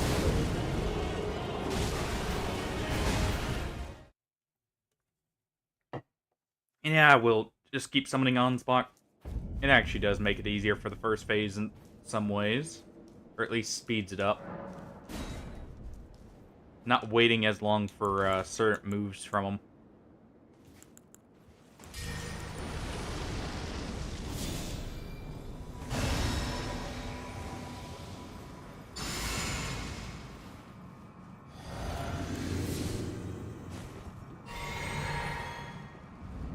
There we go.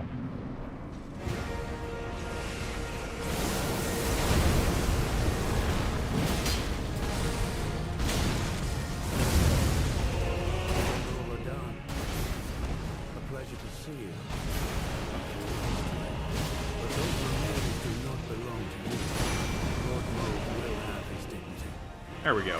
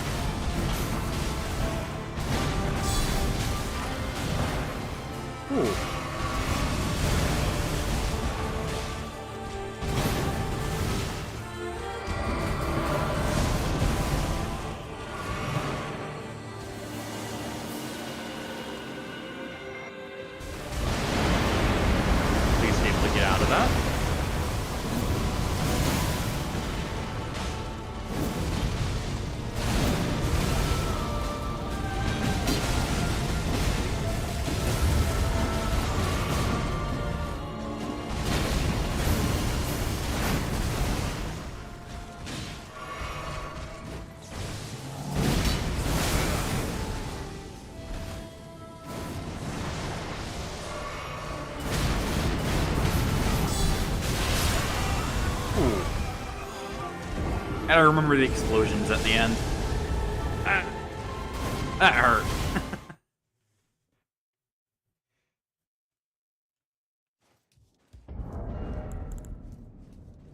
Do I need this? I do not, actually. So I can get a little bit more damage out of this.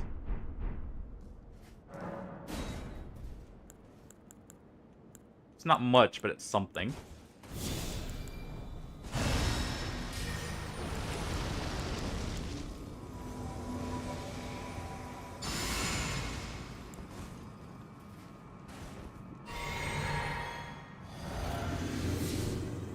There we go.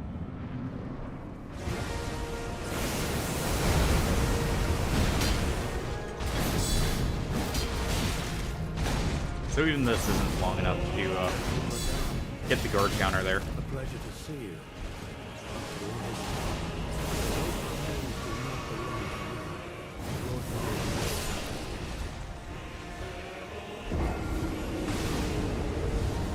Okay then. Apparently I got all the stability damage with the meteors there. Oh boy.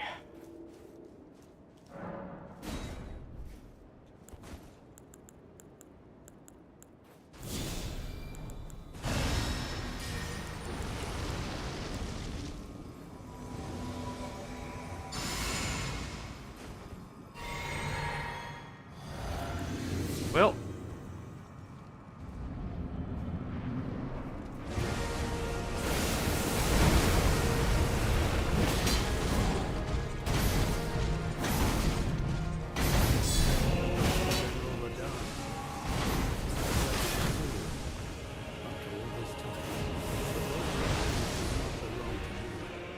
that worked so far.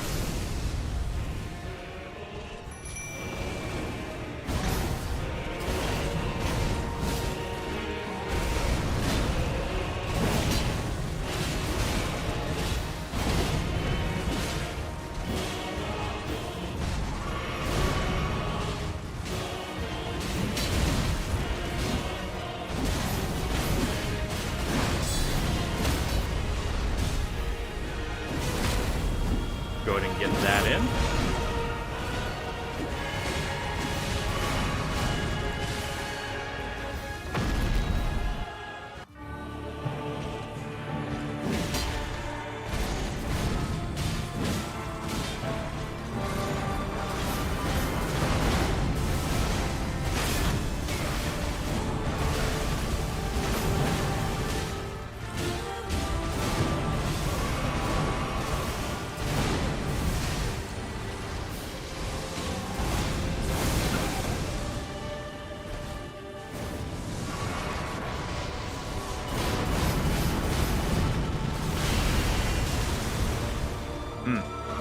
Wasn't expecting him to actually go after the Horned Warrior there.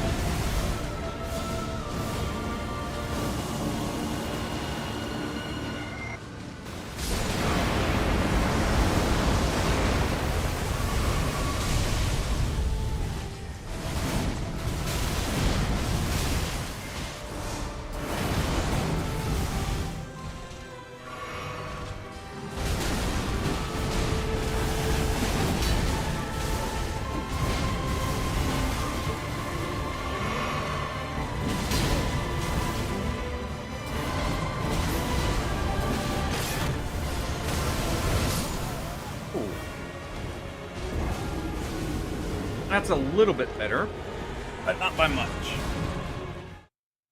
Let's try it without Ansbach and just with the Horned Warrior.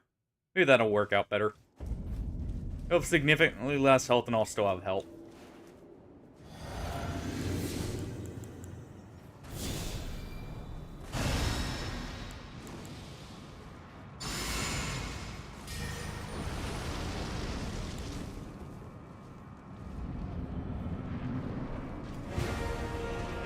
Alright, come on.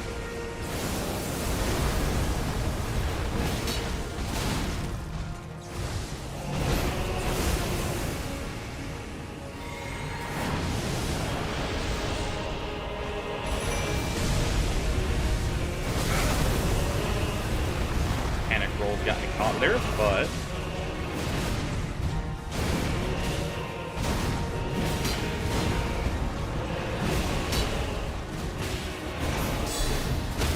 there we go.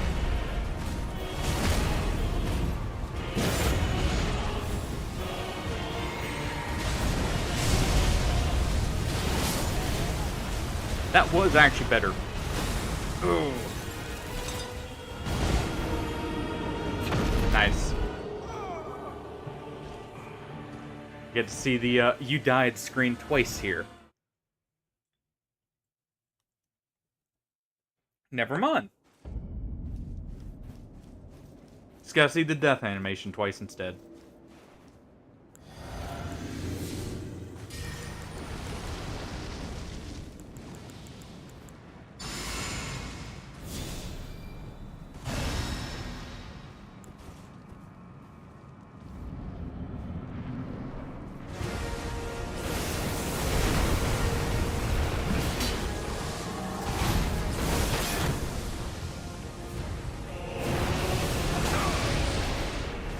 Gotta remember to refill my FP first before coming in.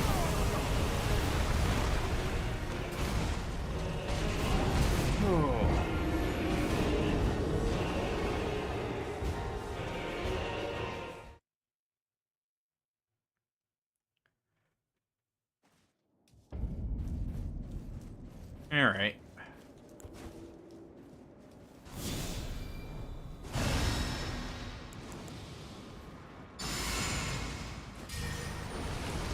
We'll do one more attempt and then move on to something else for at least just a little bit here.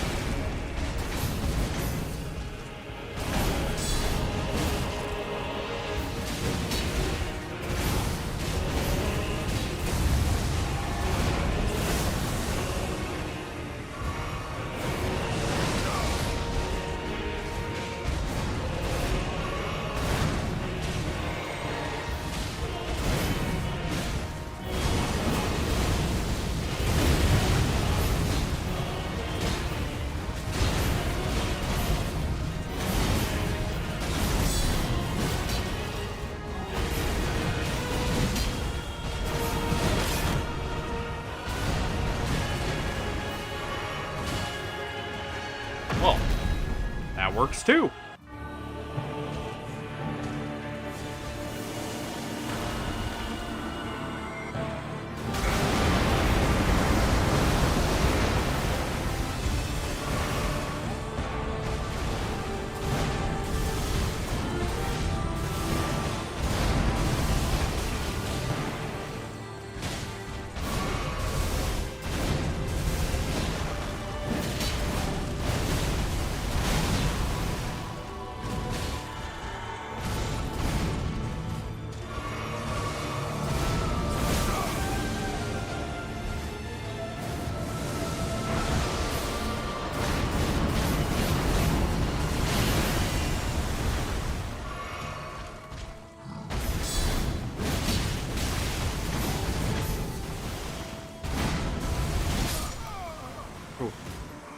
Well, he took both me and the Horned Warrior out at the same time.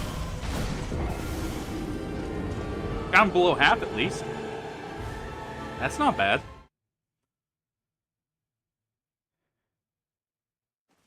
Getting better at it. If only slightly, but still.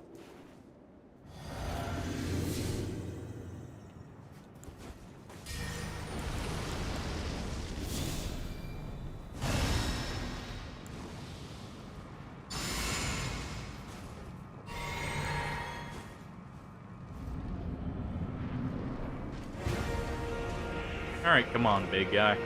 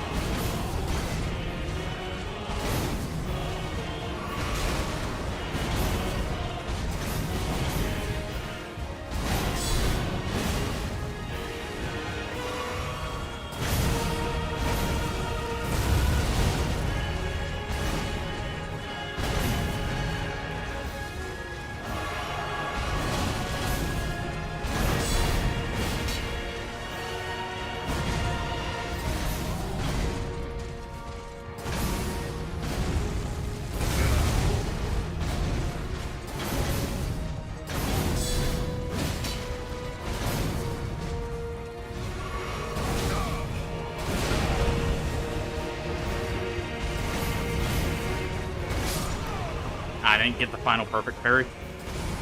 Or perfect block there. Surprised he didn't guard break at all with the amount of guard counters I hit him with. Also, I had burned through my Estus there. Oh. Nope, nope.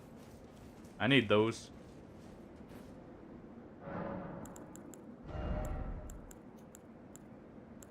Rather than using this... Oh, where is it? Throw that on, that way I can maybe have a chance to poison him.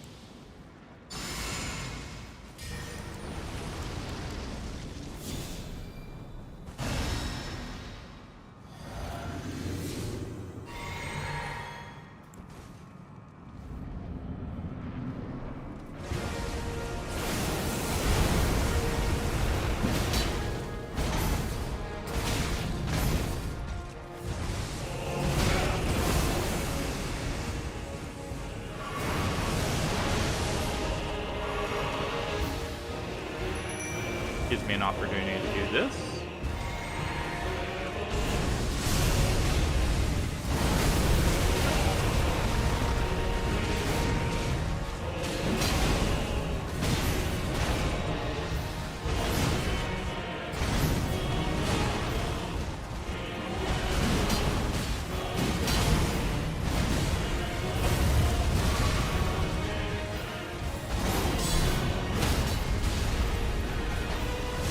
There we go.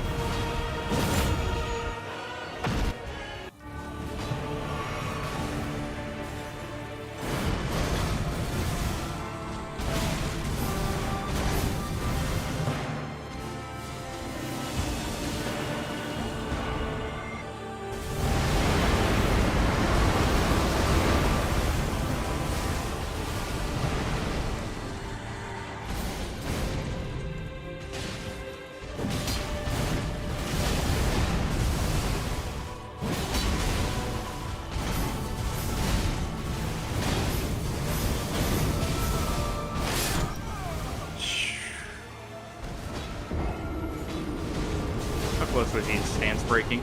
Oh, I wonder.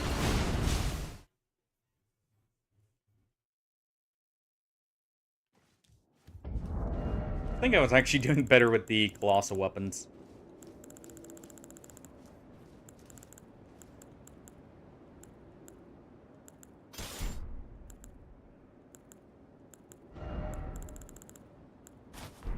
So back to those we go.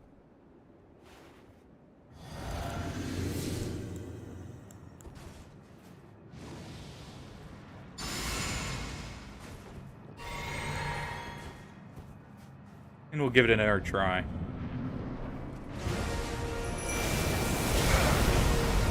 Probably should have waited for that.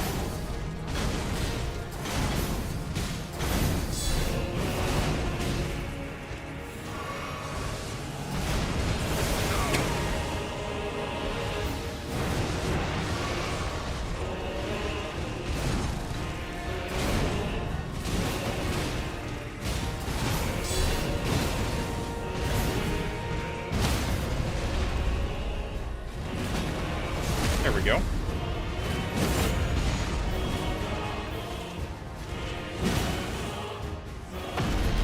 Able to time it right with the Horned Warrior there. Hey, Billo. How's it going?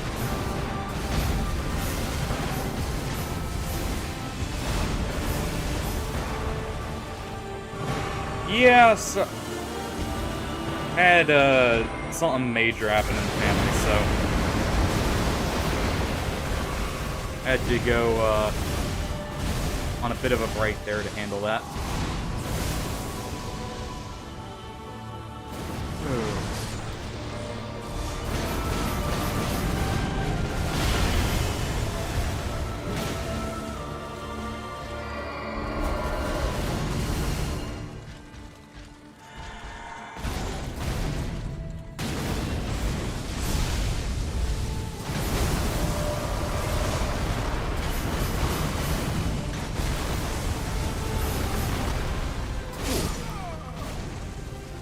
Hold on.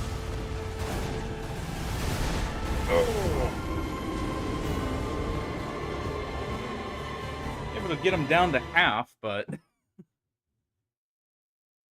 which, to be fair, is like 20k. Still, man.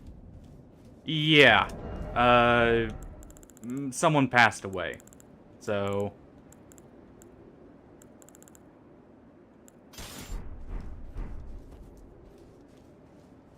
unfortunately,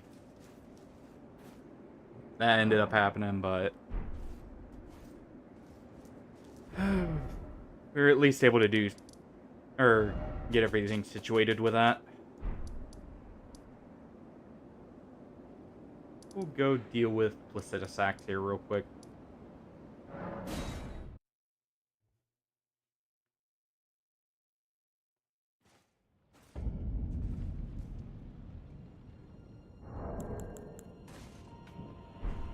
Don't want to potentially go down a elevator that's not there. So we'll turn on the lantern so we can see.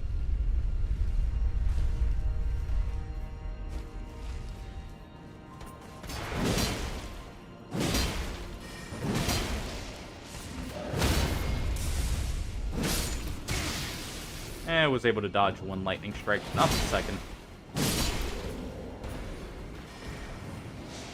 Otherwise, doing fine.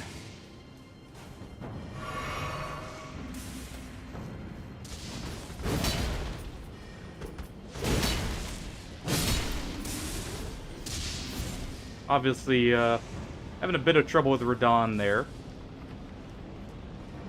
But everything else has been fine. Cats are doing good, luckily. One of them's being a little ornery, but that's nothing unusual.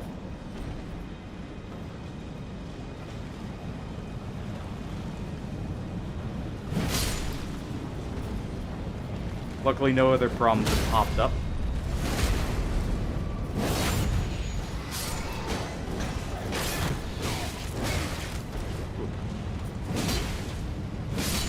Forgot how long of a combo those guys can have. Let's see, the drop down point for Placidusax. Was it right there? Radon, his first phase is fine. The second phase, not so much, in my opinion. The after effect he gets, where it does the Pillars of Light, is a bit on the annoying side overall. It was back years, so I went too far. But the first phase I would actually say is fine. If not slightly too combo heavy, but I mean, that's more of something with Elden Ring as a whole. My only other gripe I would say is the health pool is a bit much. Because just going off of like the damage I'm doing to phase transition him, he has like 35-40k health that you have to chunk through, with very few openings to actually, you know, deal damage. Other than that, I mean, like the aesthetics and everything. Like how they actually introduce Radon and such.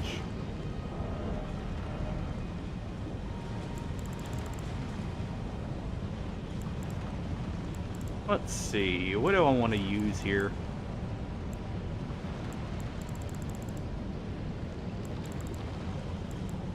I'm not going to worry about stance break, so actually I'm going to try the Great Sword of Solitude out.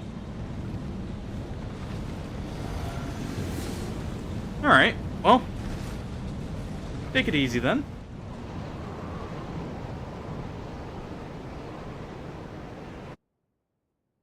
Quickly go and introduce ourselves to Placidusax here.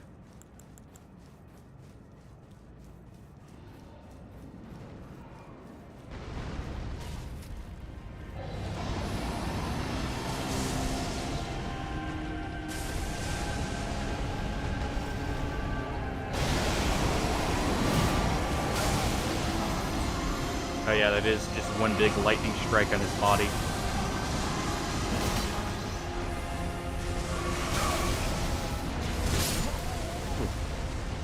Forgot just how much damage his strikes do. Luckily, he's a bit slower, so it's not too bad overall.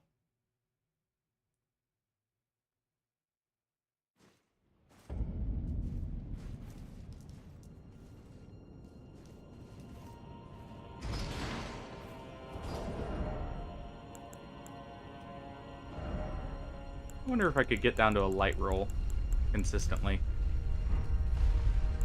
without dropping too much armor. Maybe. We'll see. I'd probably have to drop this to do it, though.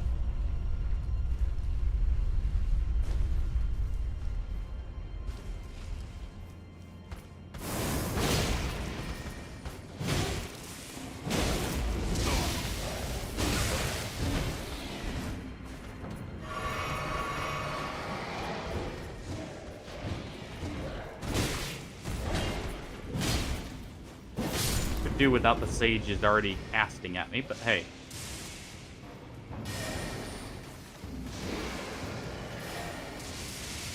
We'll just ignore him and go right down to Placidus Axe. Just to not waste any more Crimson Flask than we need to.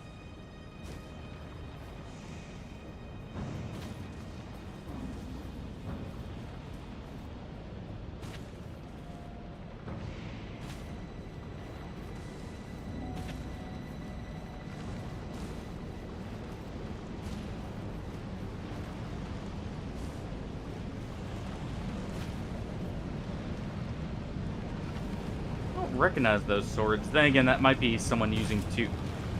Those probably aren't paired. Those are probably two separate swords. I do hate the run back to Placidus Axe. I'm surprised they don't have a Stake America.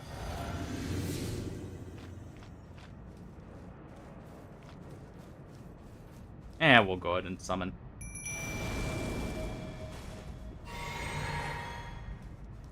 It's not a huge issue.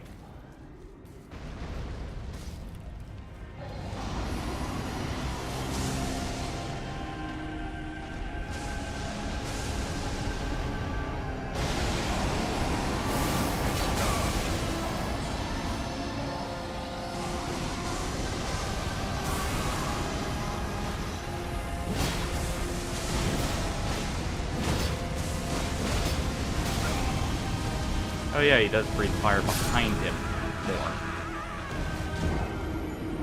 Oh, been so long since I've actually had to fight him. He's not one you actually have to fight a whole lot, thinking about it. 'Cause you mainly do it just the first time for the Remembrance, or if you're doing the way to fix your Frenzied Flame, technically. You can fight him too.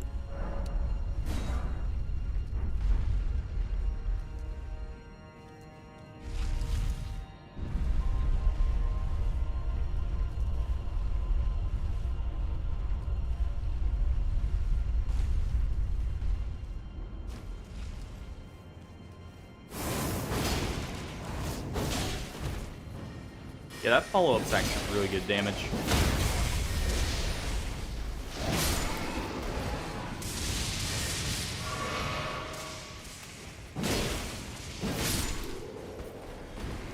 I'm just gonna go ahead and finish off the sages here. Oh, I'm not getting zapped in the back.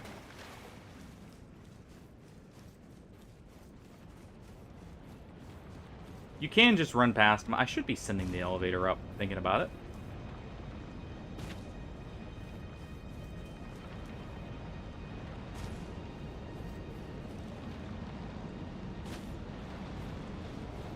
Hey, you don't have to jump there technically, but I was doing it just in case, so I don't slip off the edge, because I think there's a slight gap there that you can fall through.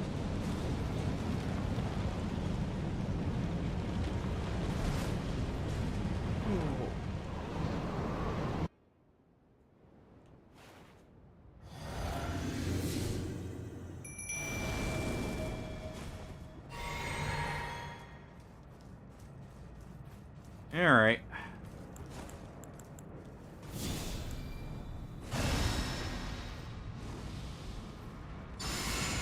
We'll go ahead and use Golden Vow there. No reason not to. Placidus Axe is at least nice enough to, give us time.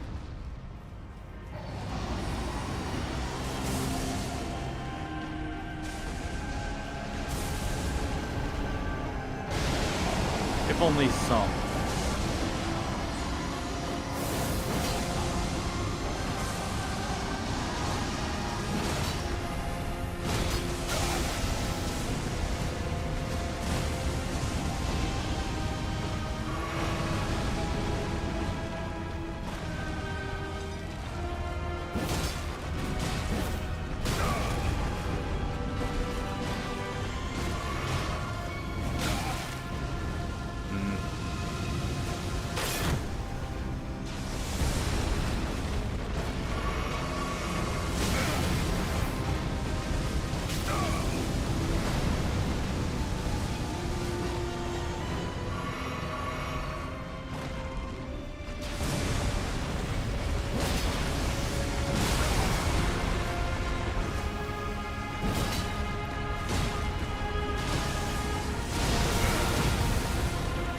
Hit by the AoE was more than anything there.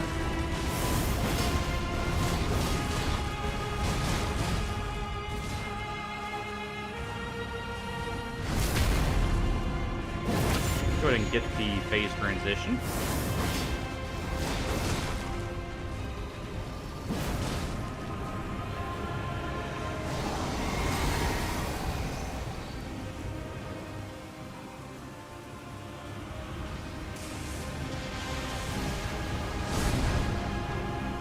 I do love this phase transition as a whole.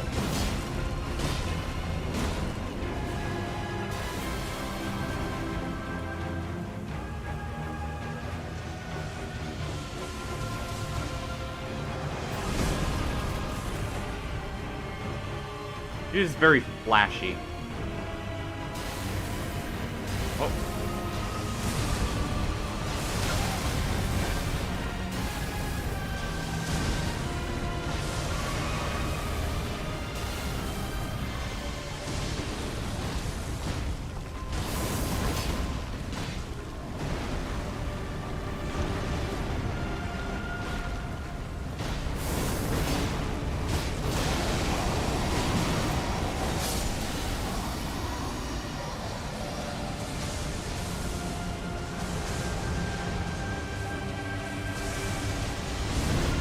Ooh, almost didn't catch him there.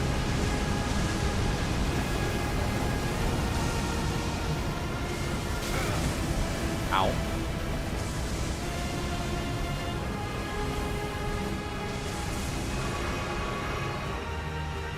Last bit of Crimson Blast, but hey.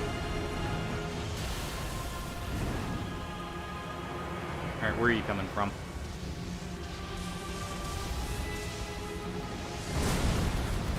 Here we go.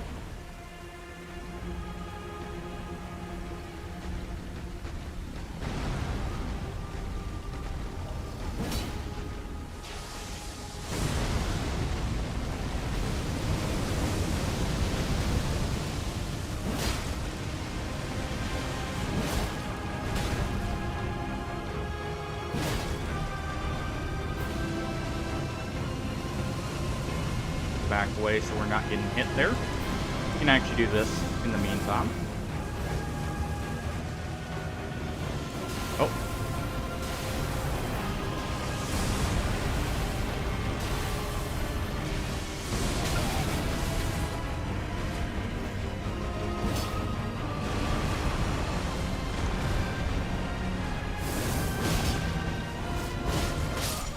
Ah, got killed by the jump. Almost beat him though. We did slightly more damage to him.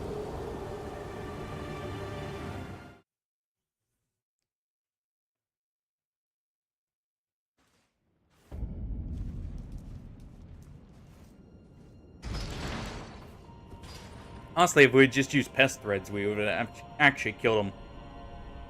Rather than Rain of Fire.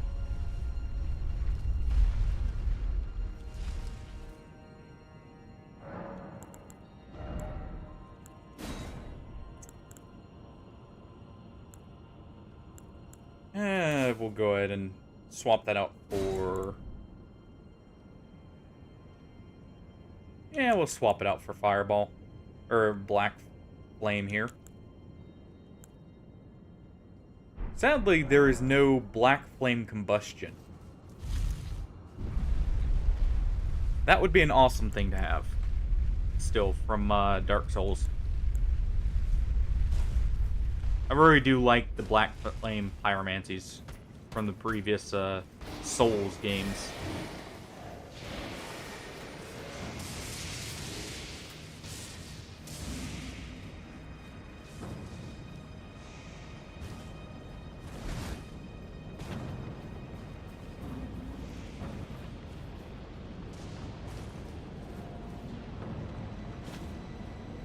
And we made it through without even needing to use a single heal.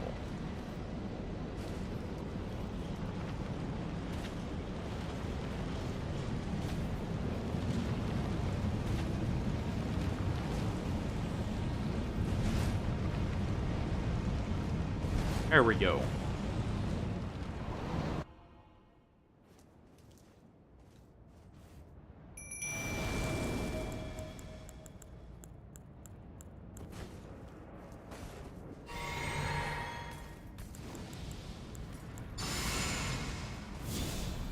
Go ahead and do this.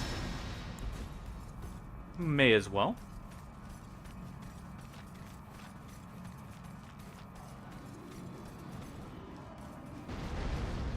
And now we will drink our flask, as the fight's actually started.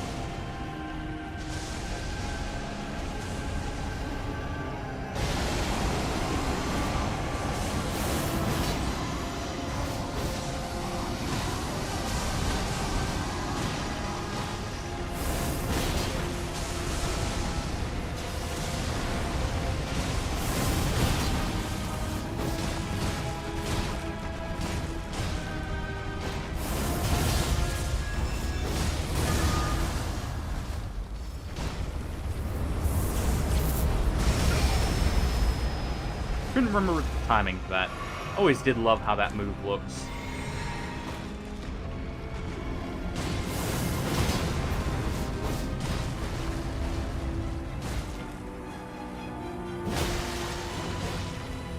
There we go.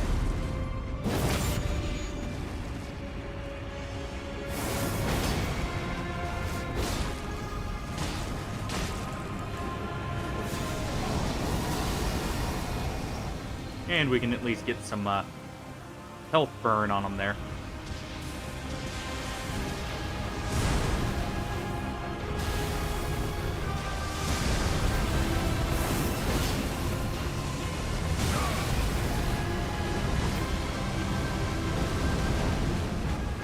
Back away for just a second. Throw a fireball at him.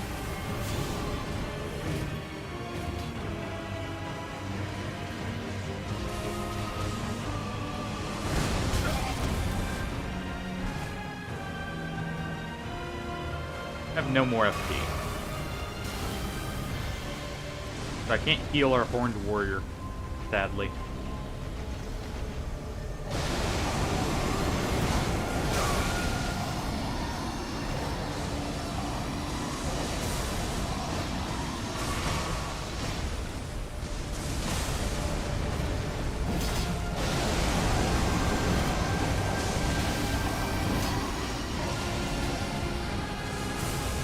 Let's see, where is he coming in from? Oh, didn't catch him in time. And get fried for it while trying to heal up.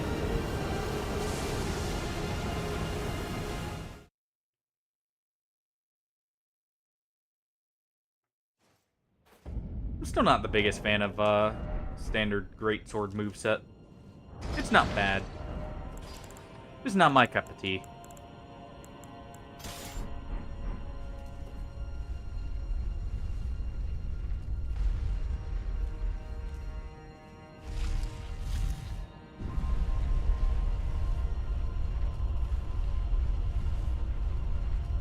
Swapping over to the Horned Warrior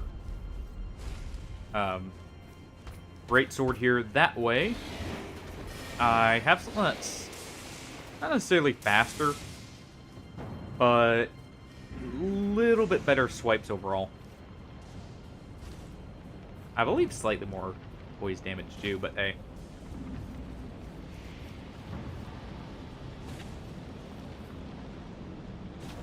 Great swords have always been awesome in the Souls games.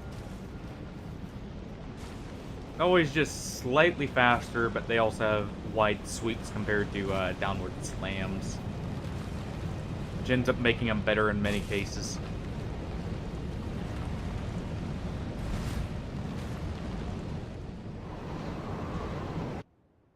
Many, but not all.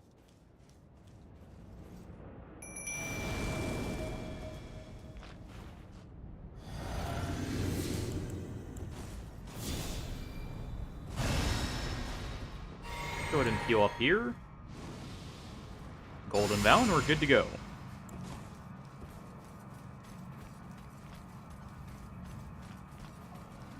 Now, to be honest, if I really wanted to kill Sacks quickly, I wouldn't even be using a weapon necessarily. There's two ways you can do it very quickly. There's one with Black Flame Tornado. That really shreds Blizzard attacks quite well. But the other way is through Black Flame Ritual. Didn't roll in time, but that's fun.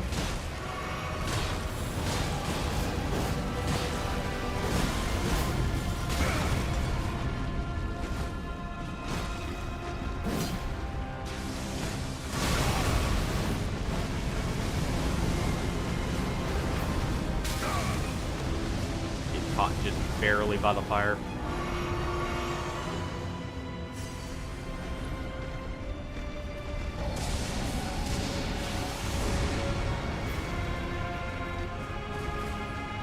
Running away.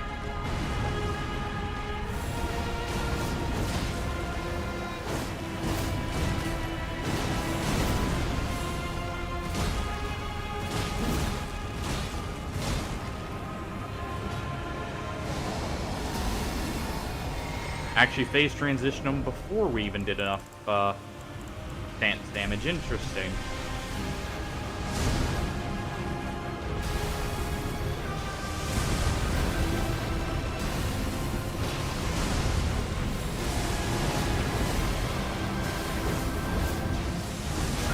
That actually doesn't do as much stance damage as I thought then.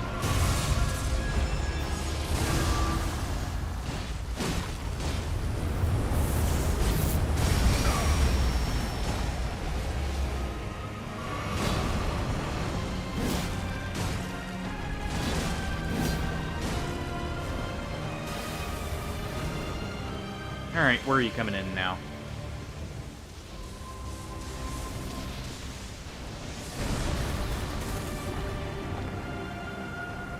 Alright, come on.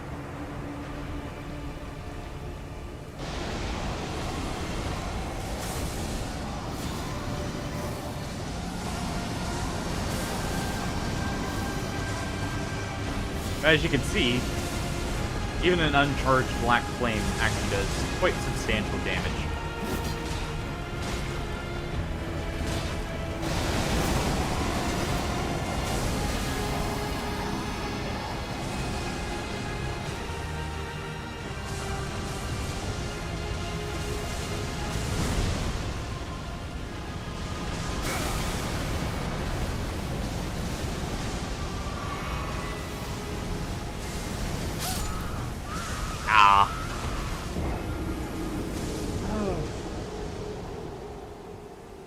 I always forget how to roll the lasers when I actually see them. Yeah, I guess this actually doesn't do as much stance damage as I thought it did. Well, in that case, I'm fine just using a Colossal.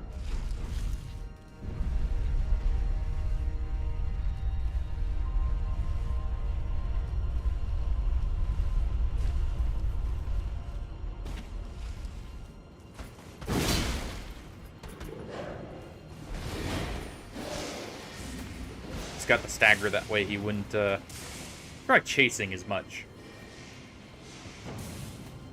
Yeah. To turn off the frenzied flame or quell it, you do have to. I don't know if you have to necessarily beat Placidus Axe, but you have to use the unalloyed needle after you retrieve it again from Melania. And then basically just jam it inside you while you're in Placidus Axe's arena.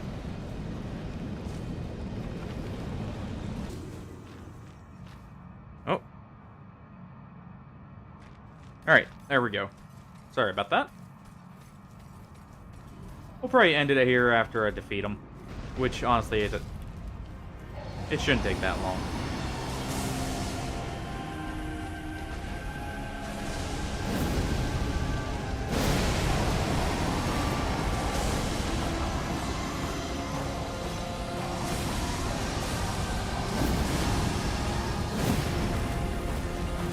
Go ahead and do that. You build up a little bit on him. Leave that Spoon's Frostbite.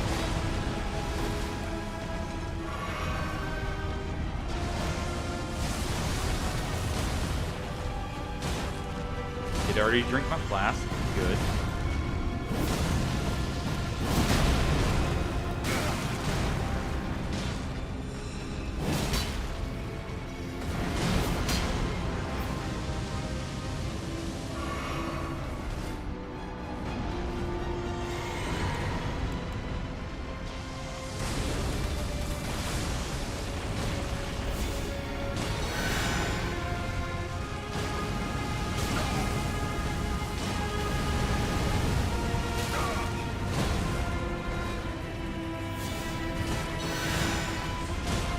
Go ahead and heal our Horned Warrior there.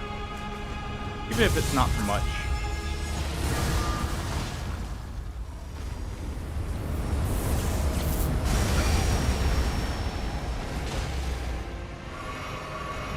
It's actually better if I don't block that, it looks like.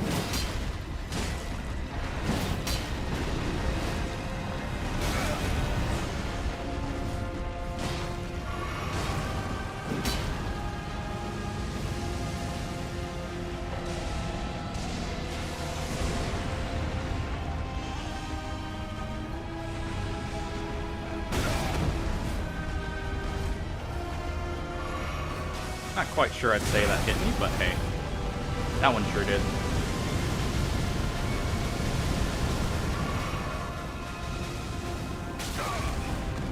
I got caught by the tail end of the flames.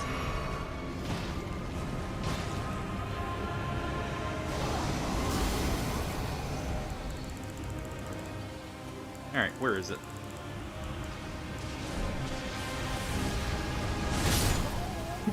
Nice. Took too long finding my grease. Honestly, I don't think the Ghost Flame is actually that good on the Ash of War version.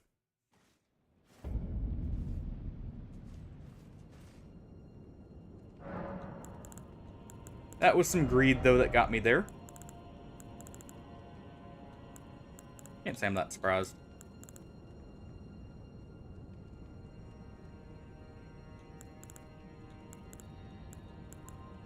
No, I haven't actually tried this. 1 second.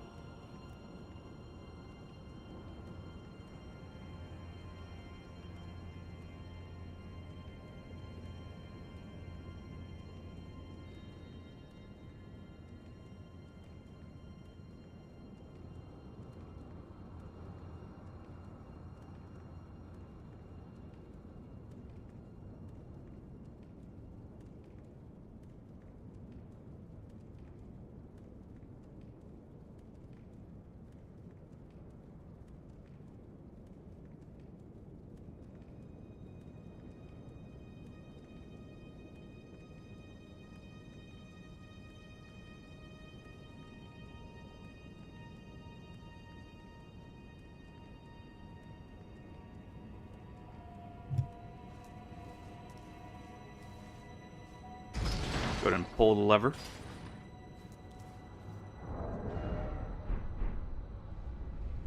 You know what? rather than anything truly fancy.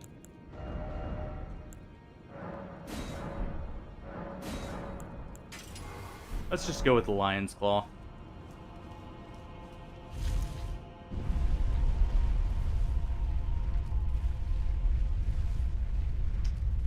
We'll do a Dragon Grease right at the start, and that'll hopefully be enough. I could technically equip Aegon's bow, actually. He did help kill Bale, so why not let him kill Placidusax too, in spirit at least?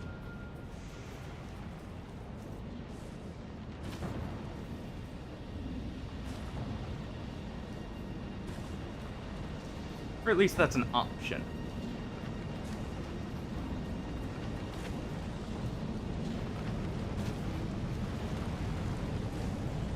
I'll give Placidusax one more attempt here. I'm thinking at least.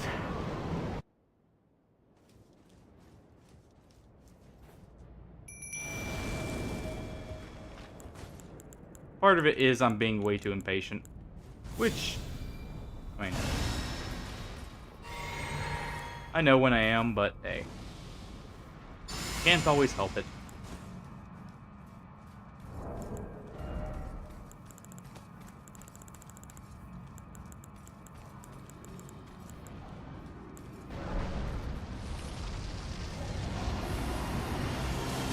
There we go. Go ahead and drink our physics.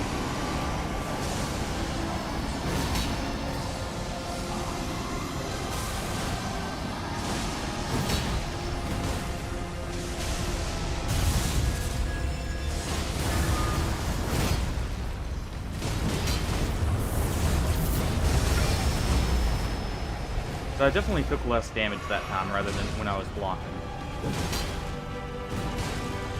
You can get out of that or dodge it, by the way. I just don't remember the timing for the roll.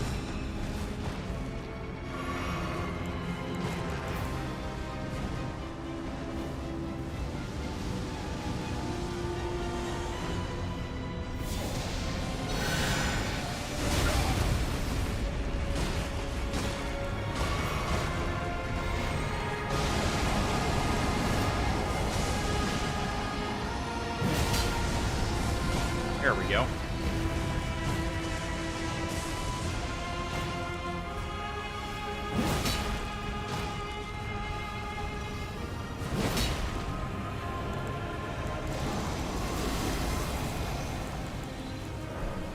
Go ahead and reuse the grease here.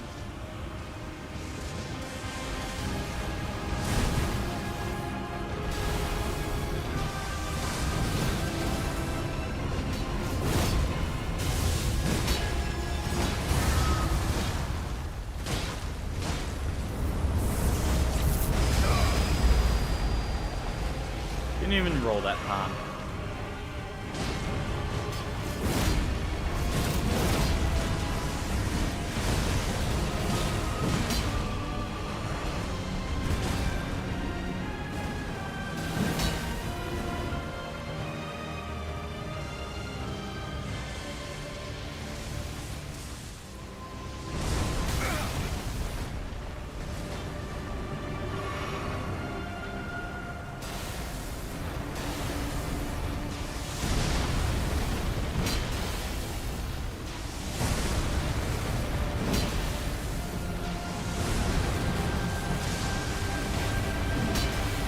Quit teleporting.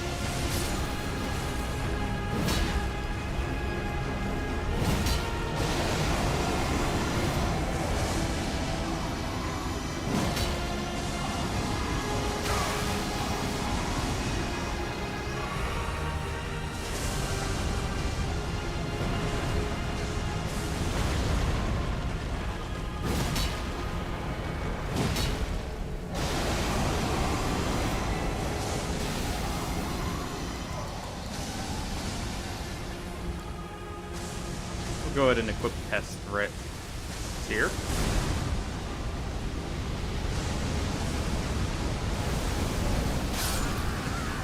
Ooh. So that does one-shot me if I roll. Ooh. We'll give it one more good attempt.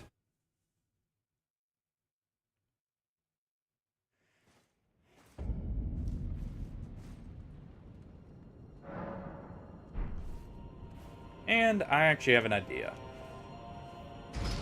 Call this up real quick.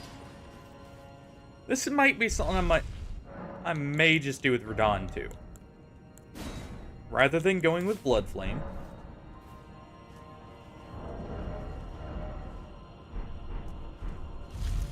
equip Black Flame instead. But I don't have a way to... it doesn't quite last long enough for this.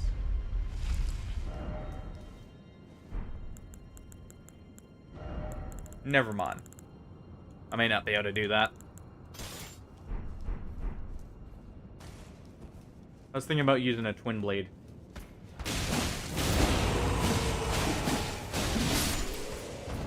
Just look at how much damage that is so quickly.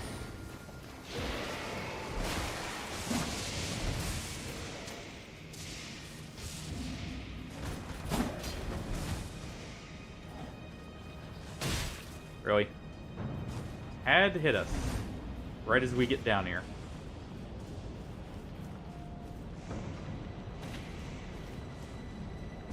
Yeah, Twin Blades are awesome.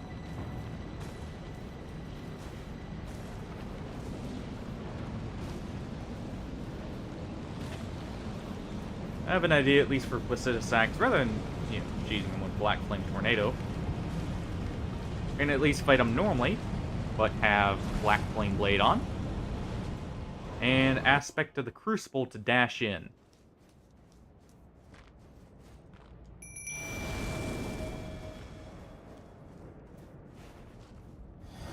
And no Golden Vow this time.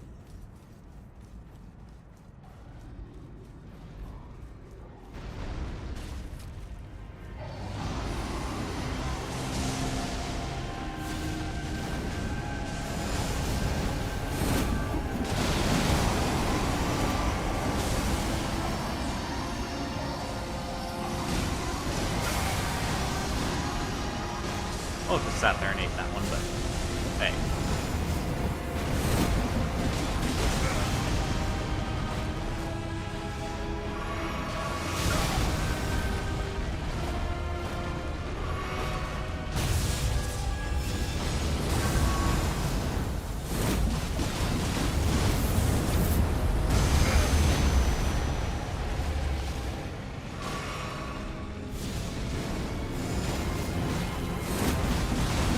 Use this to just shred through the first phase at least, though.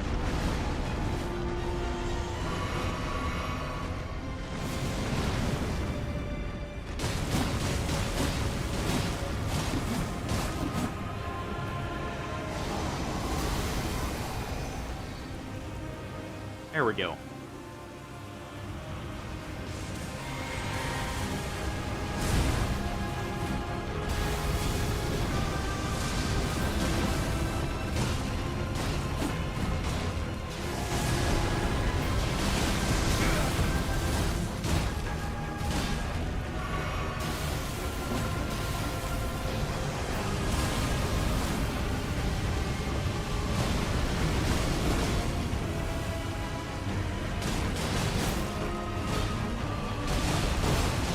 Get some extra hits in. With charged heavies, no less.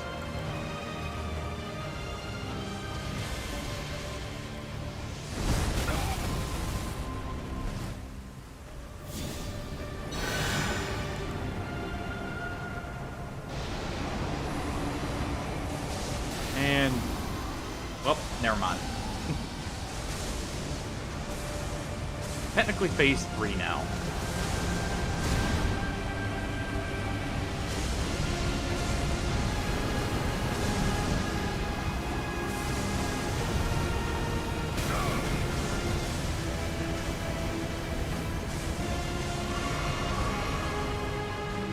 And the Horned Warrior barely lived.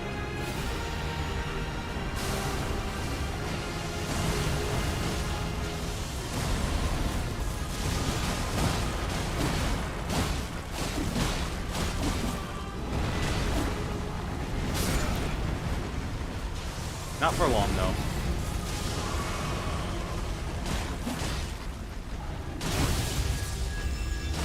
Nope. You don't get the chance. There we go. Yeah, Twin Blades are awesome for DPS. And we get a Remembrance, and we can go use Dragon Hearts to get his, I believe it's the Thunderstrike he uses. I wonder if I could use that.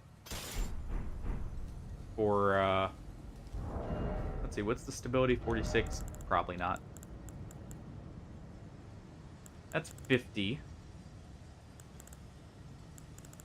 Great Sword of Solitude might actually be the best weapon for fighting Radon.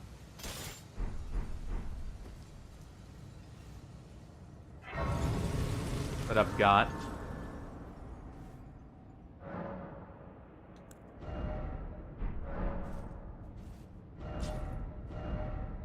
There we go. There is Placidus Axe.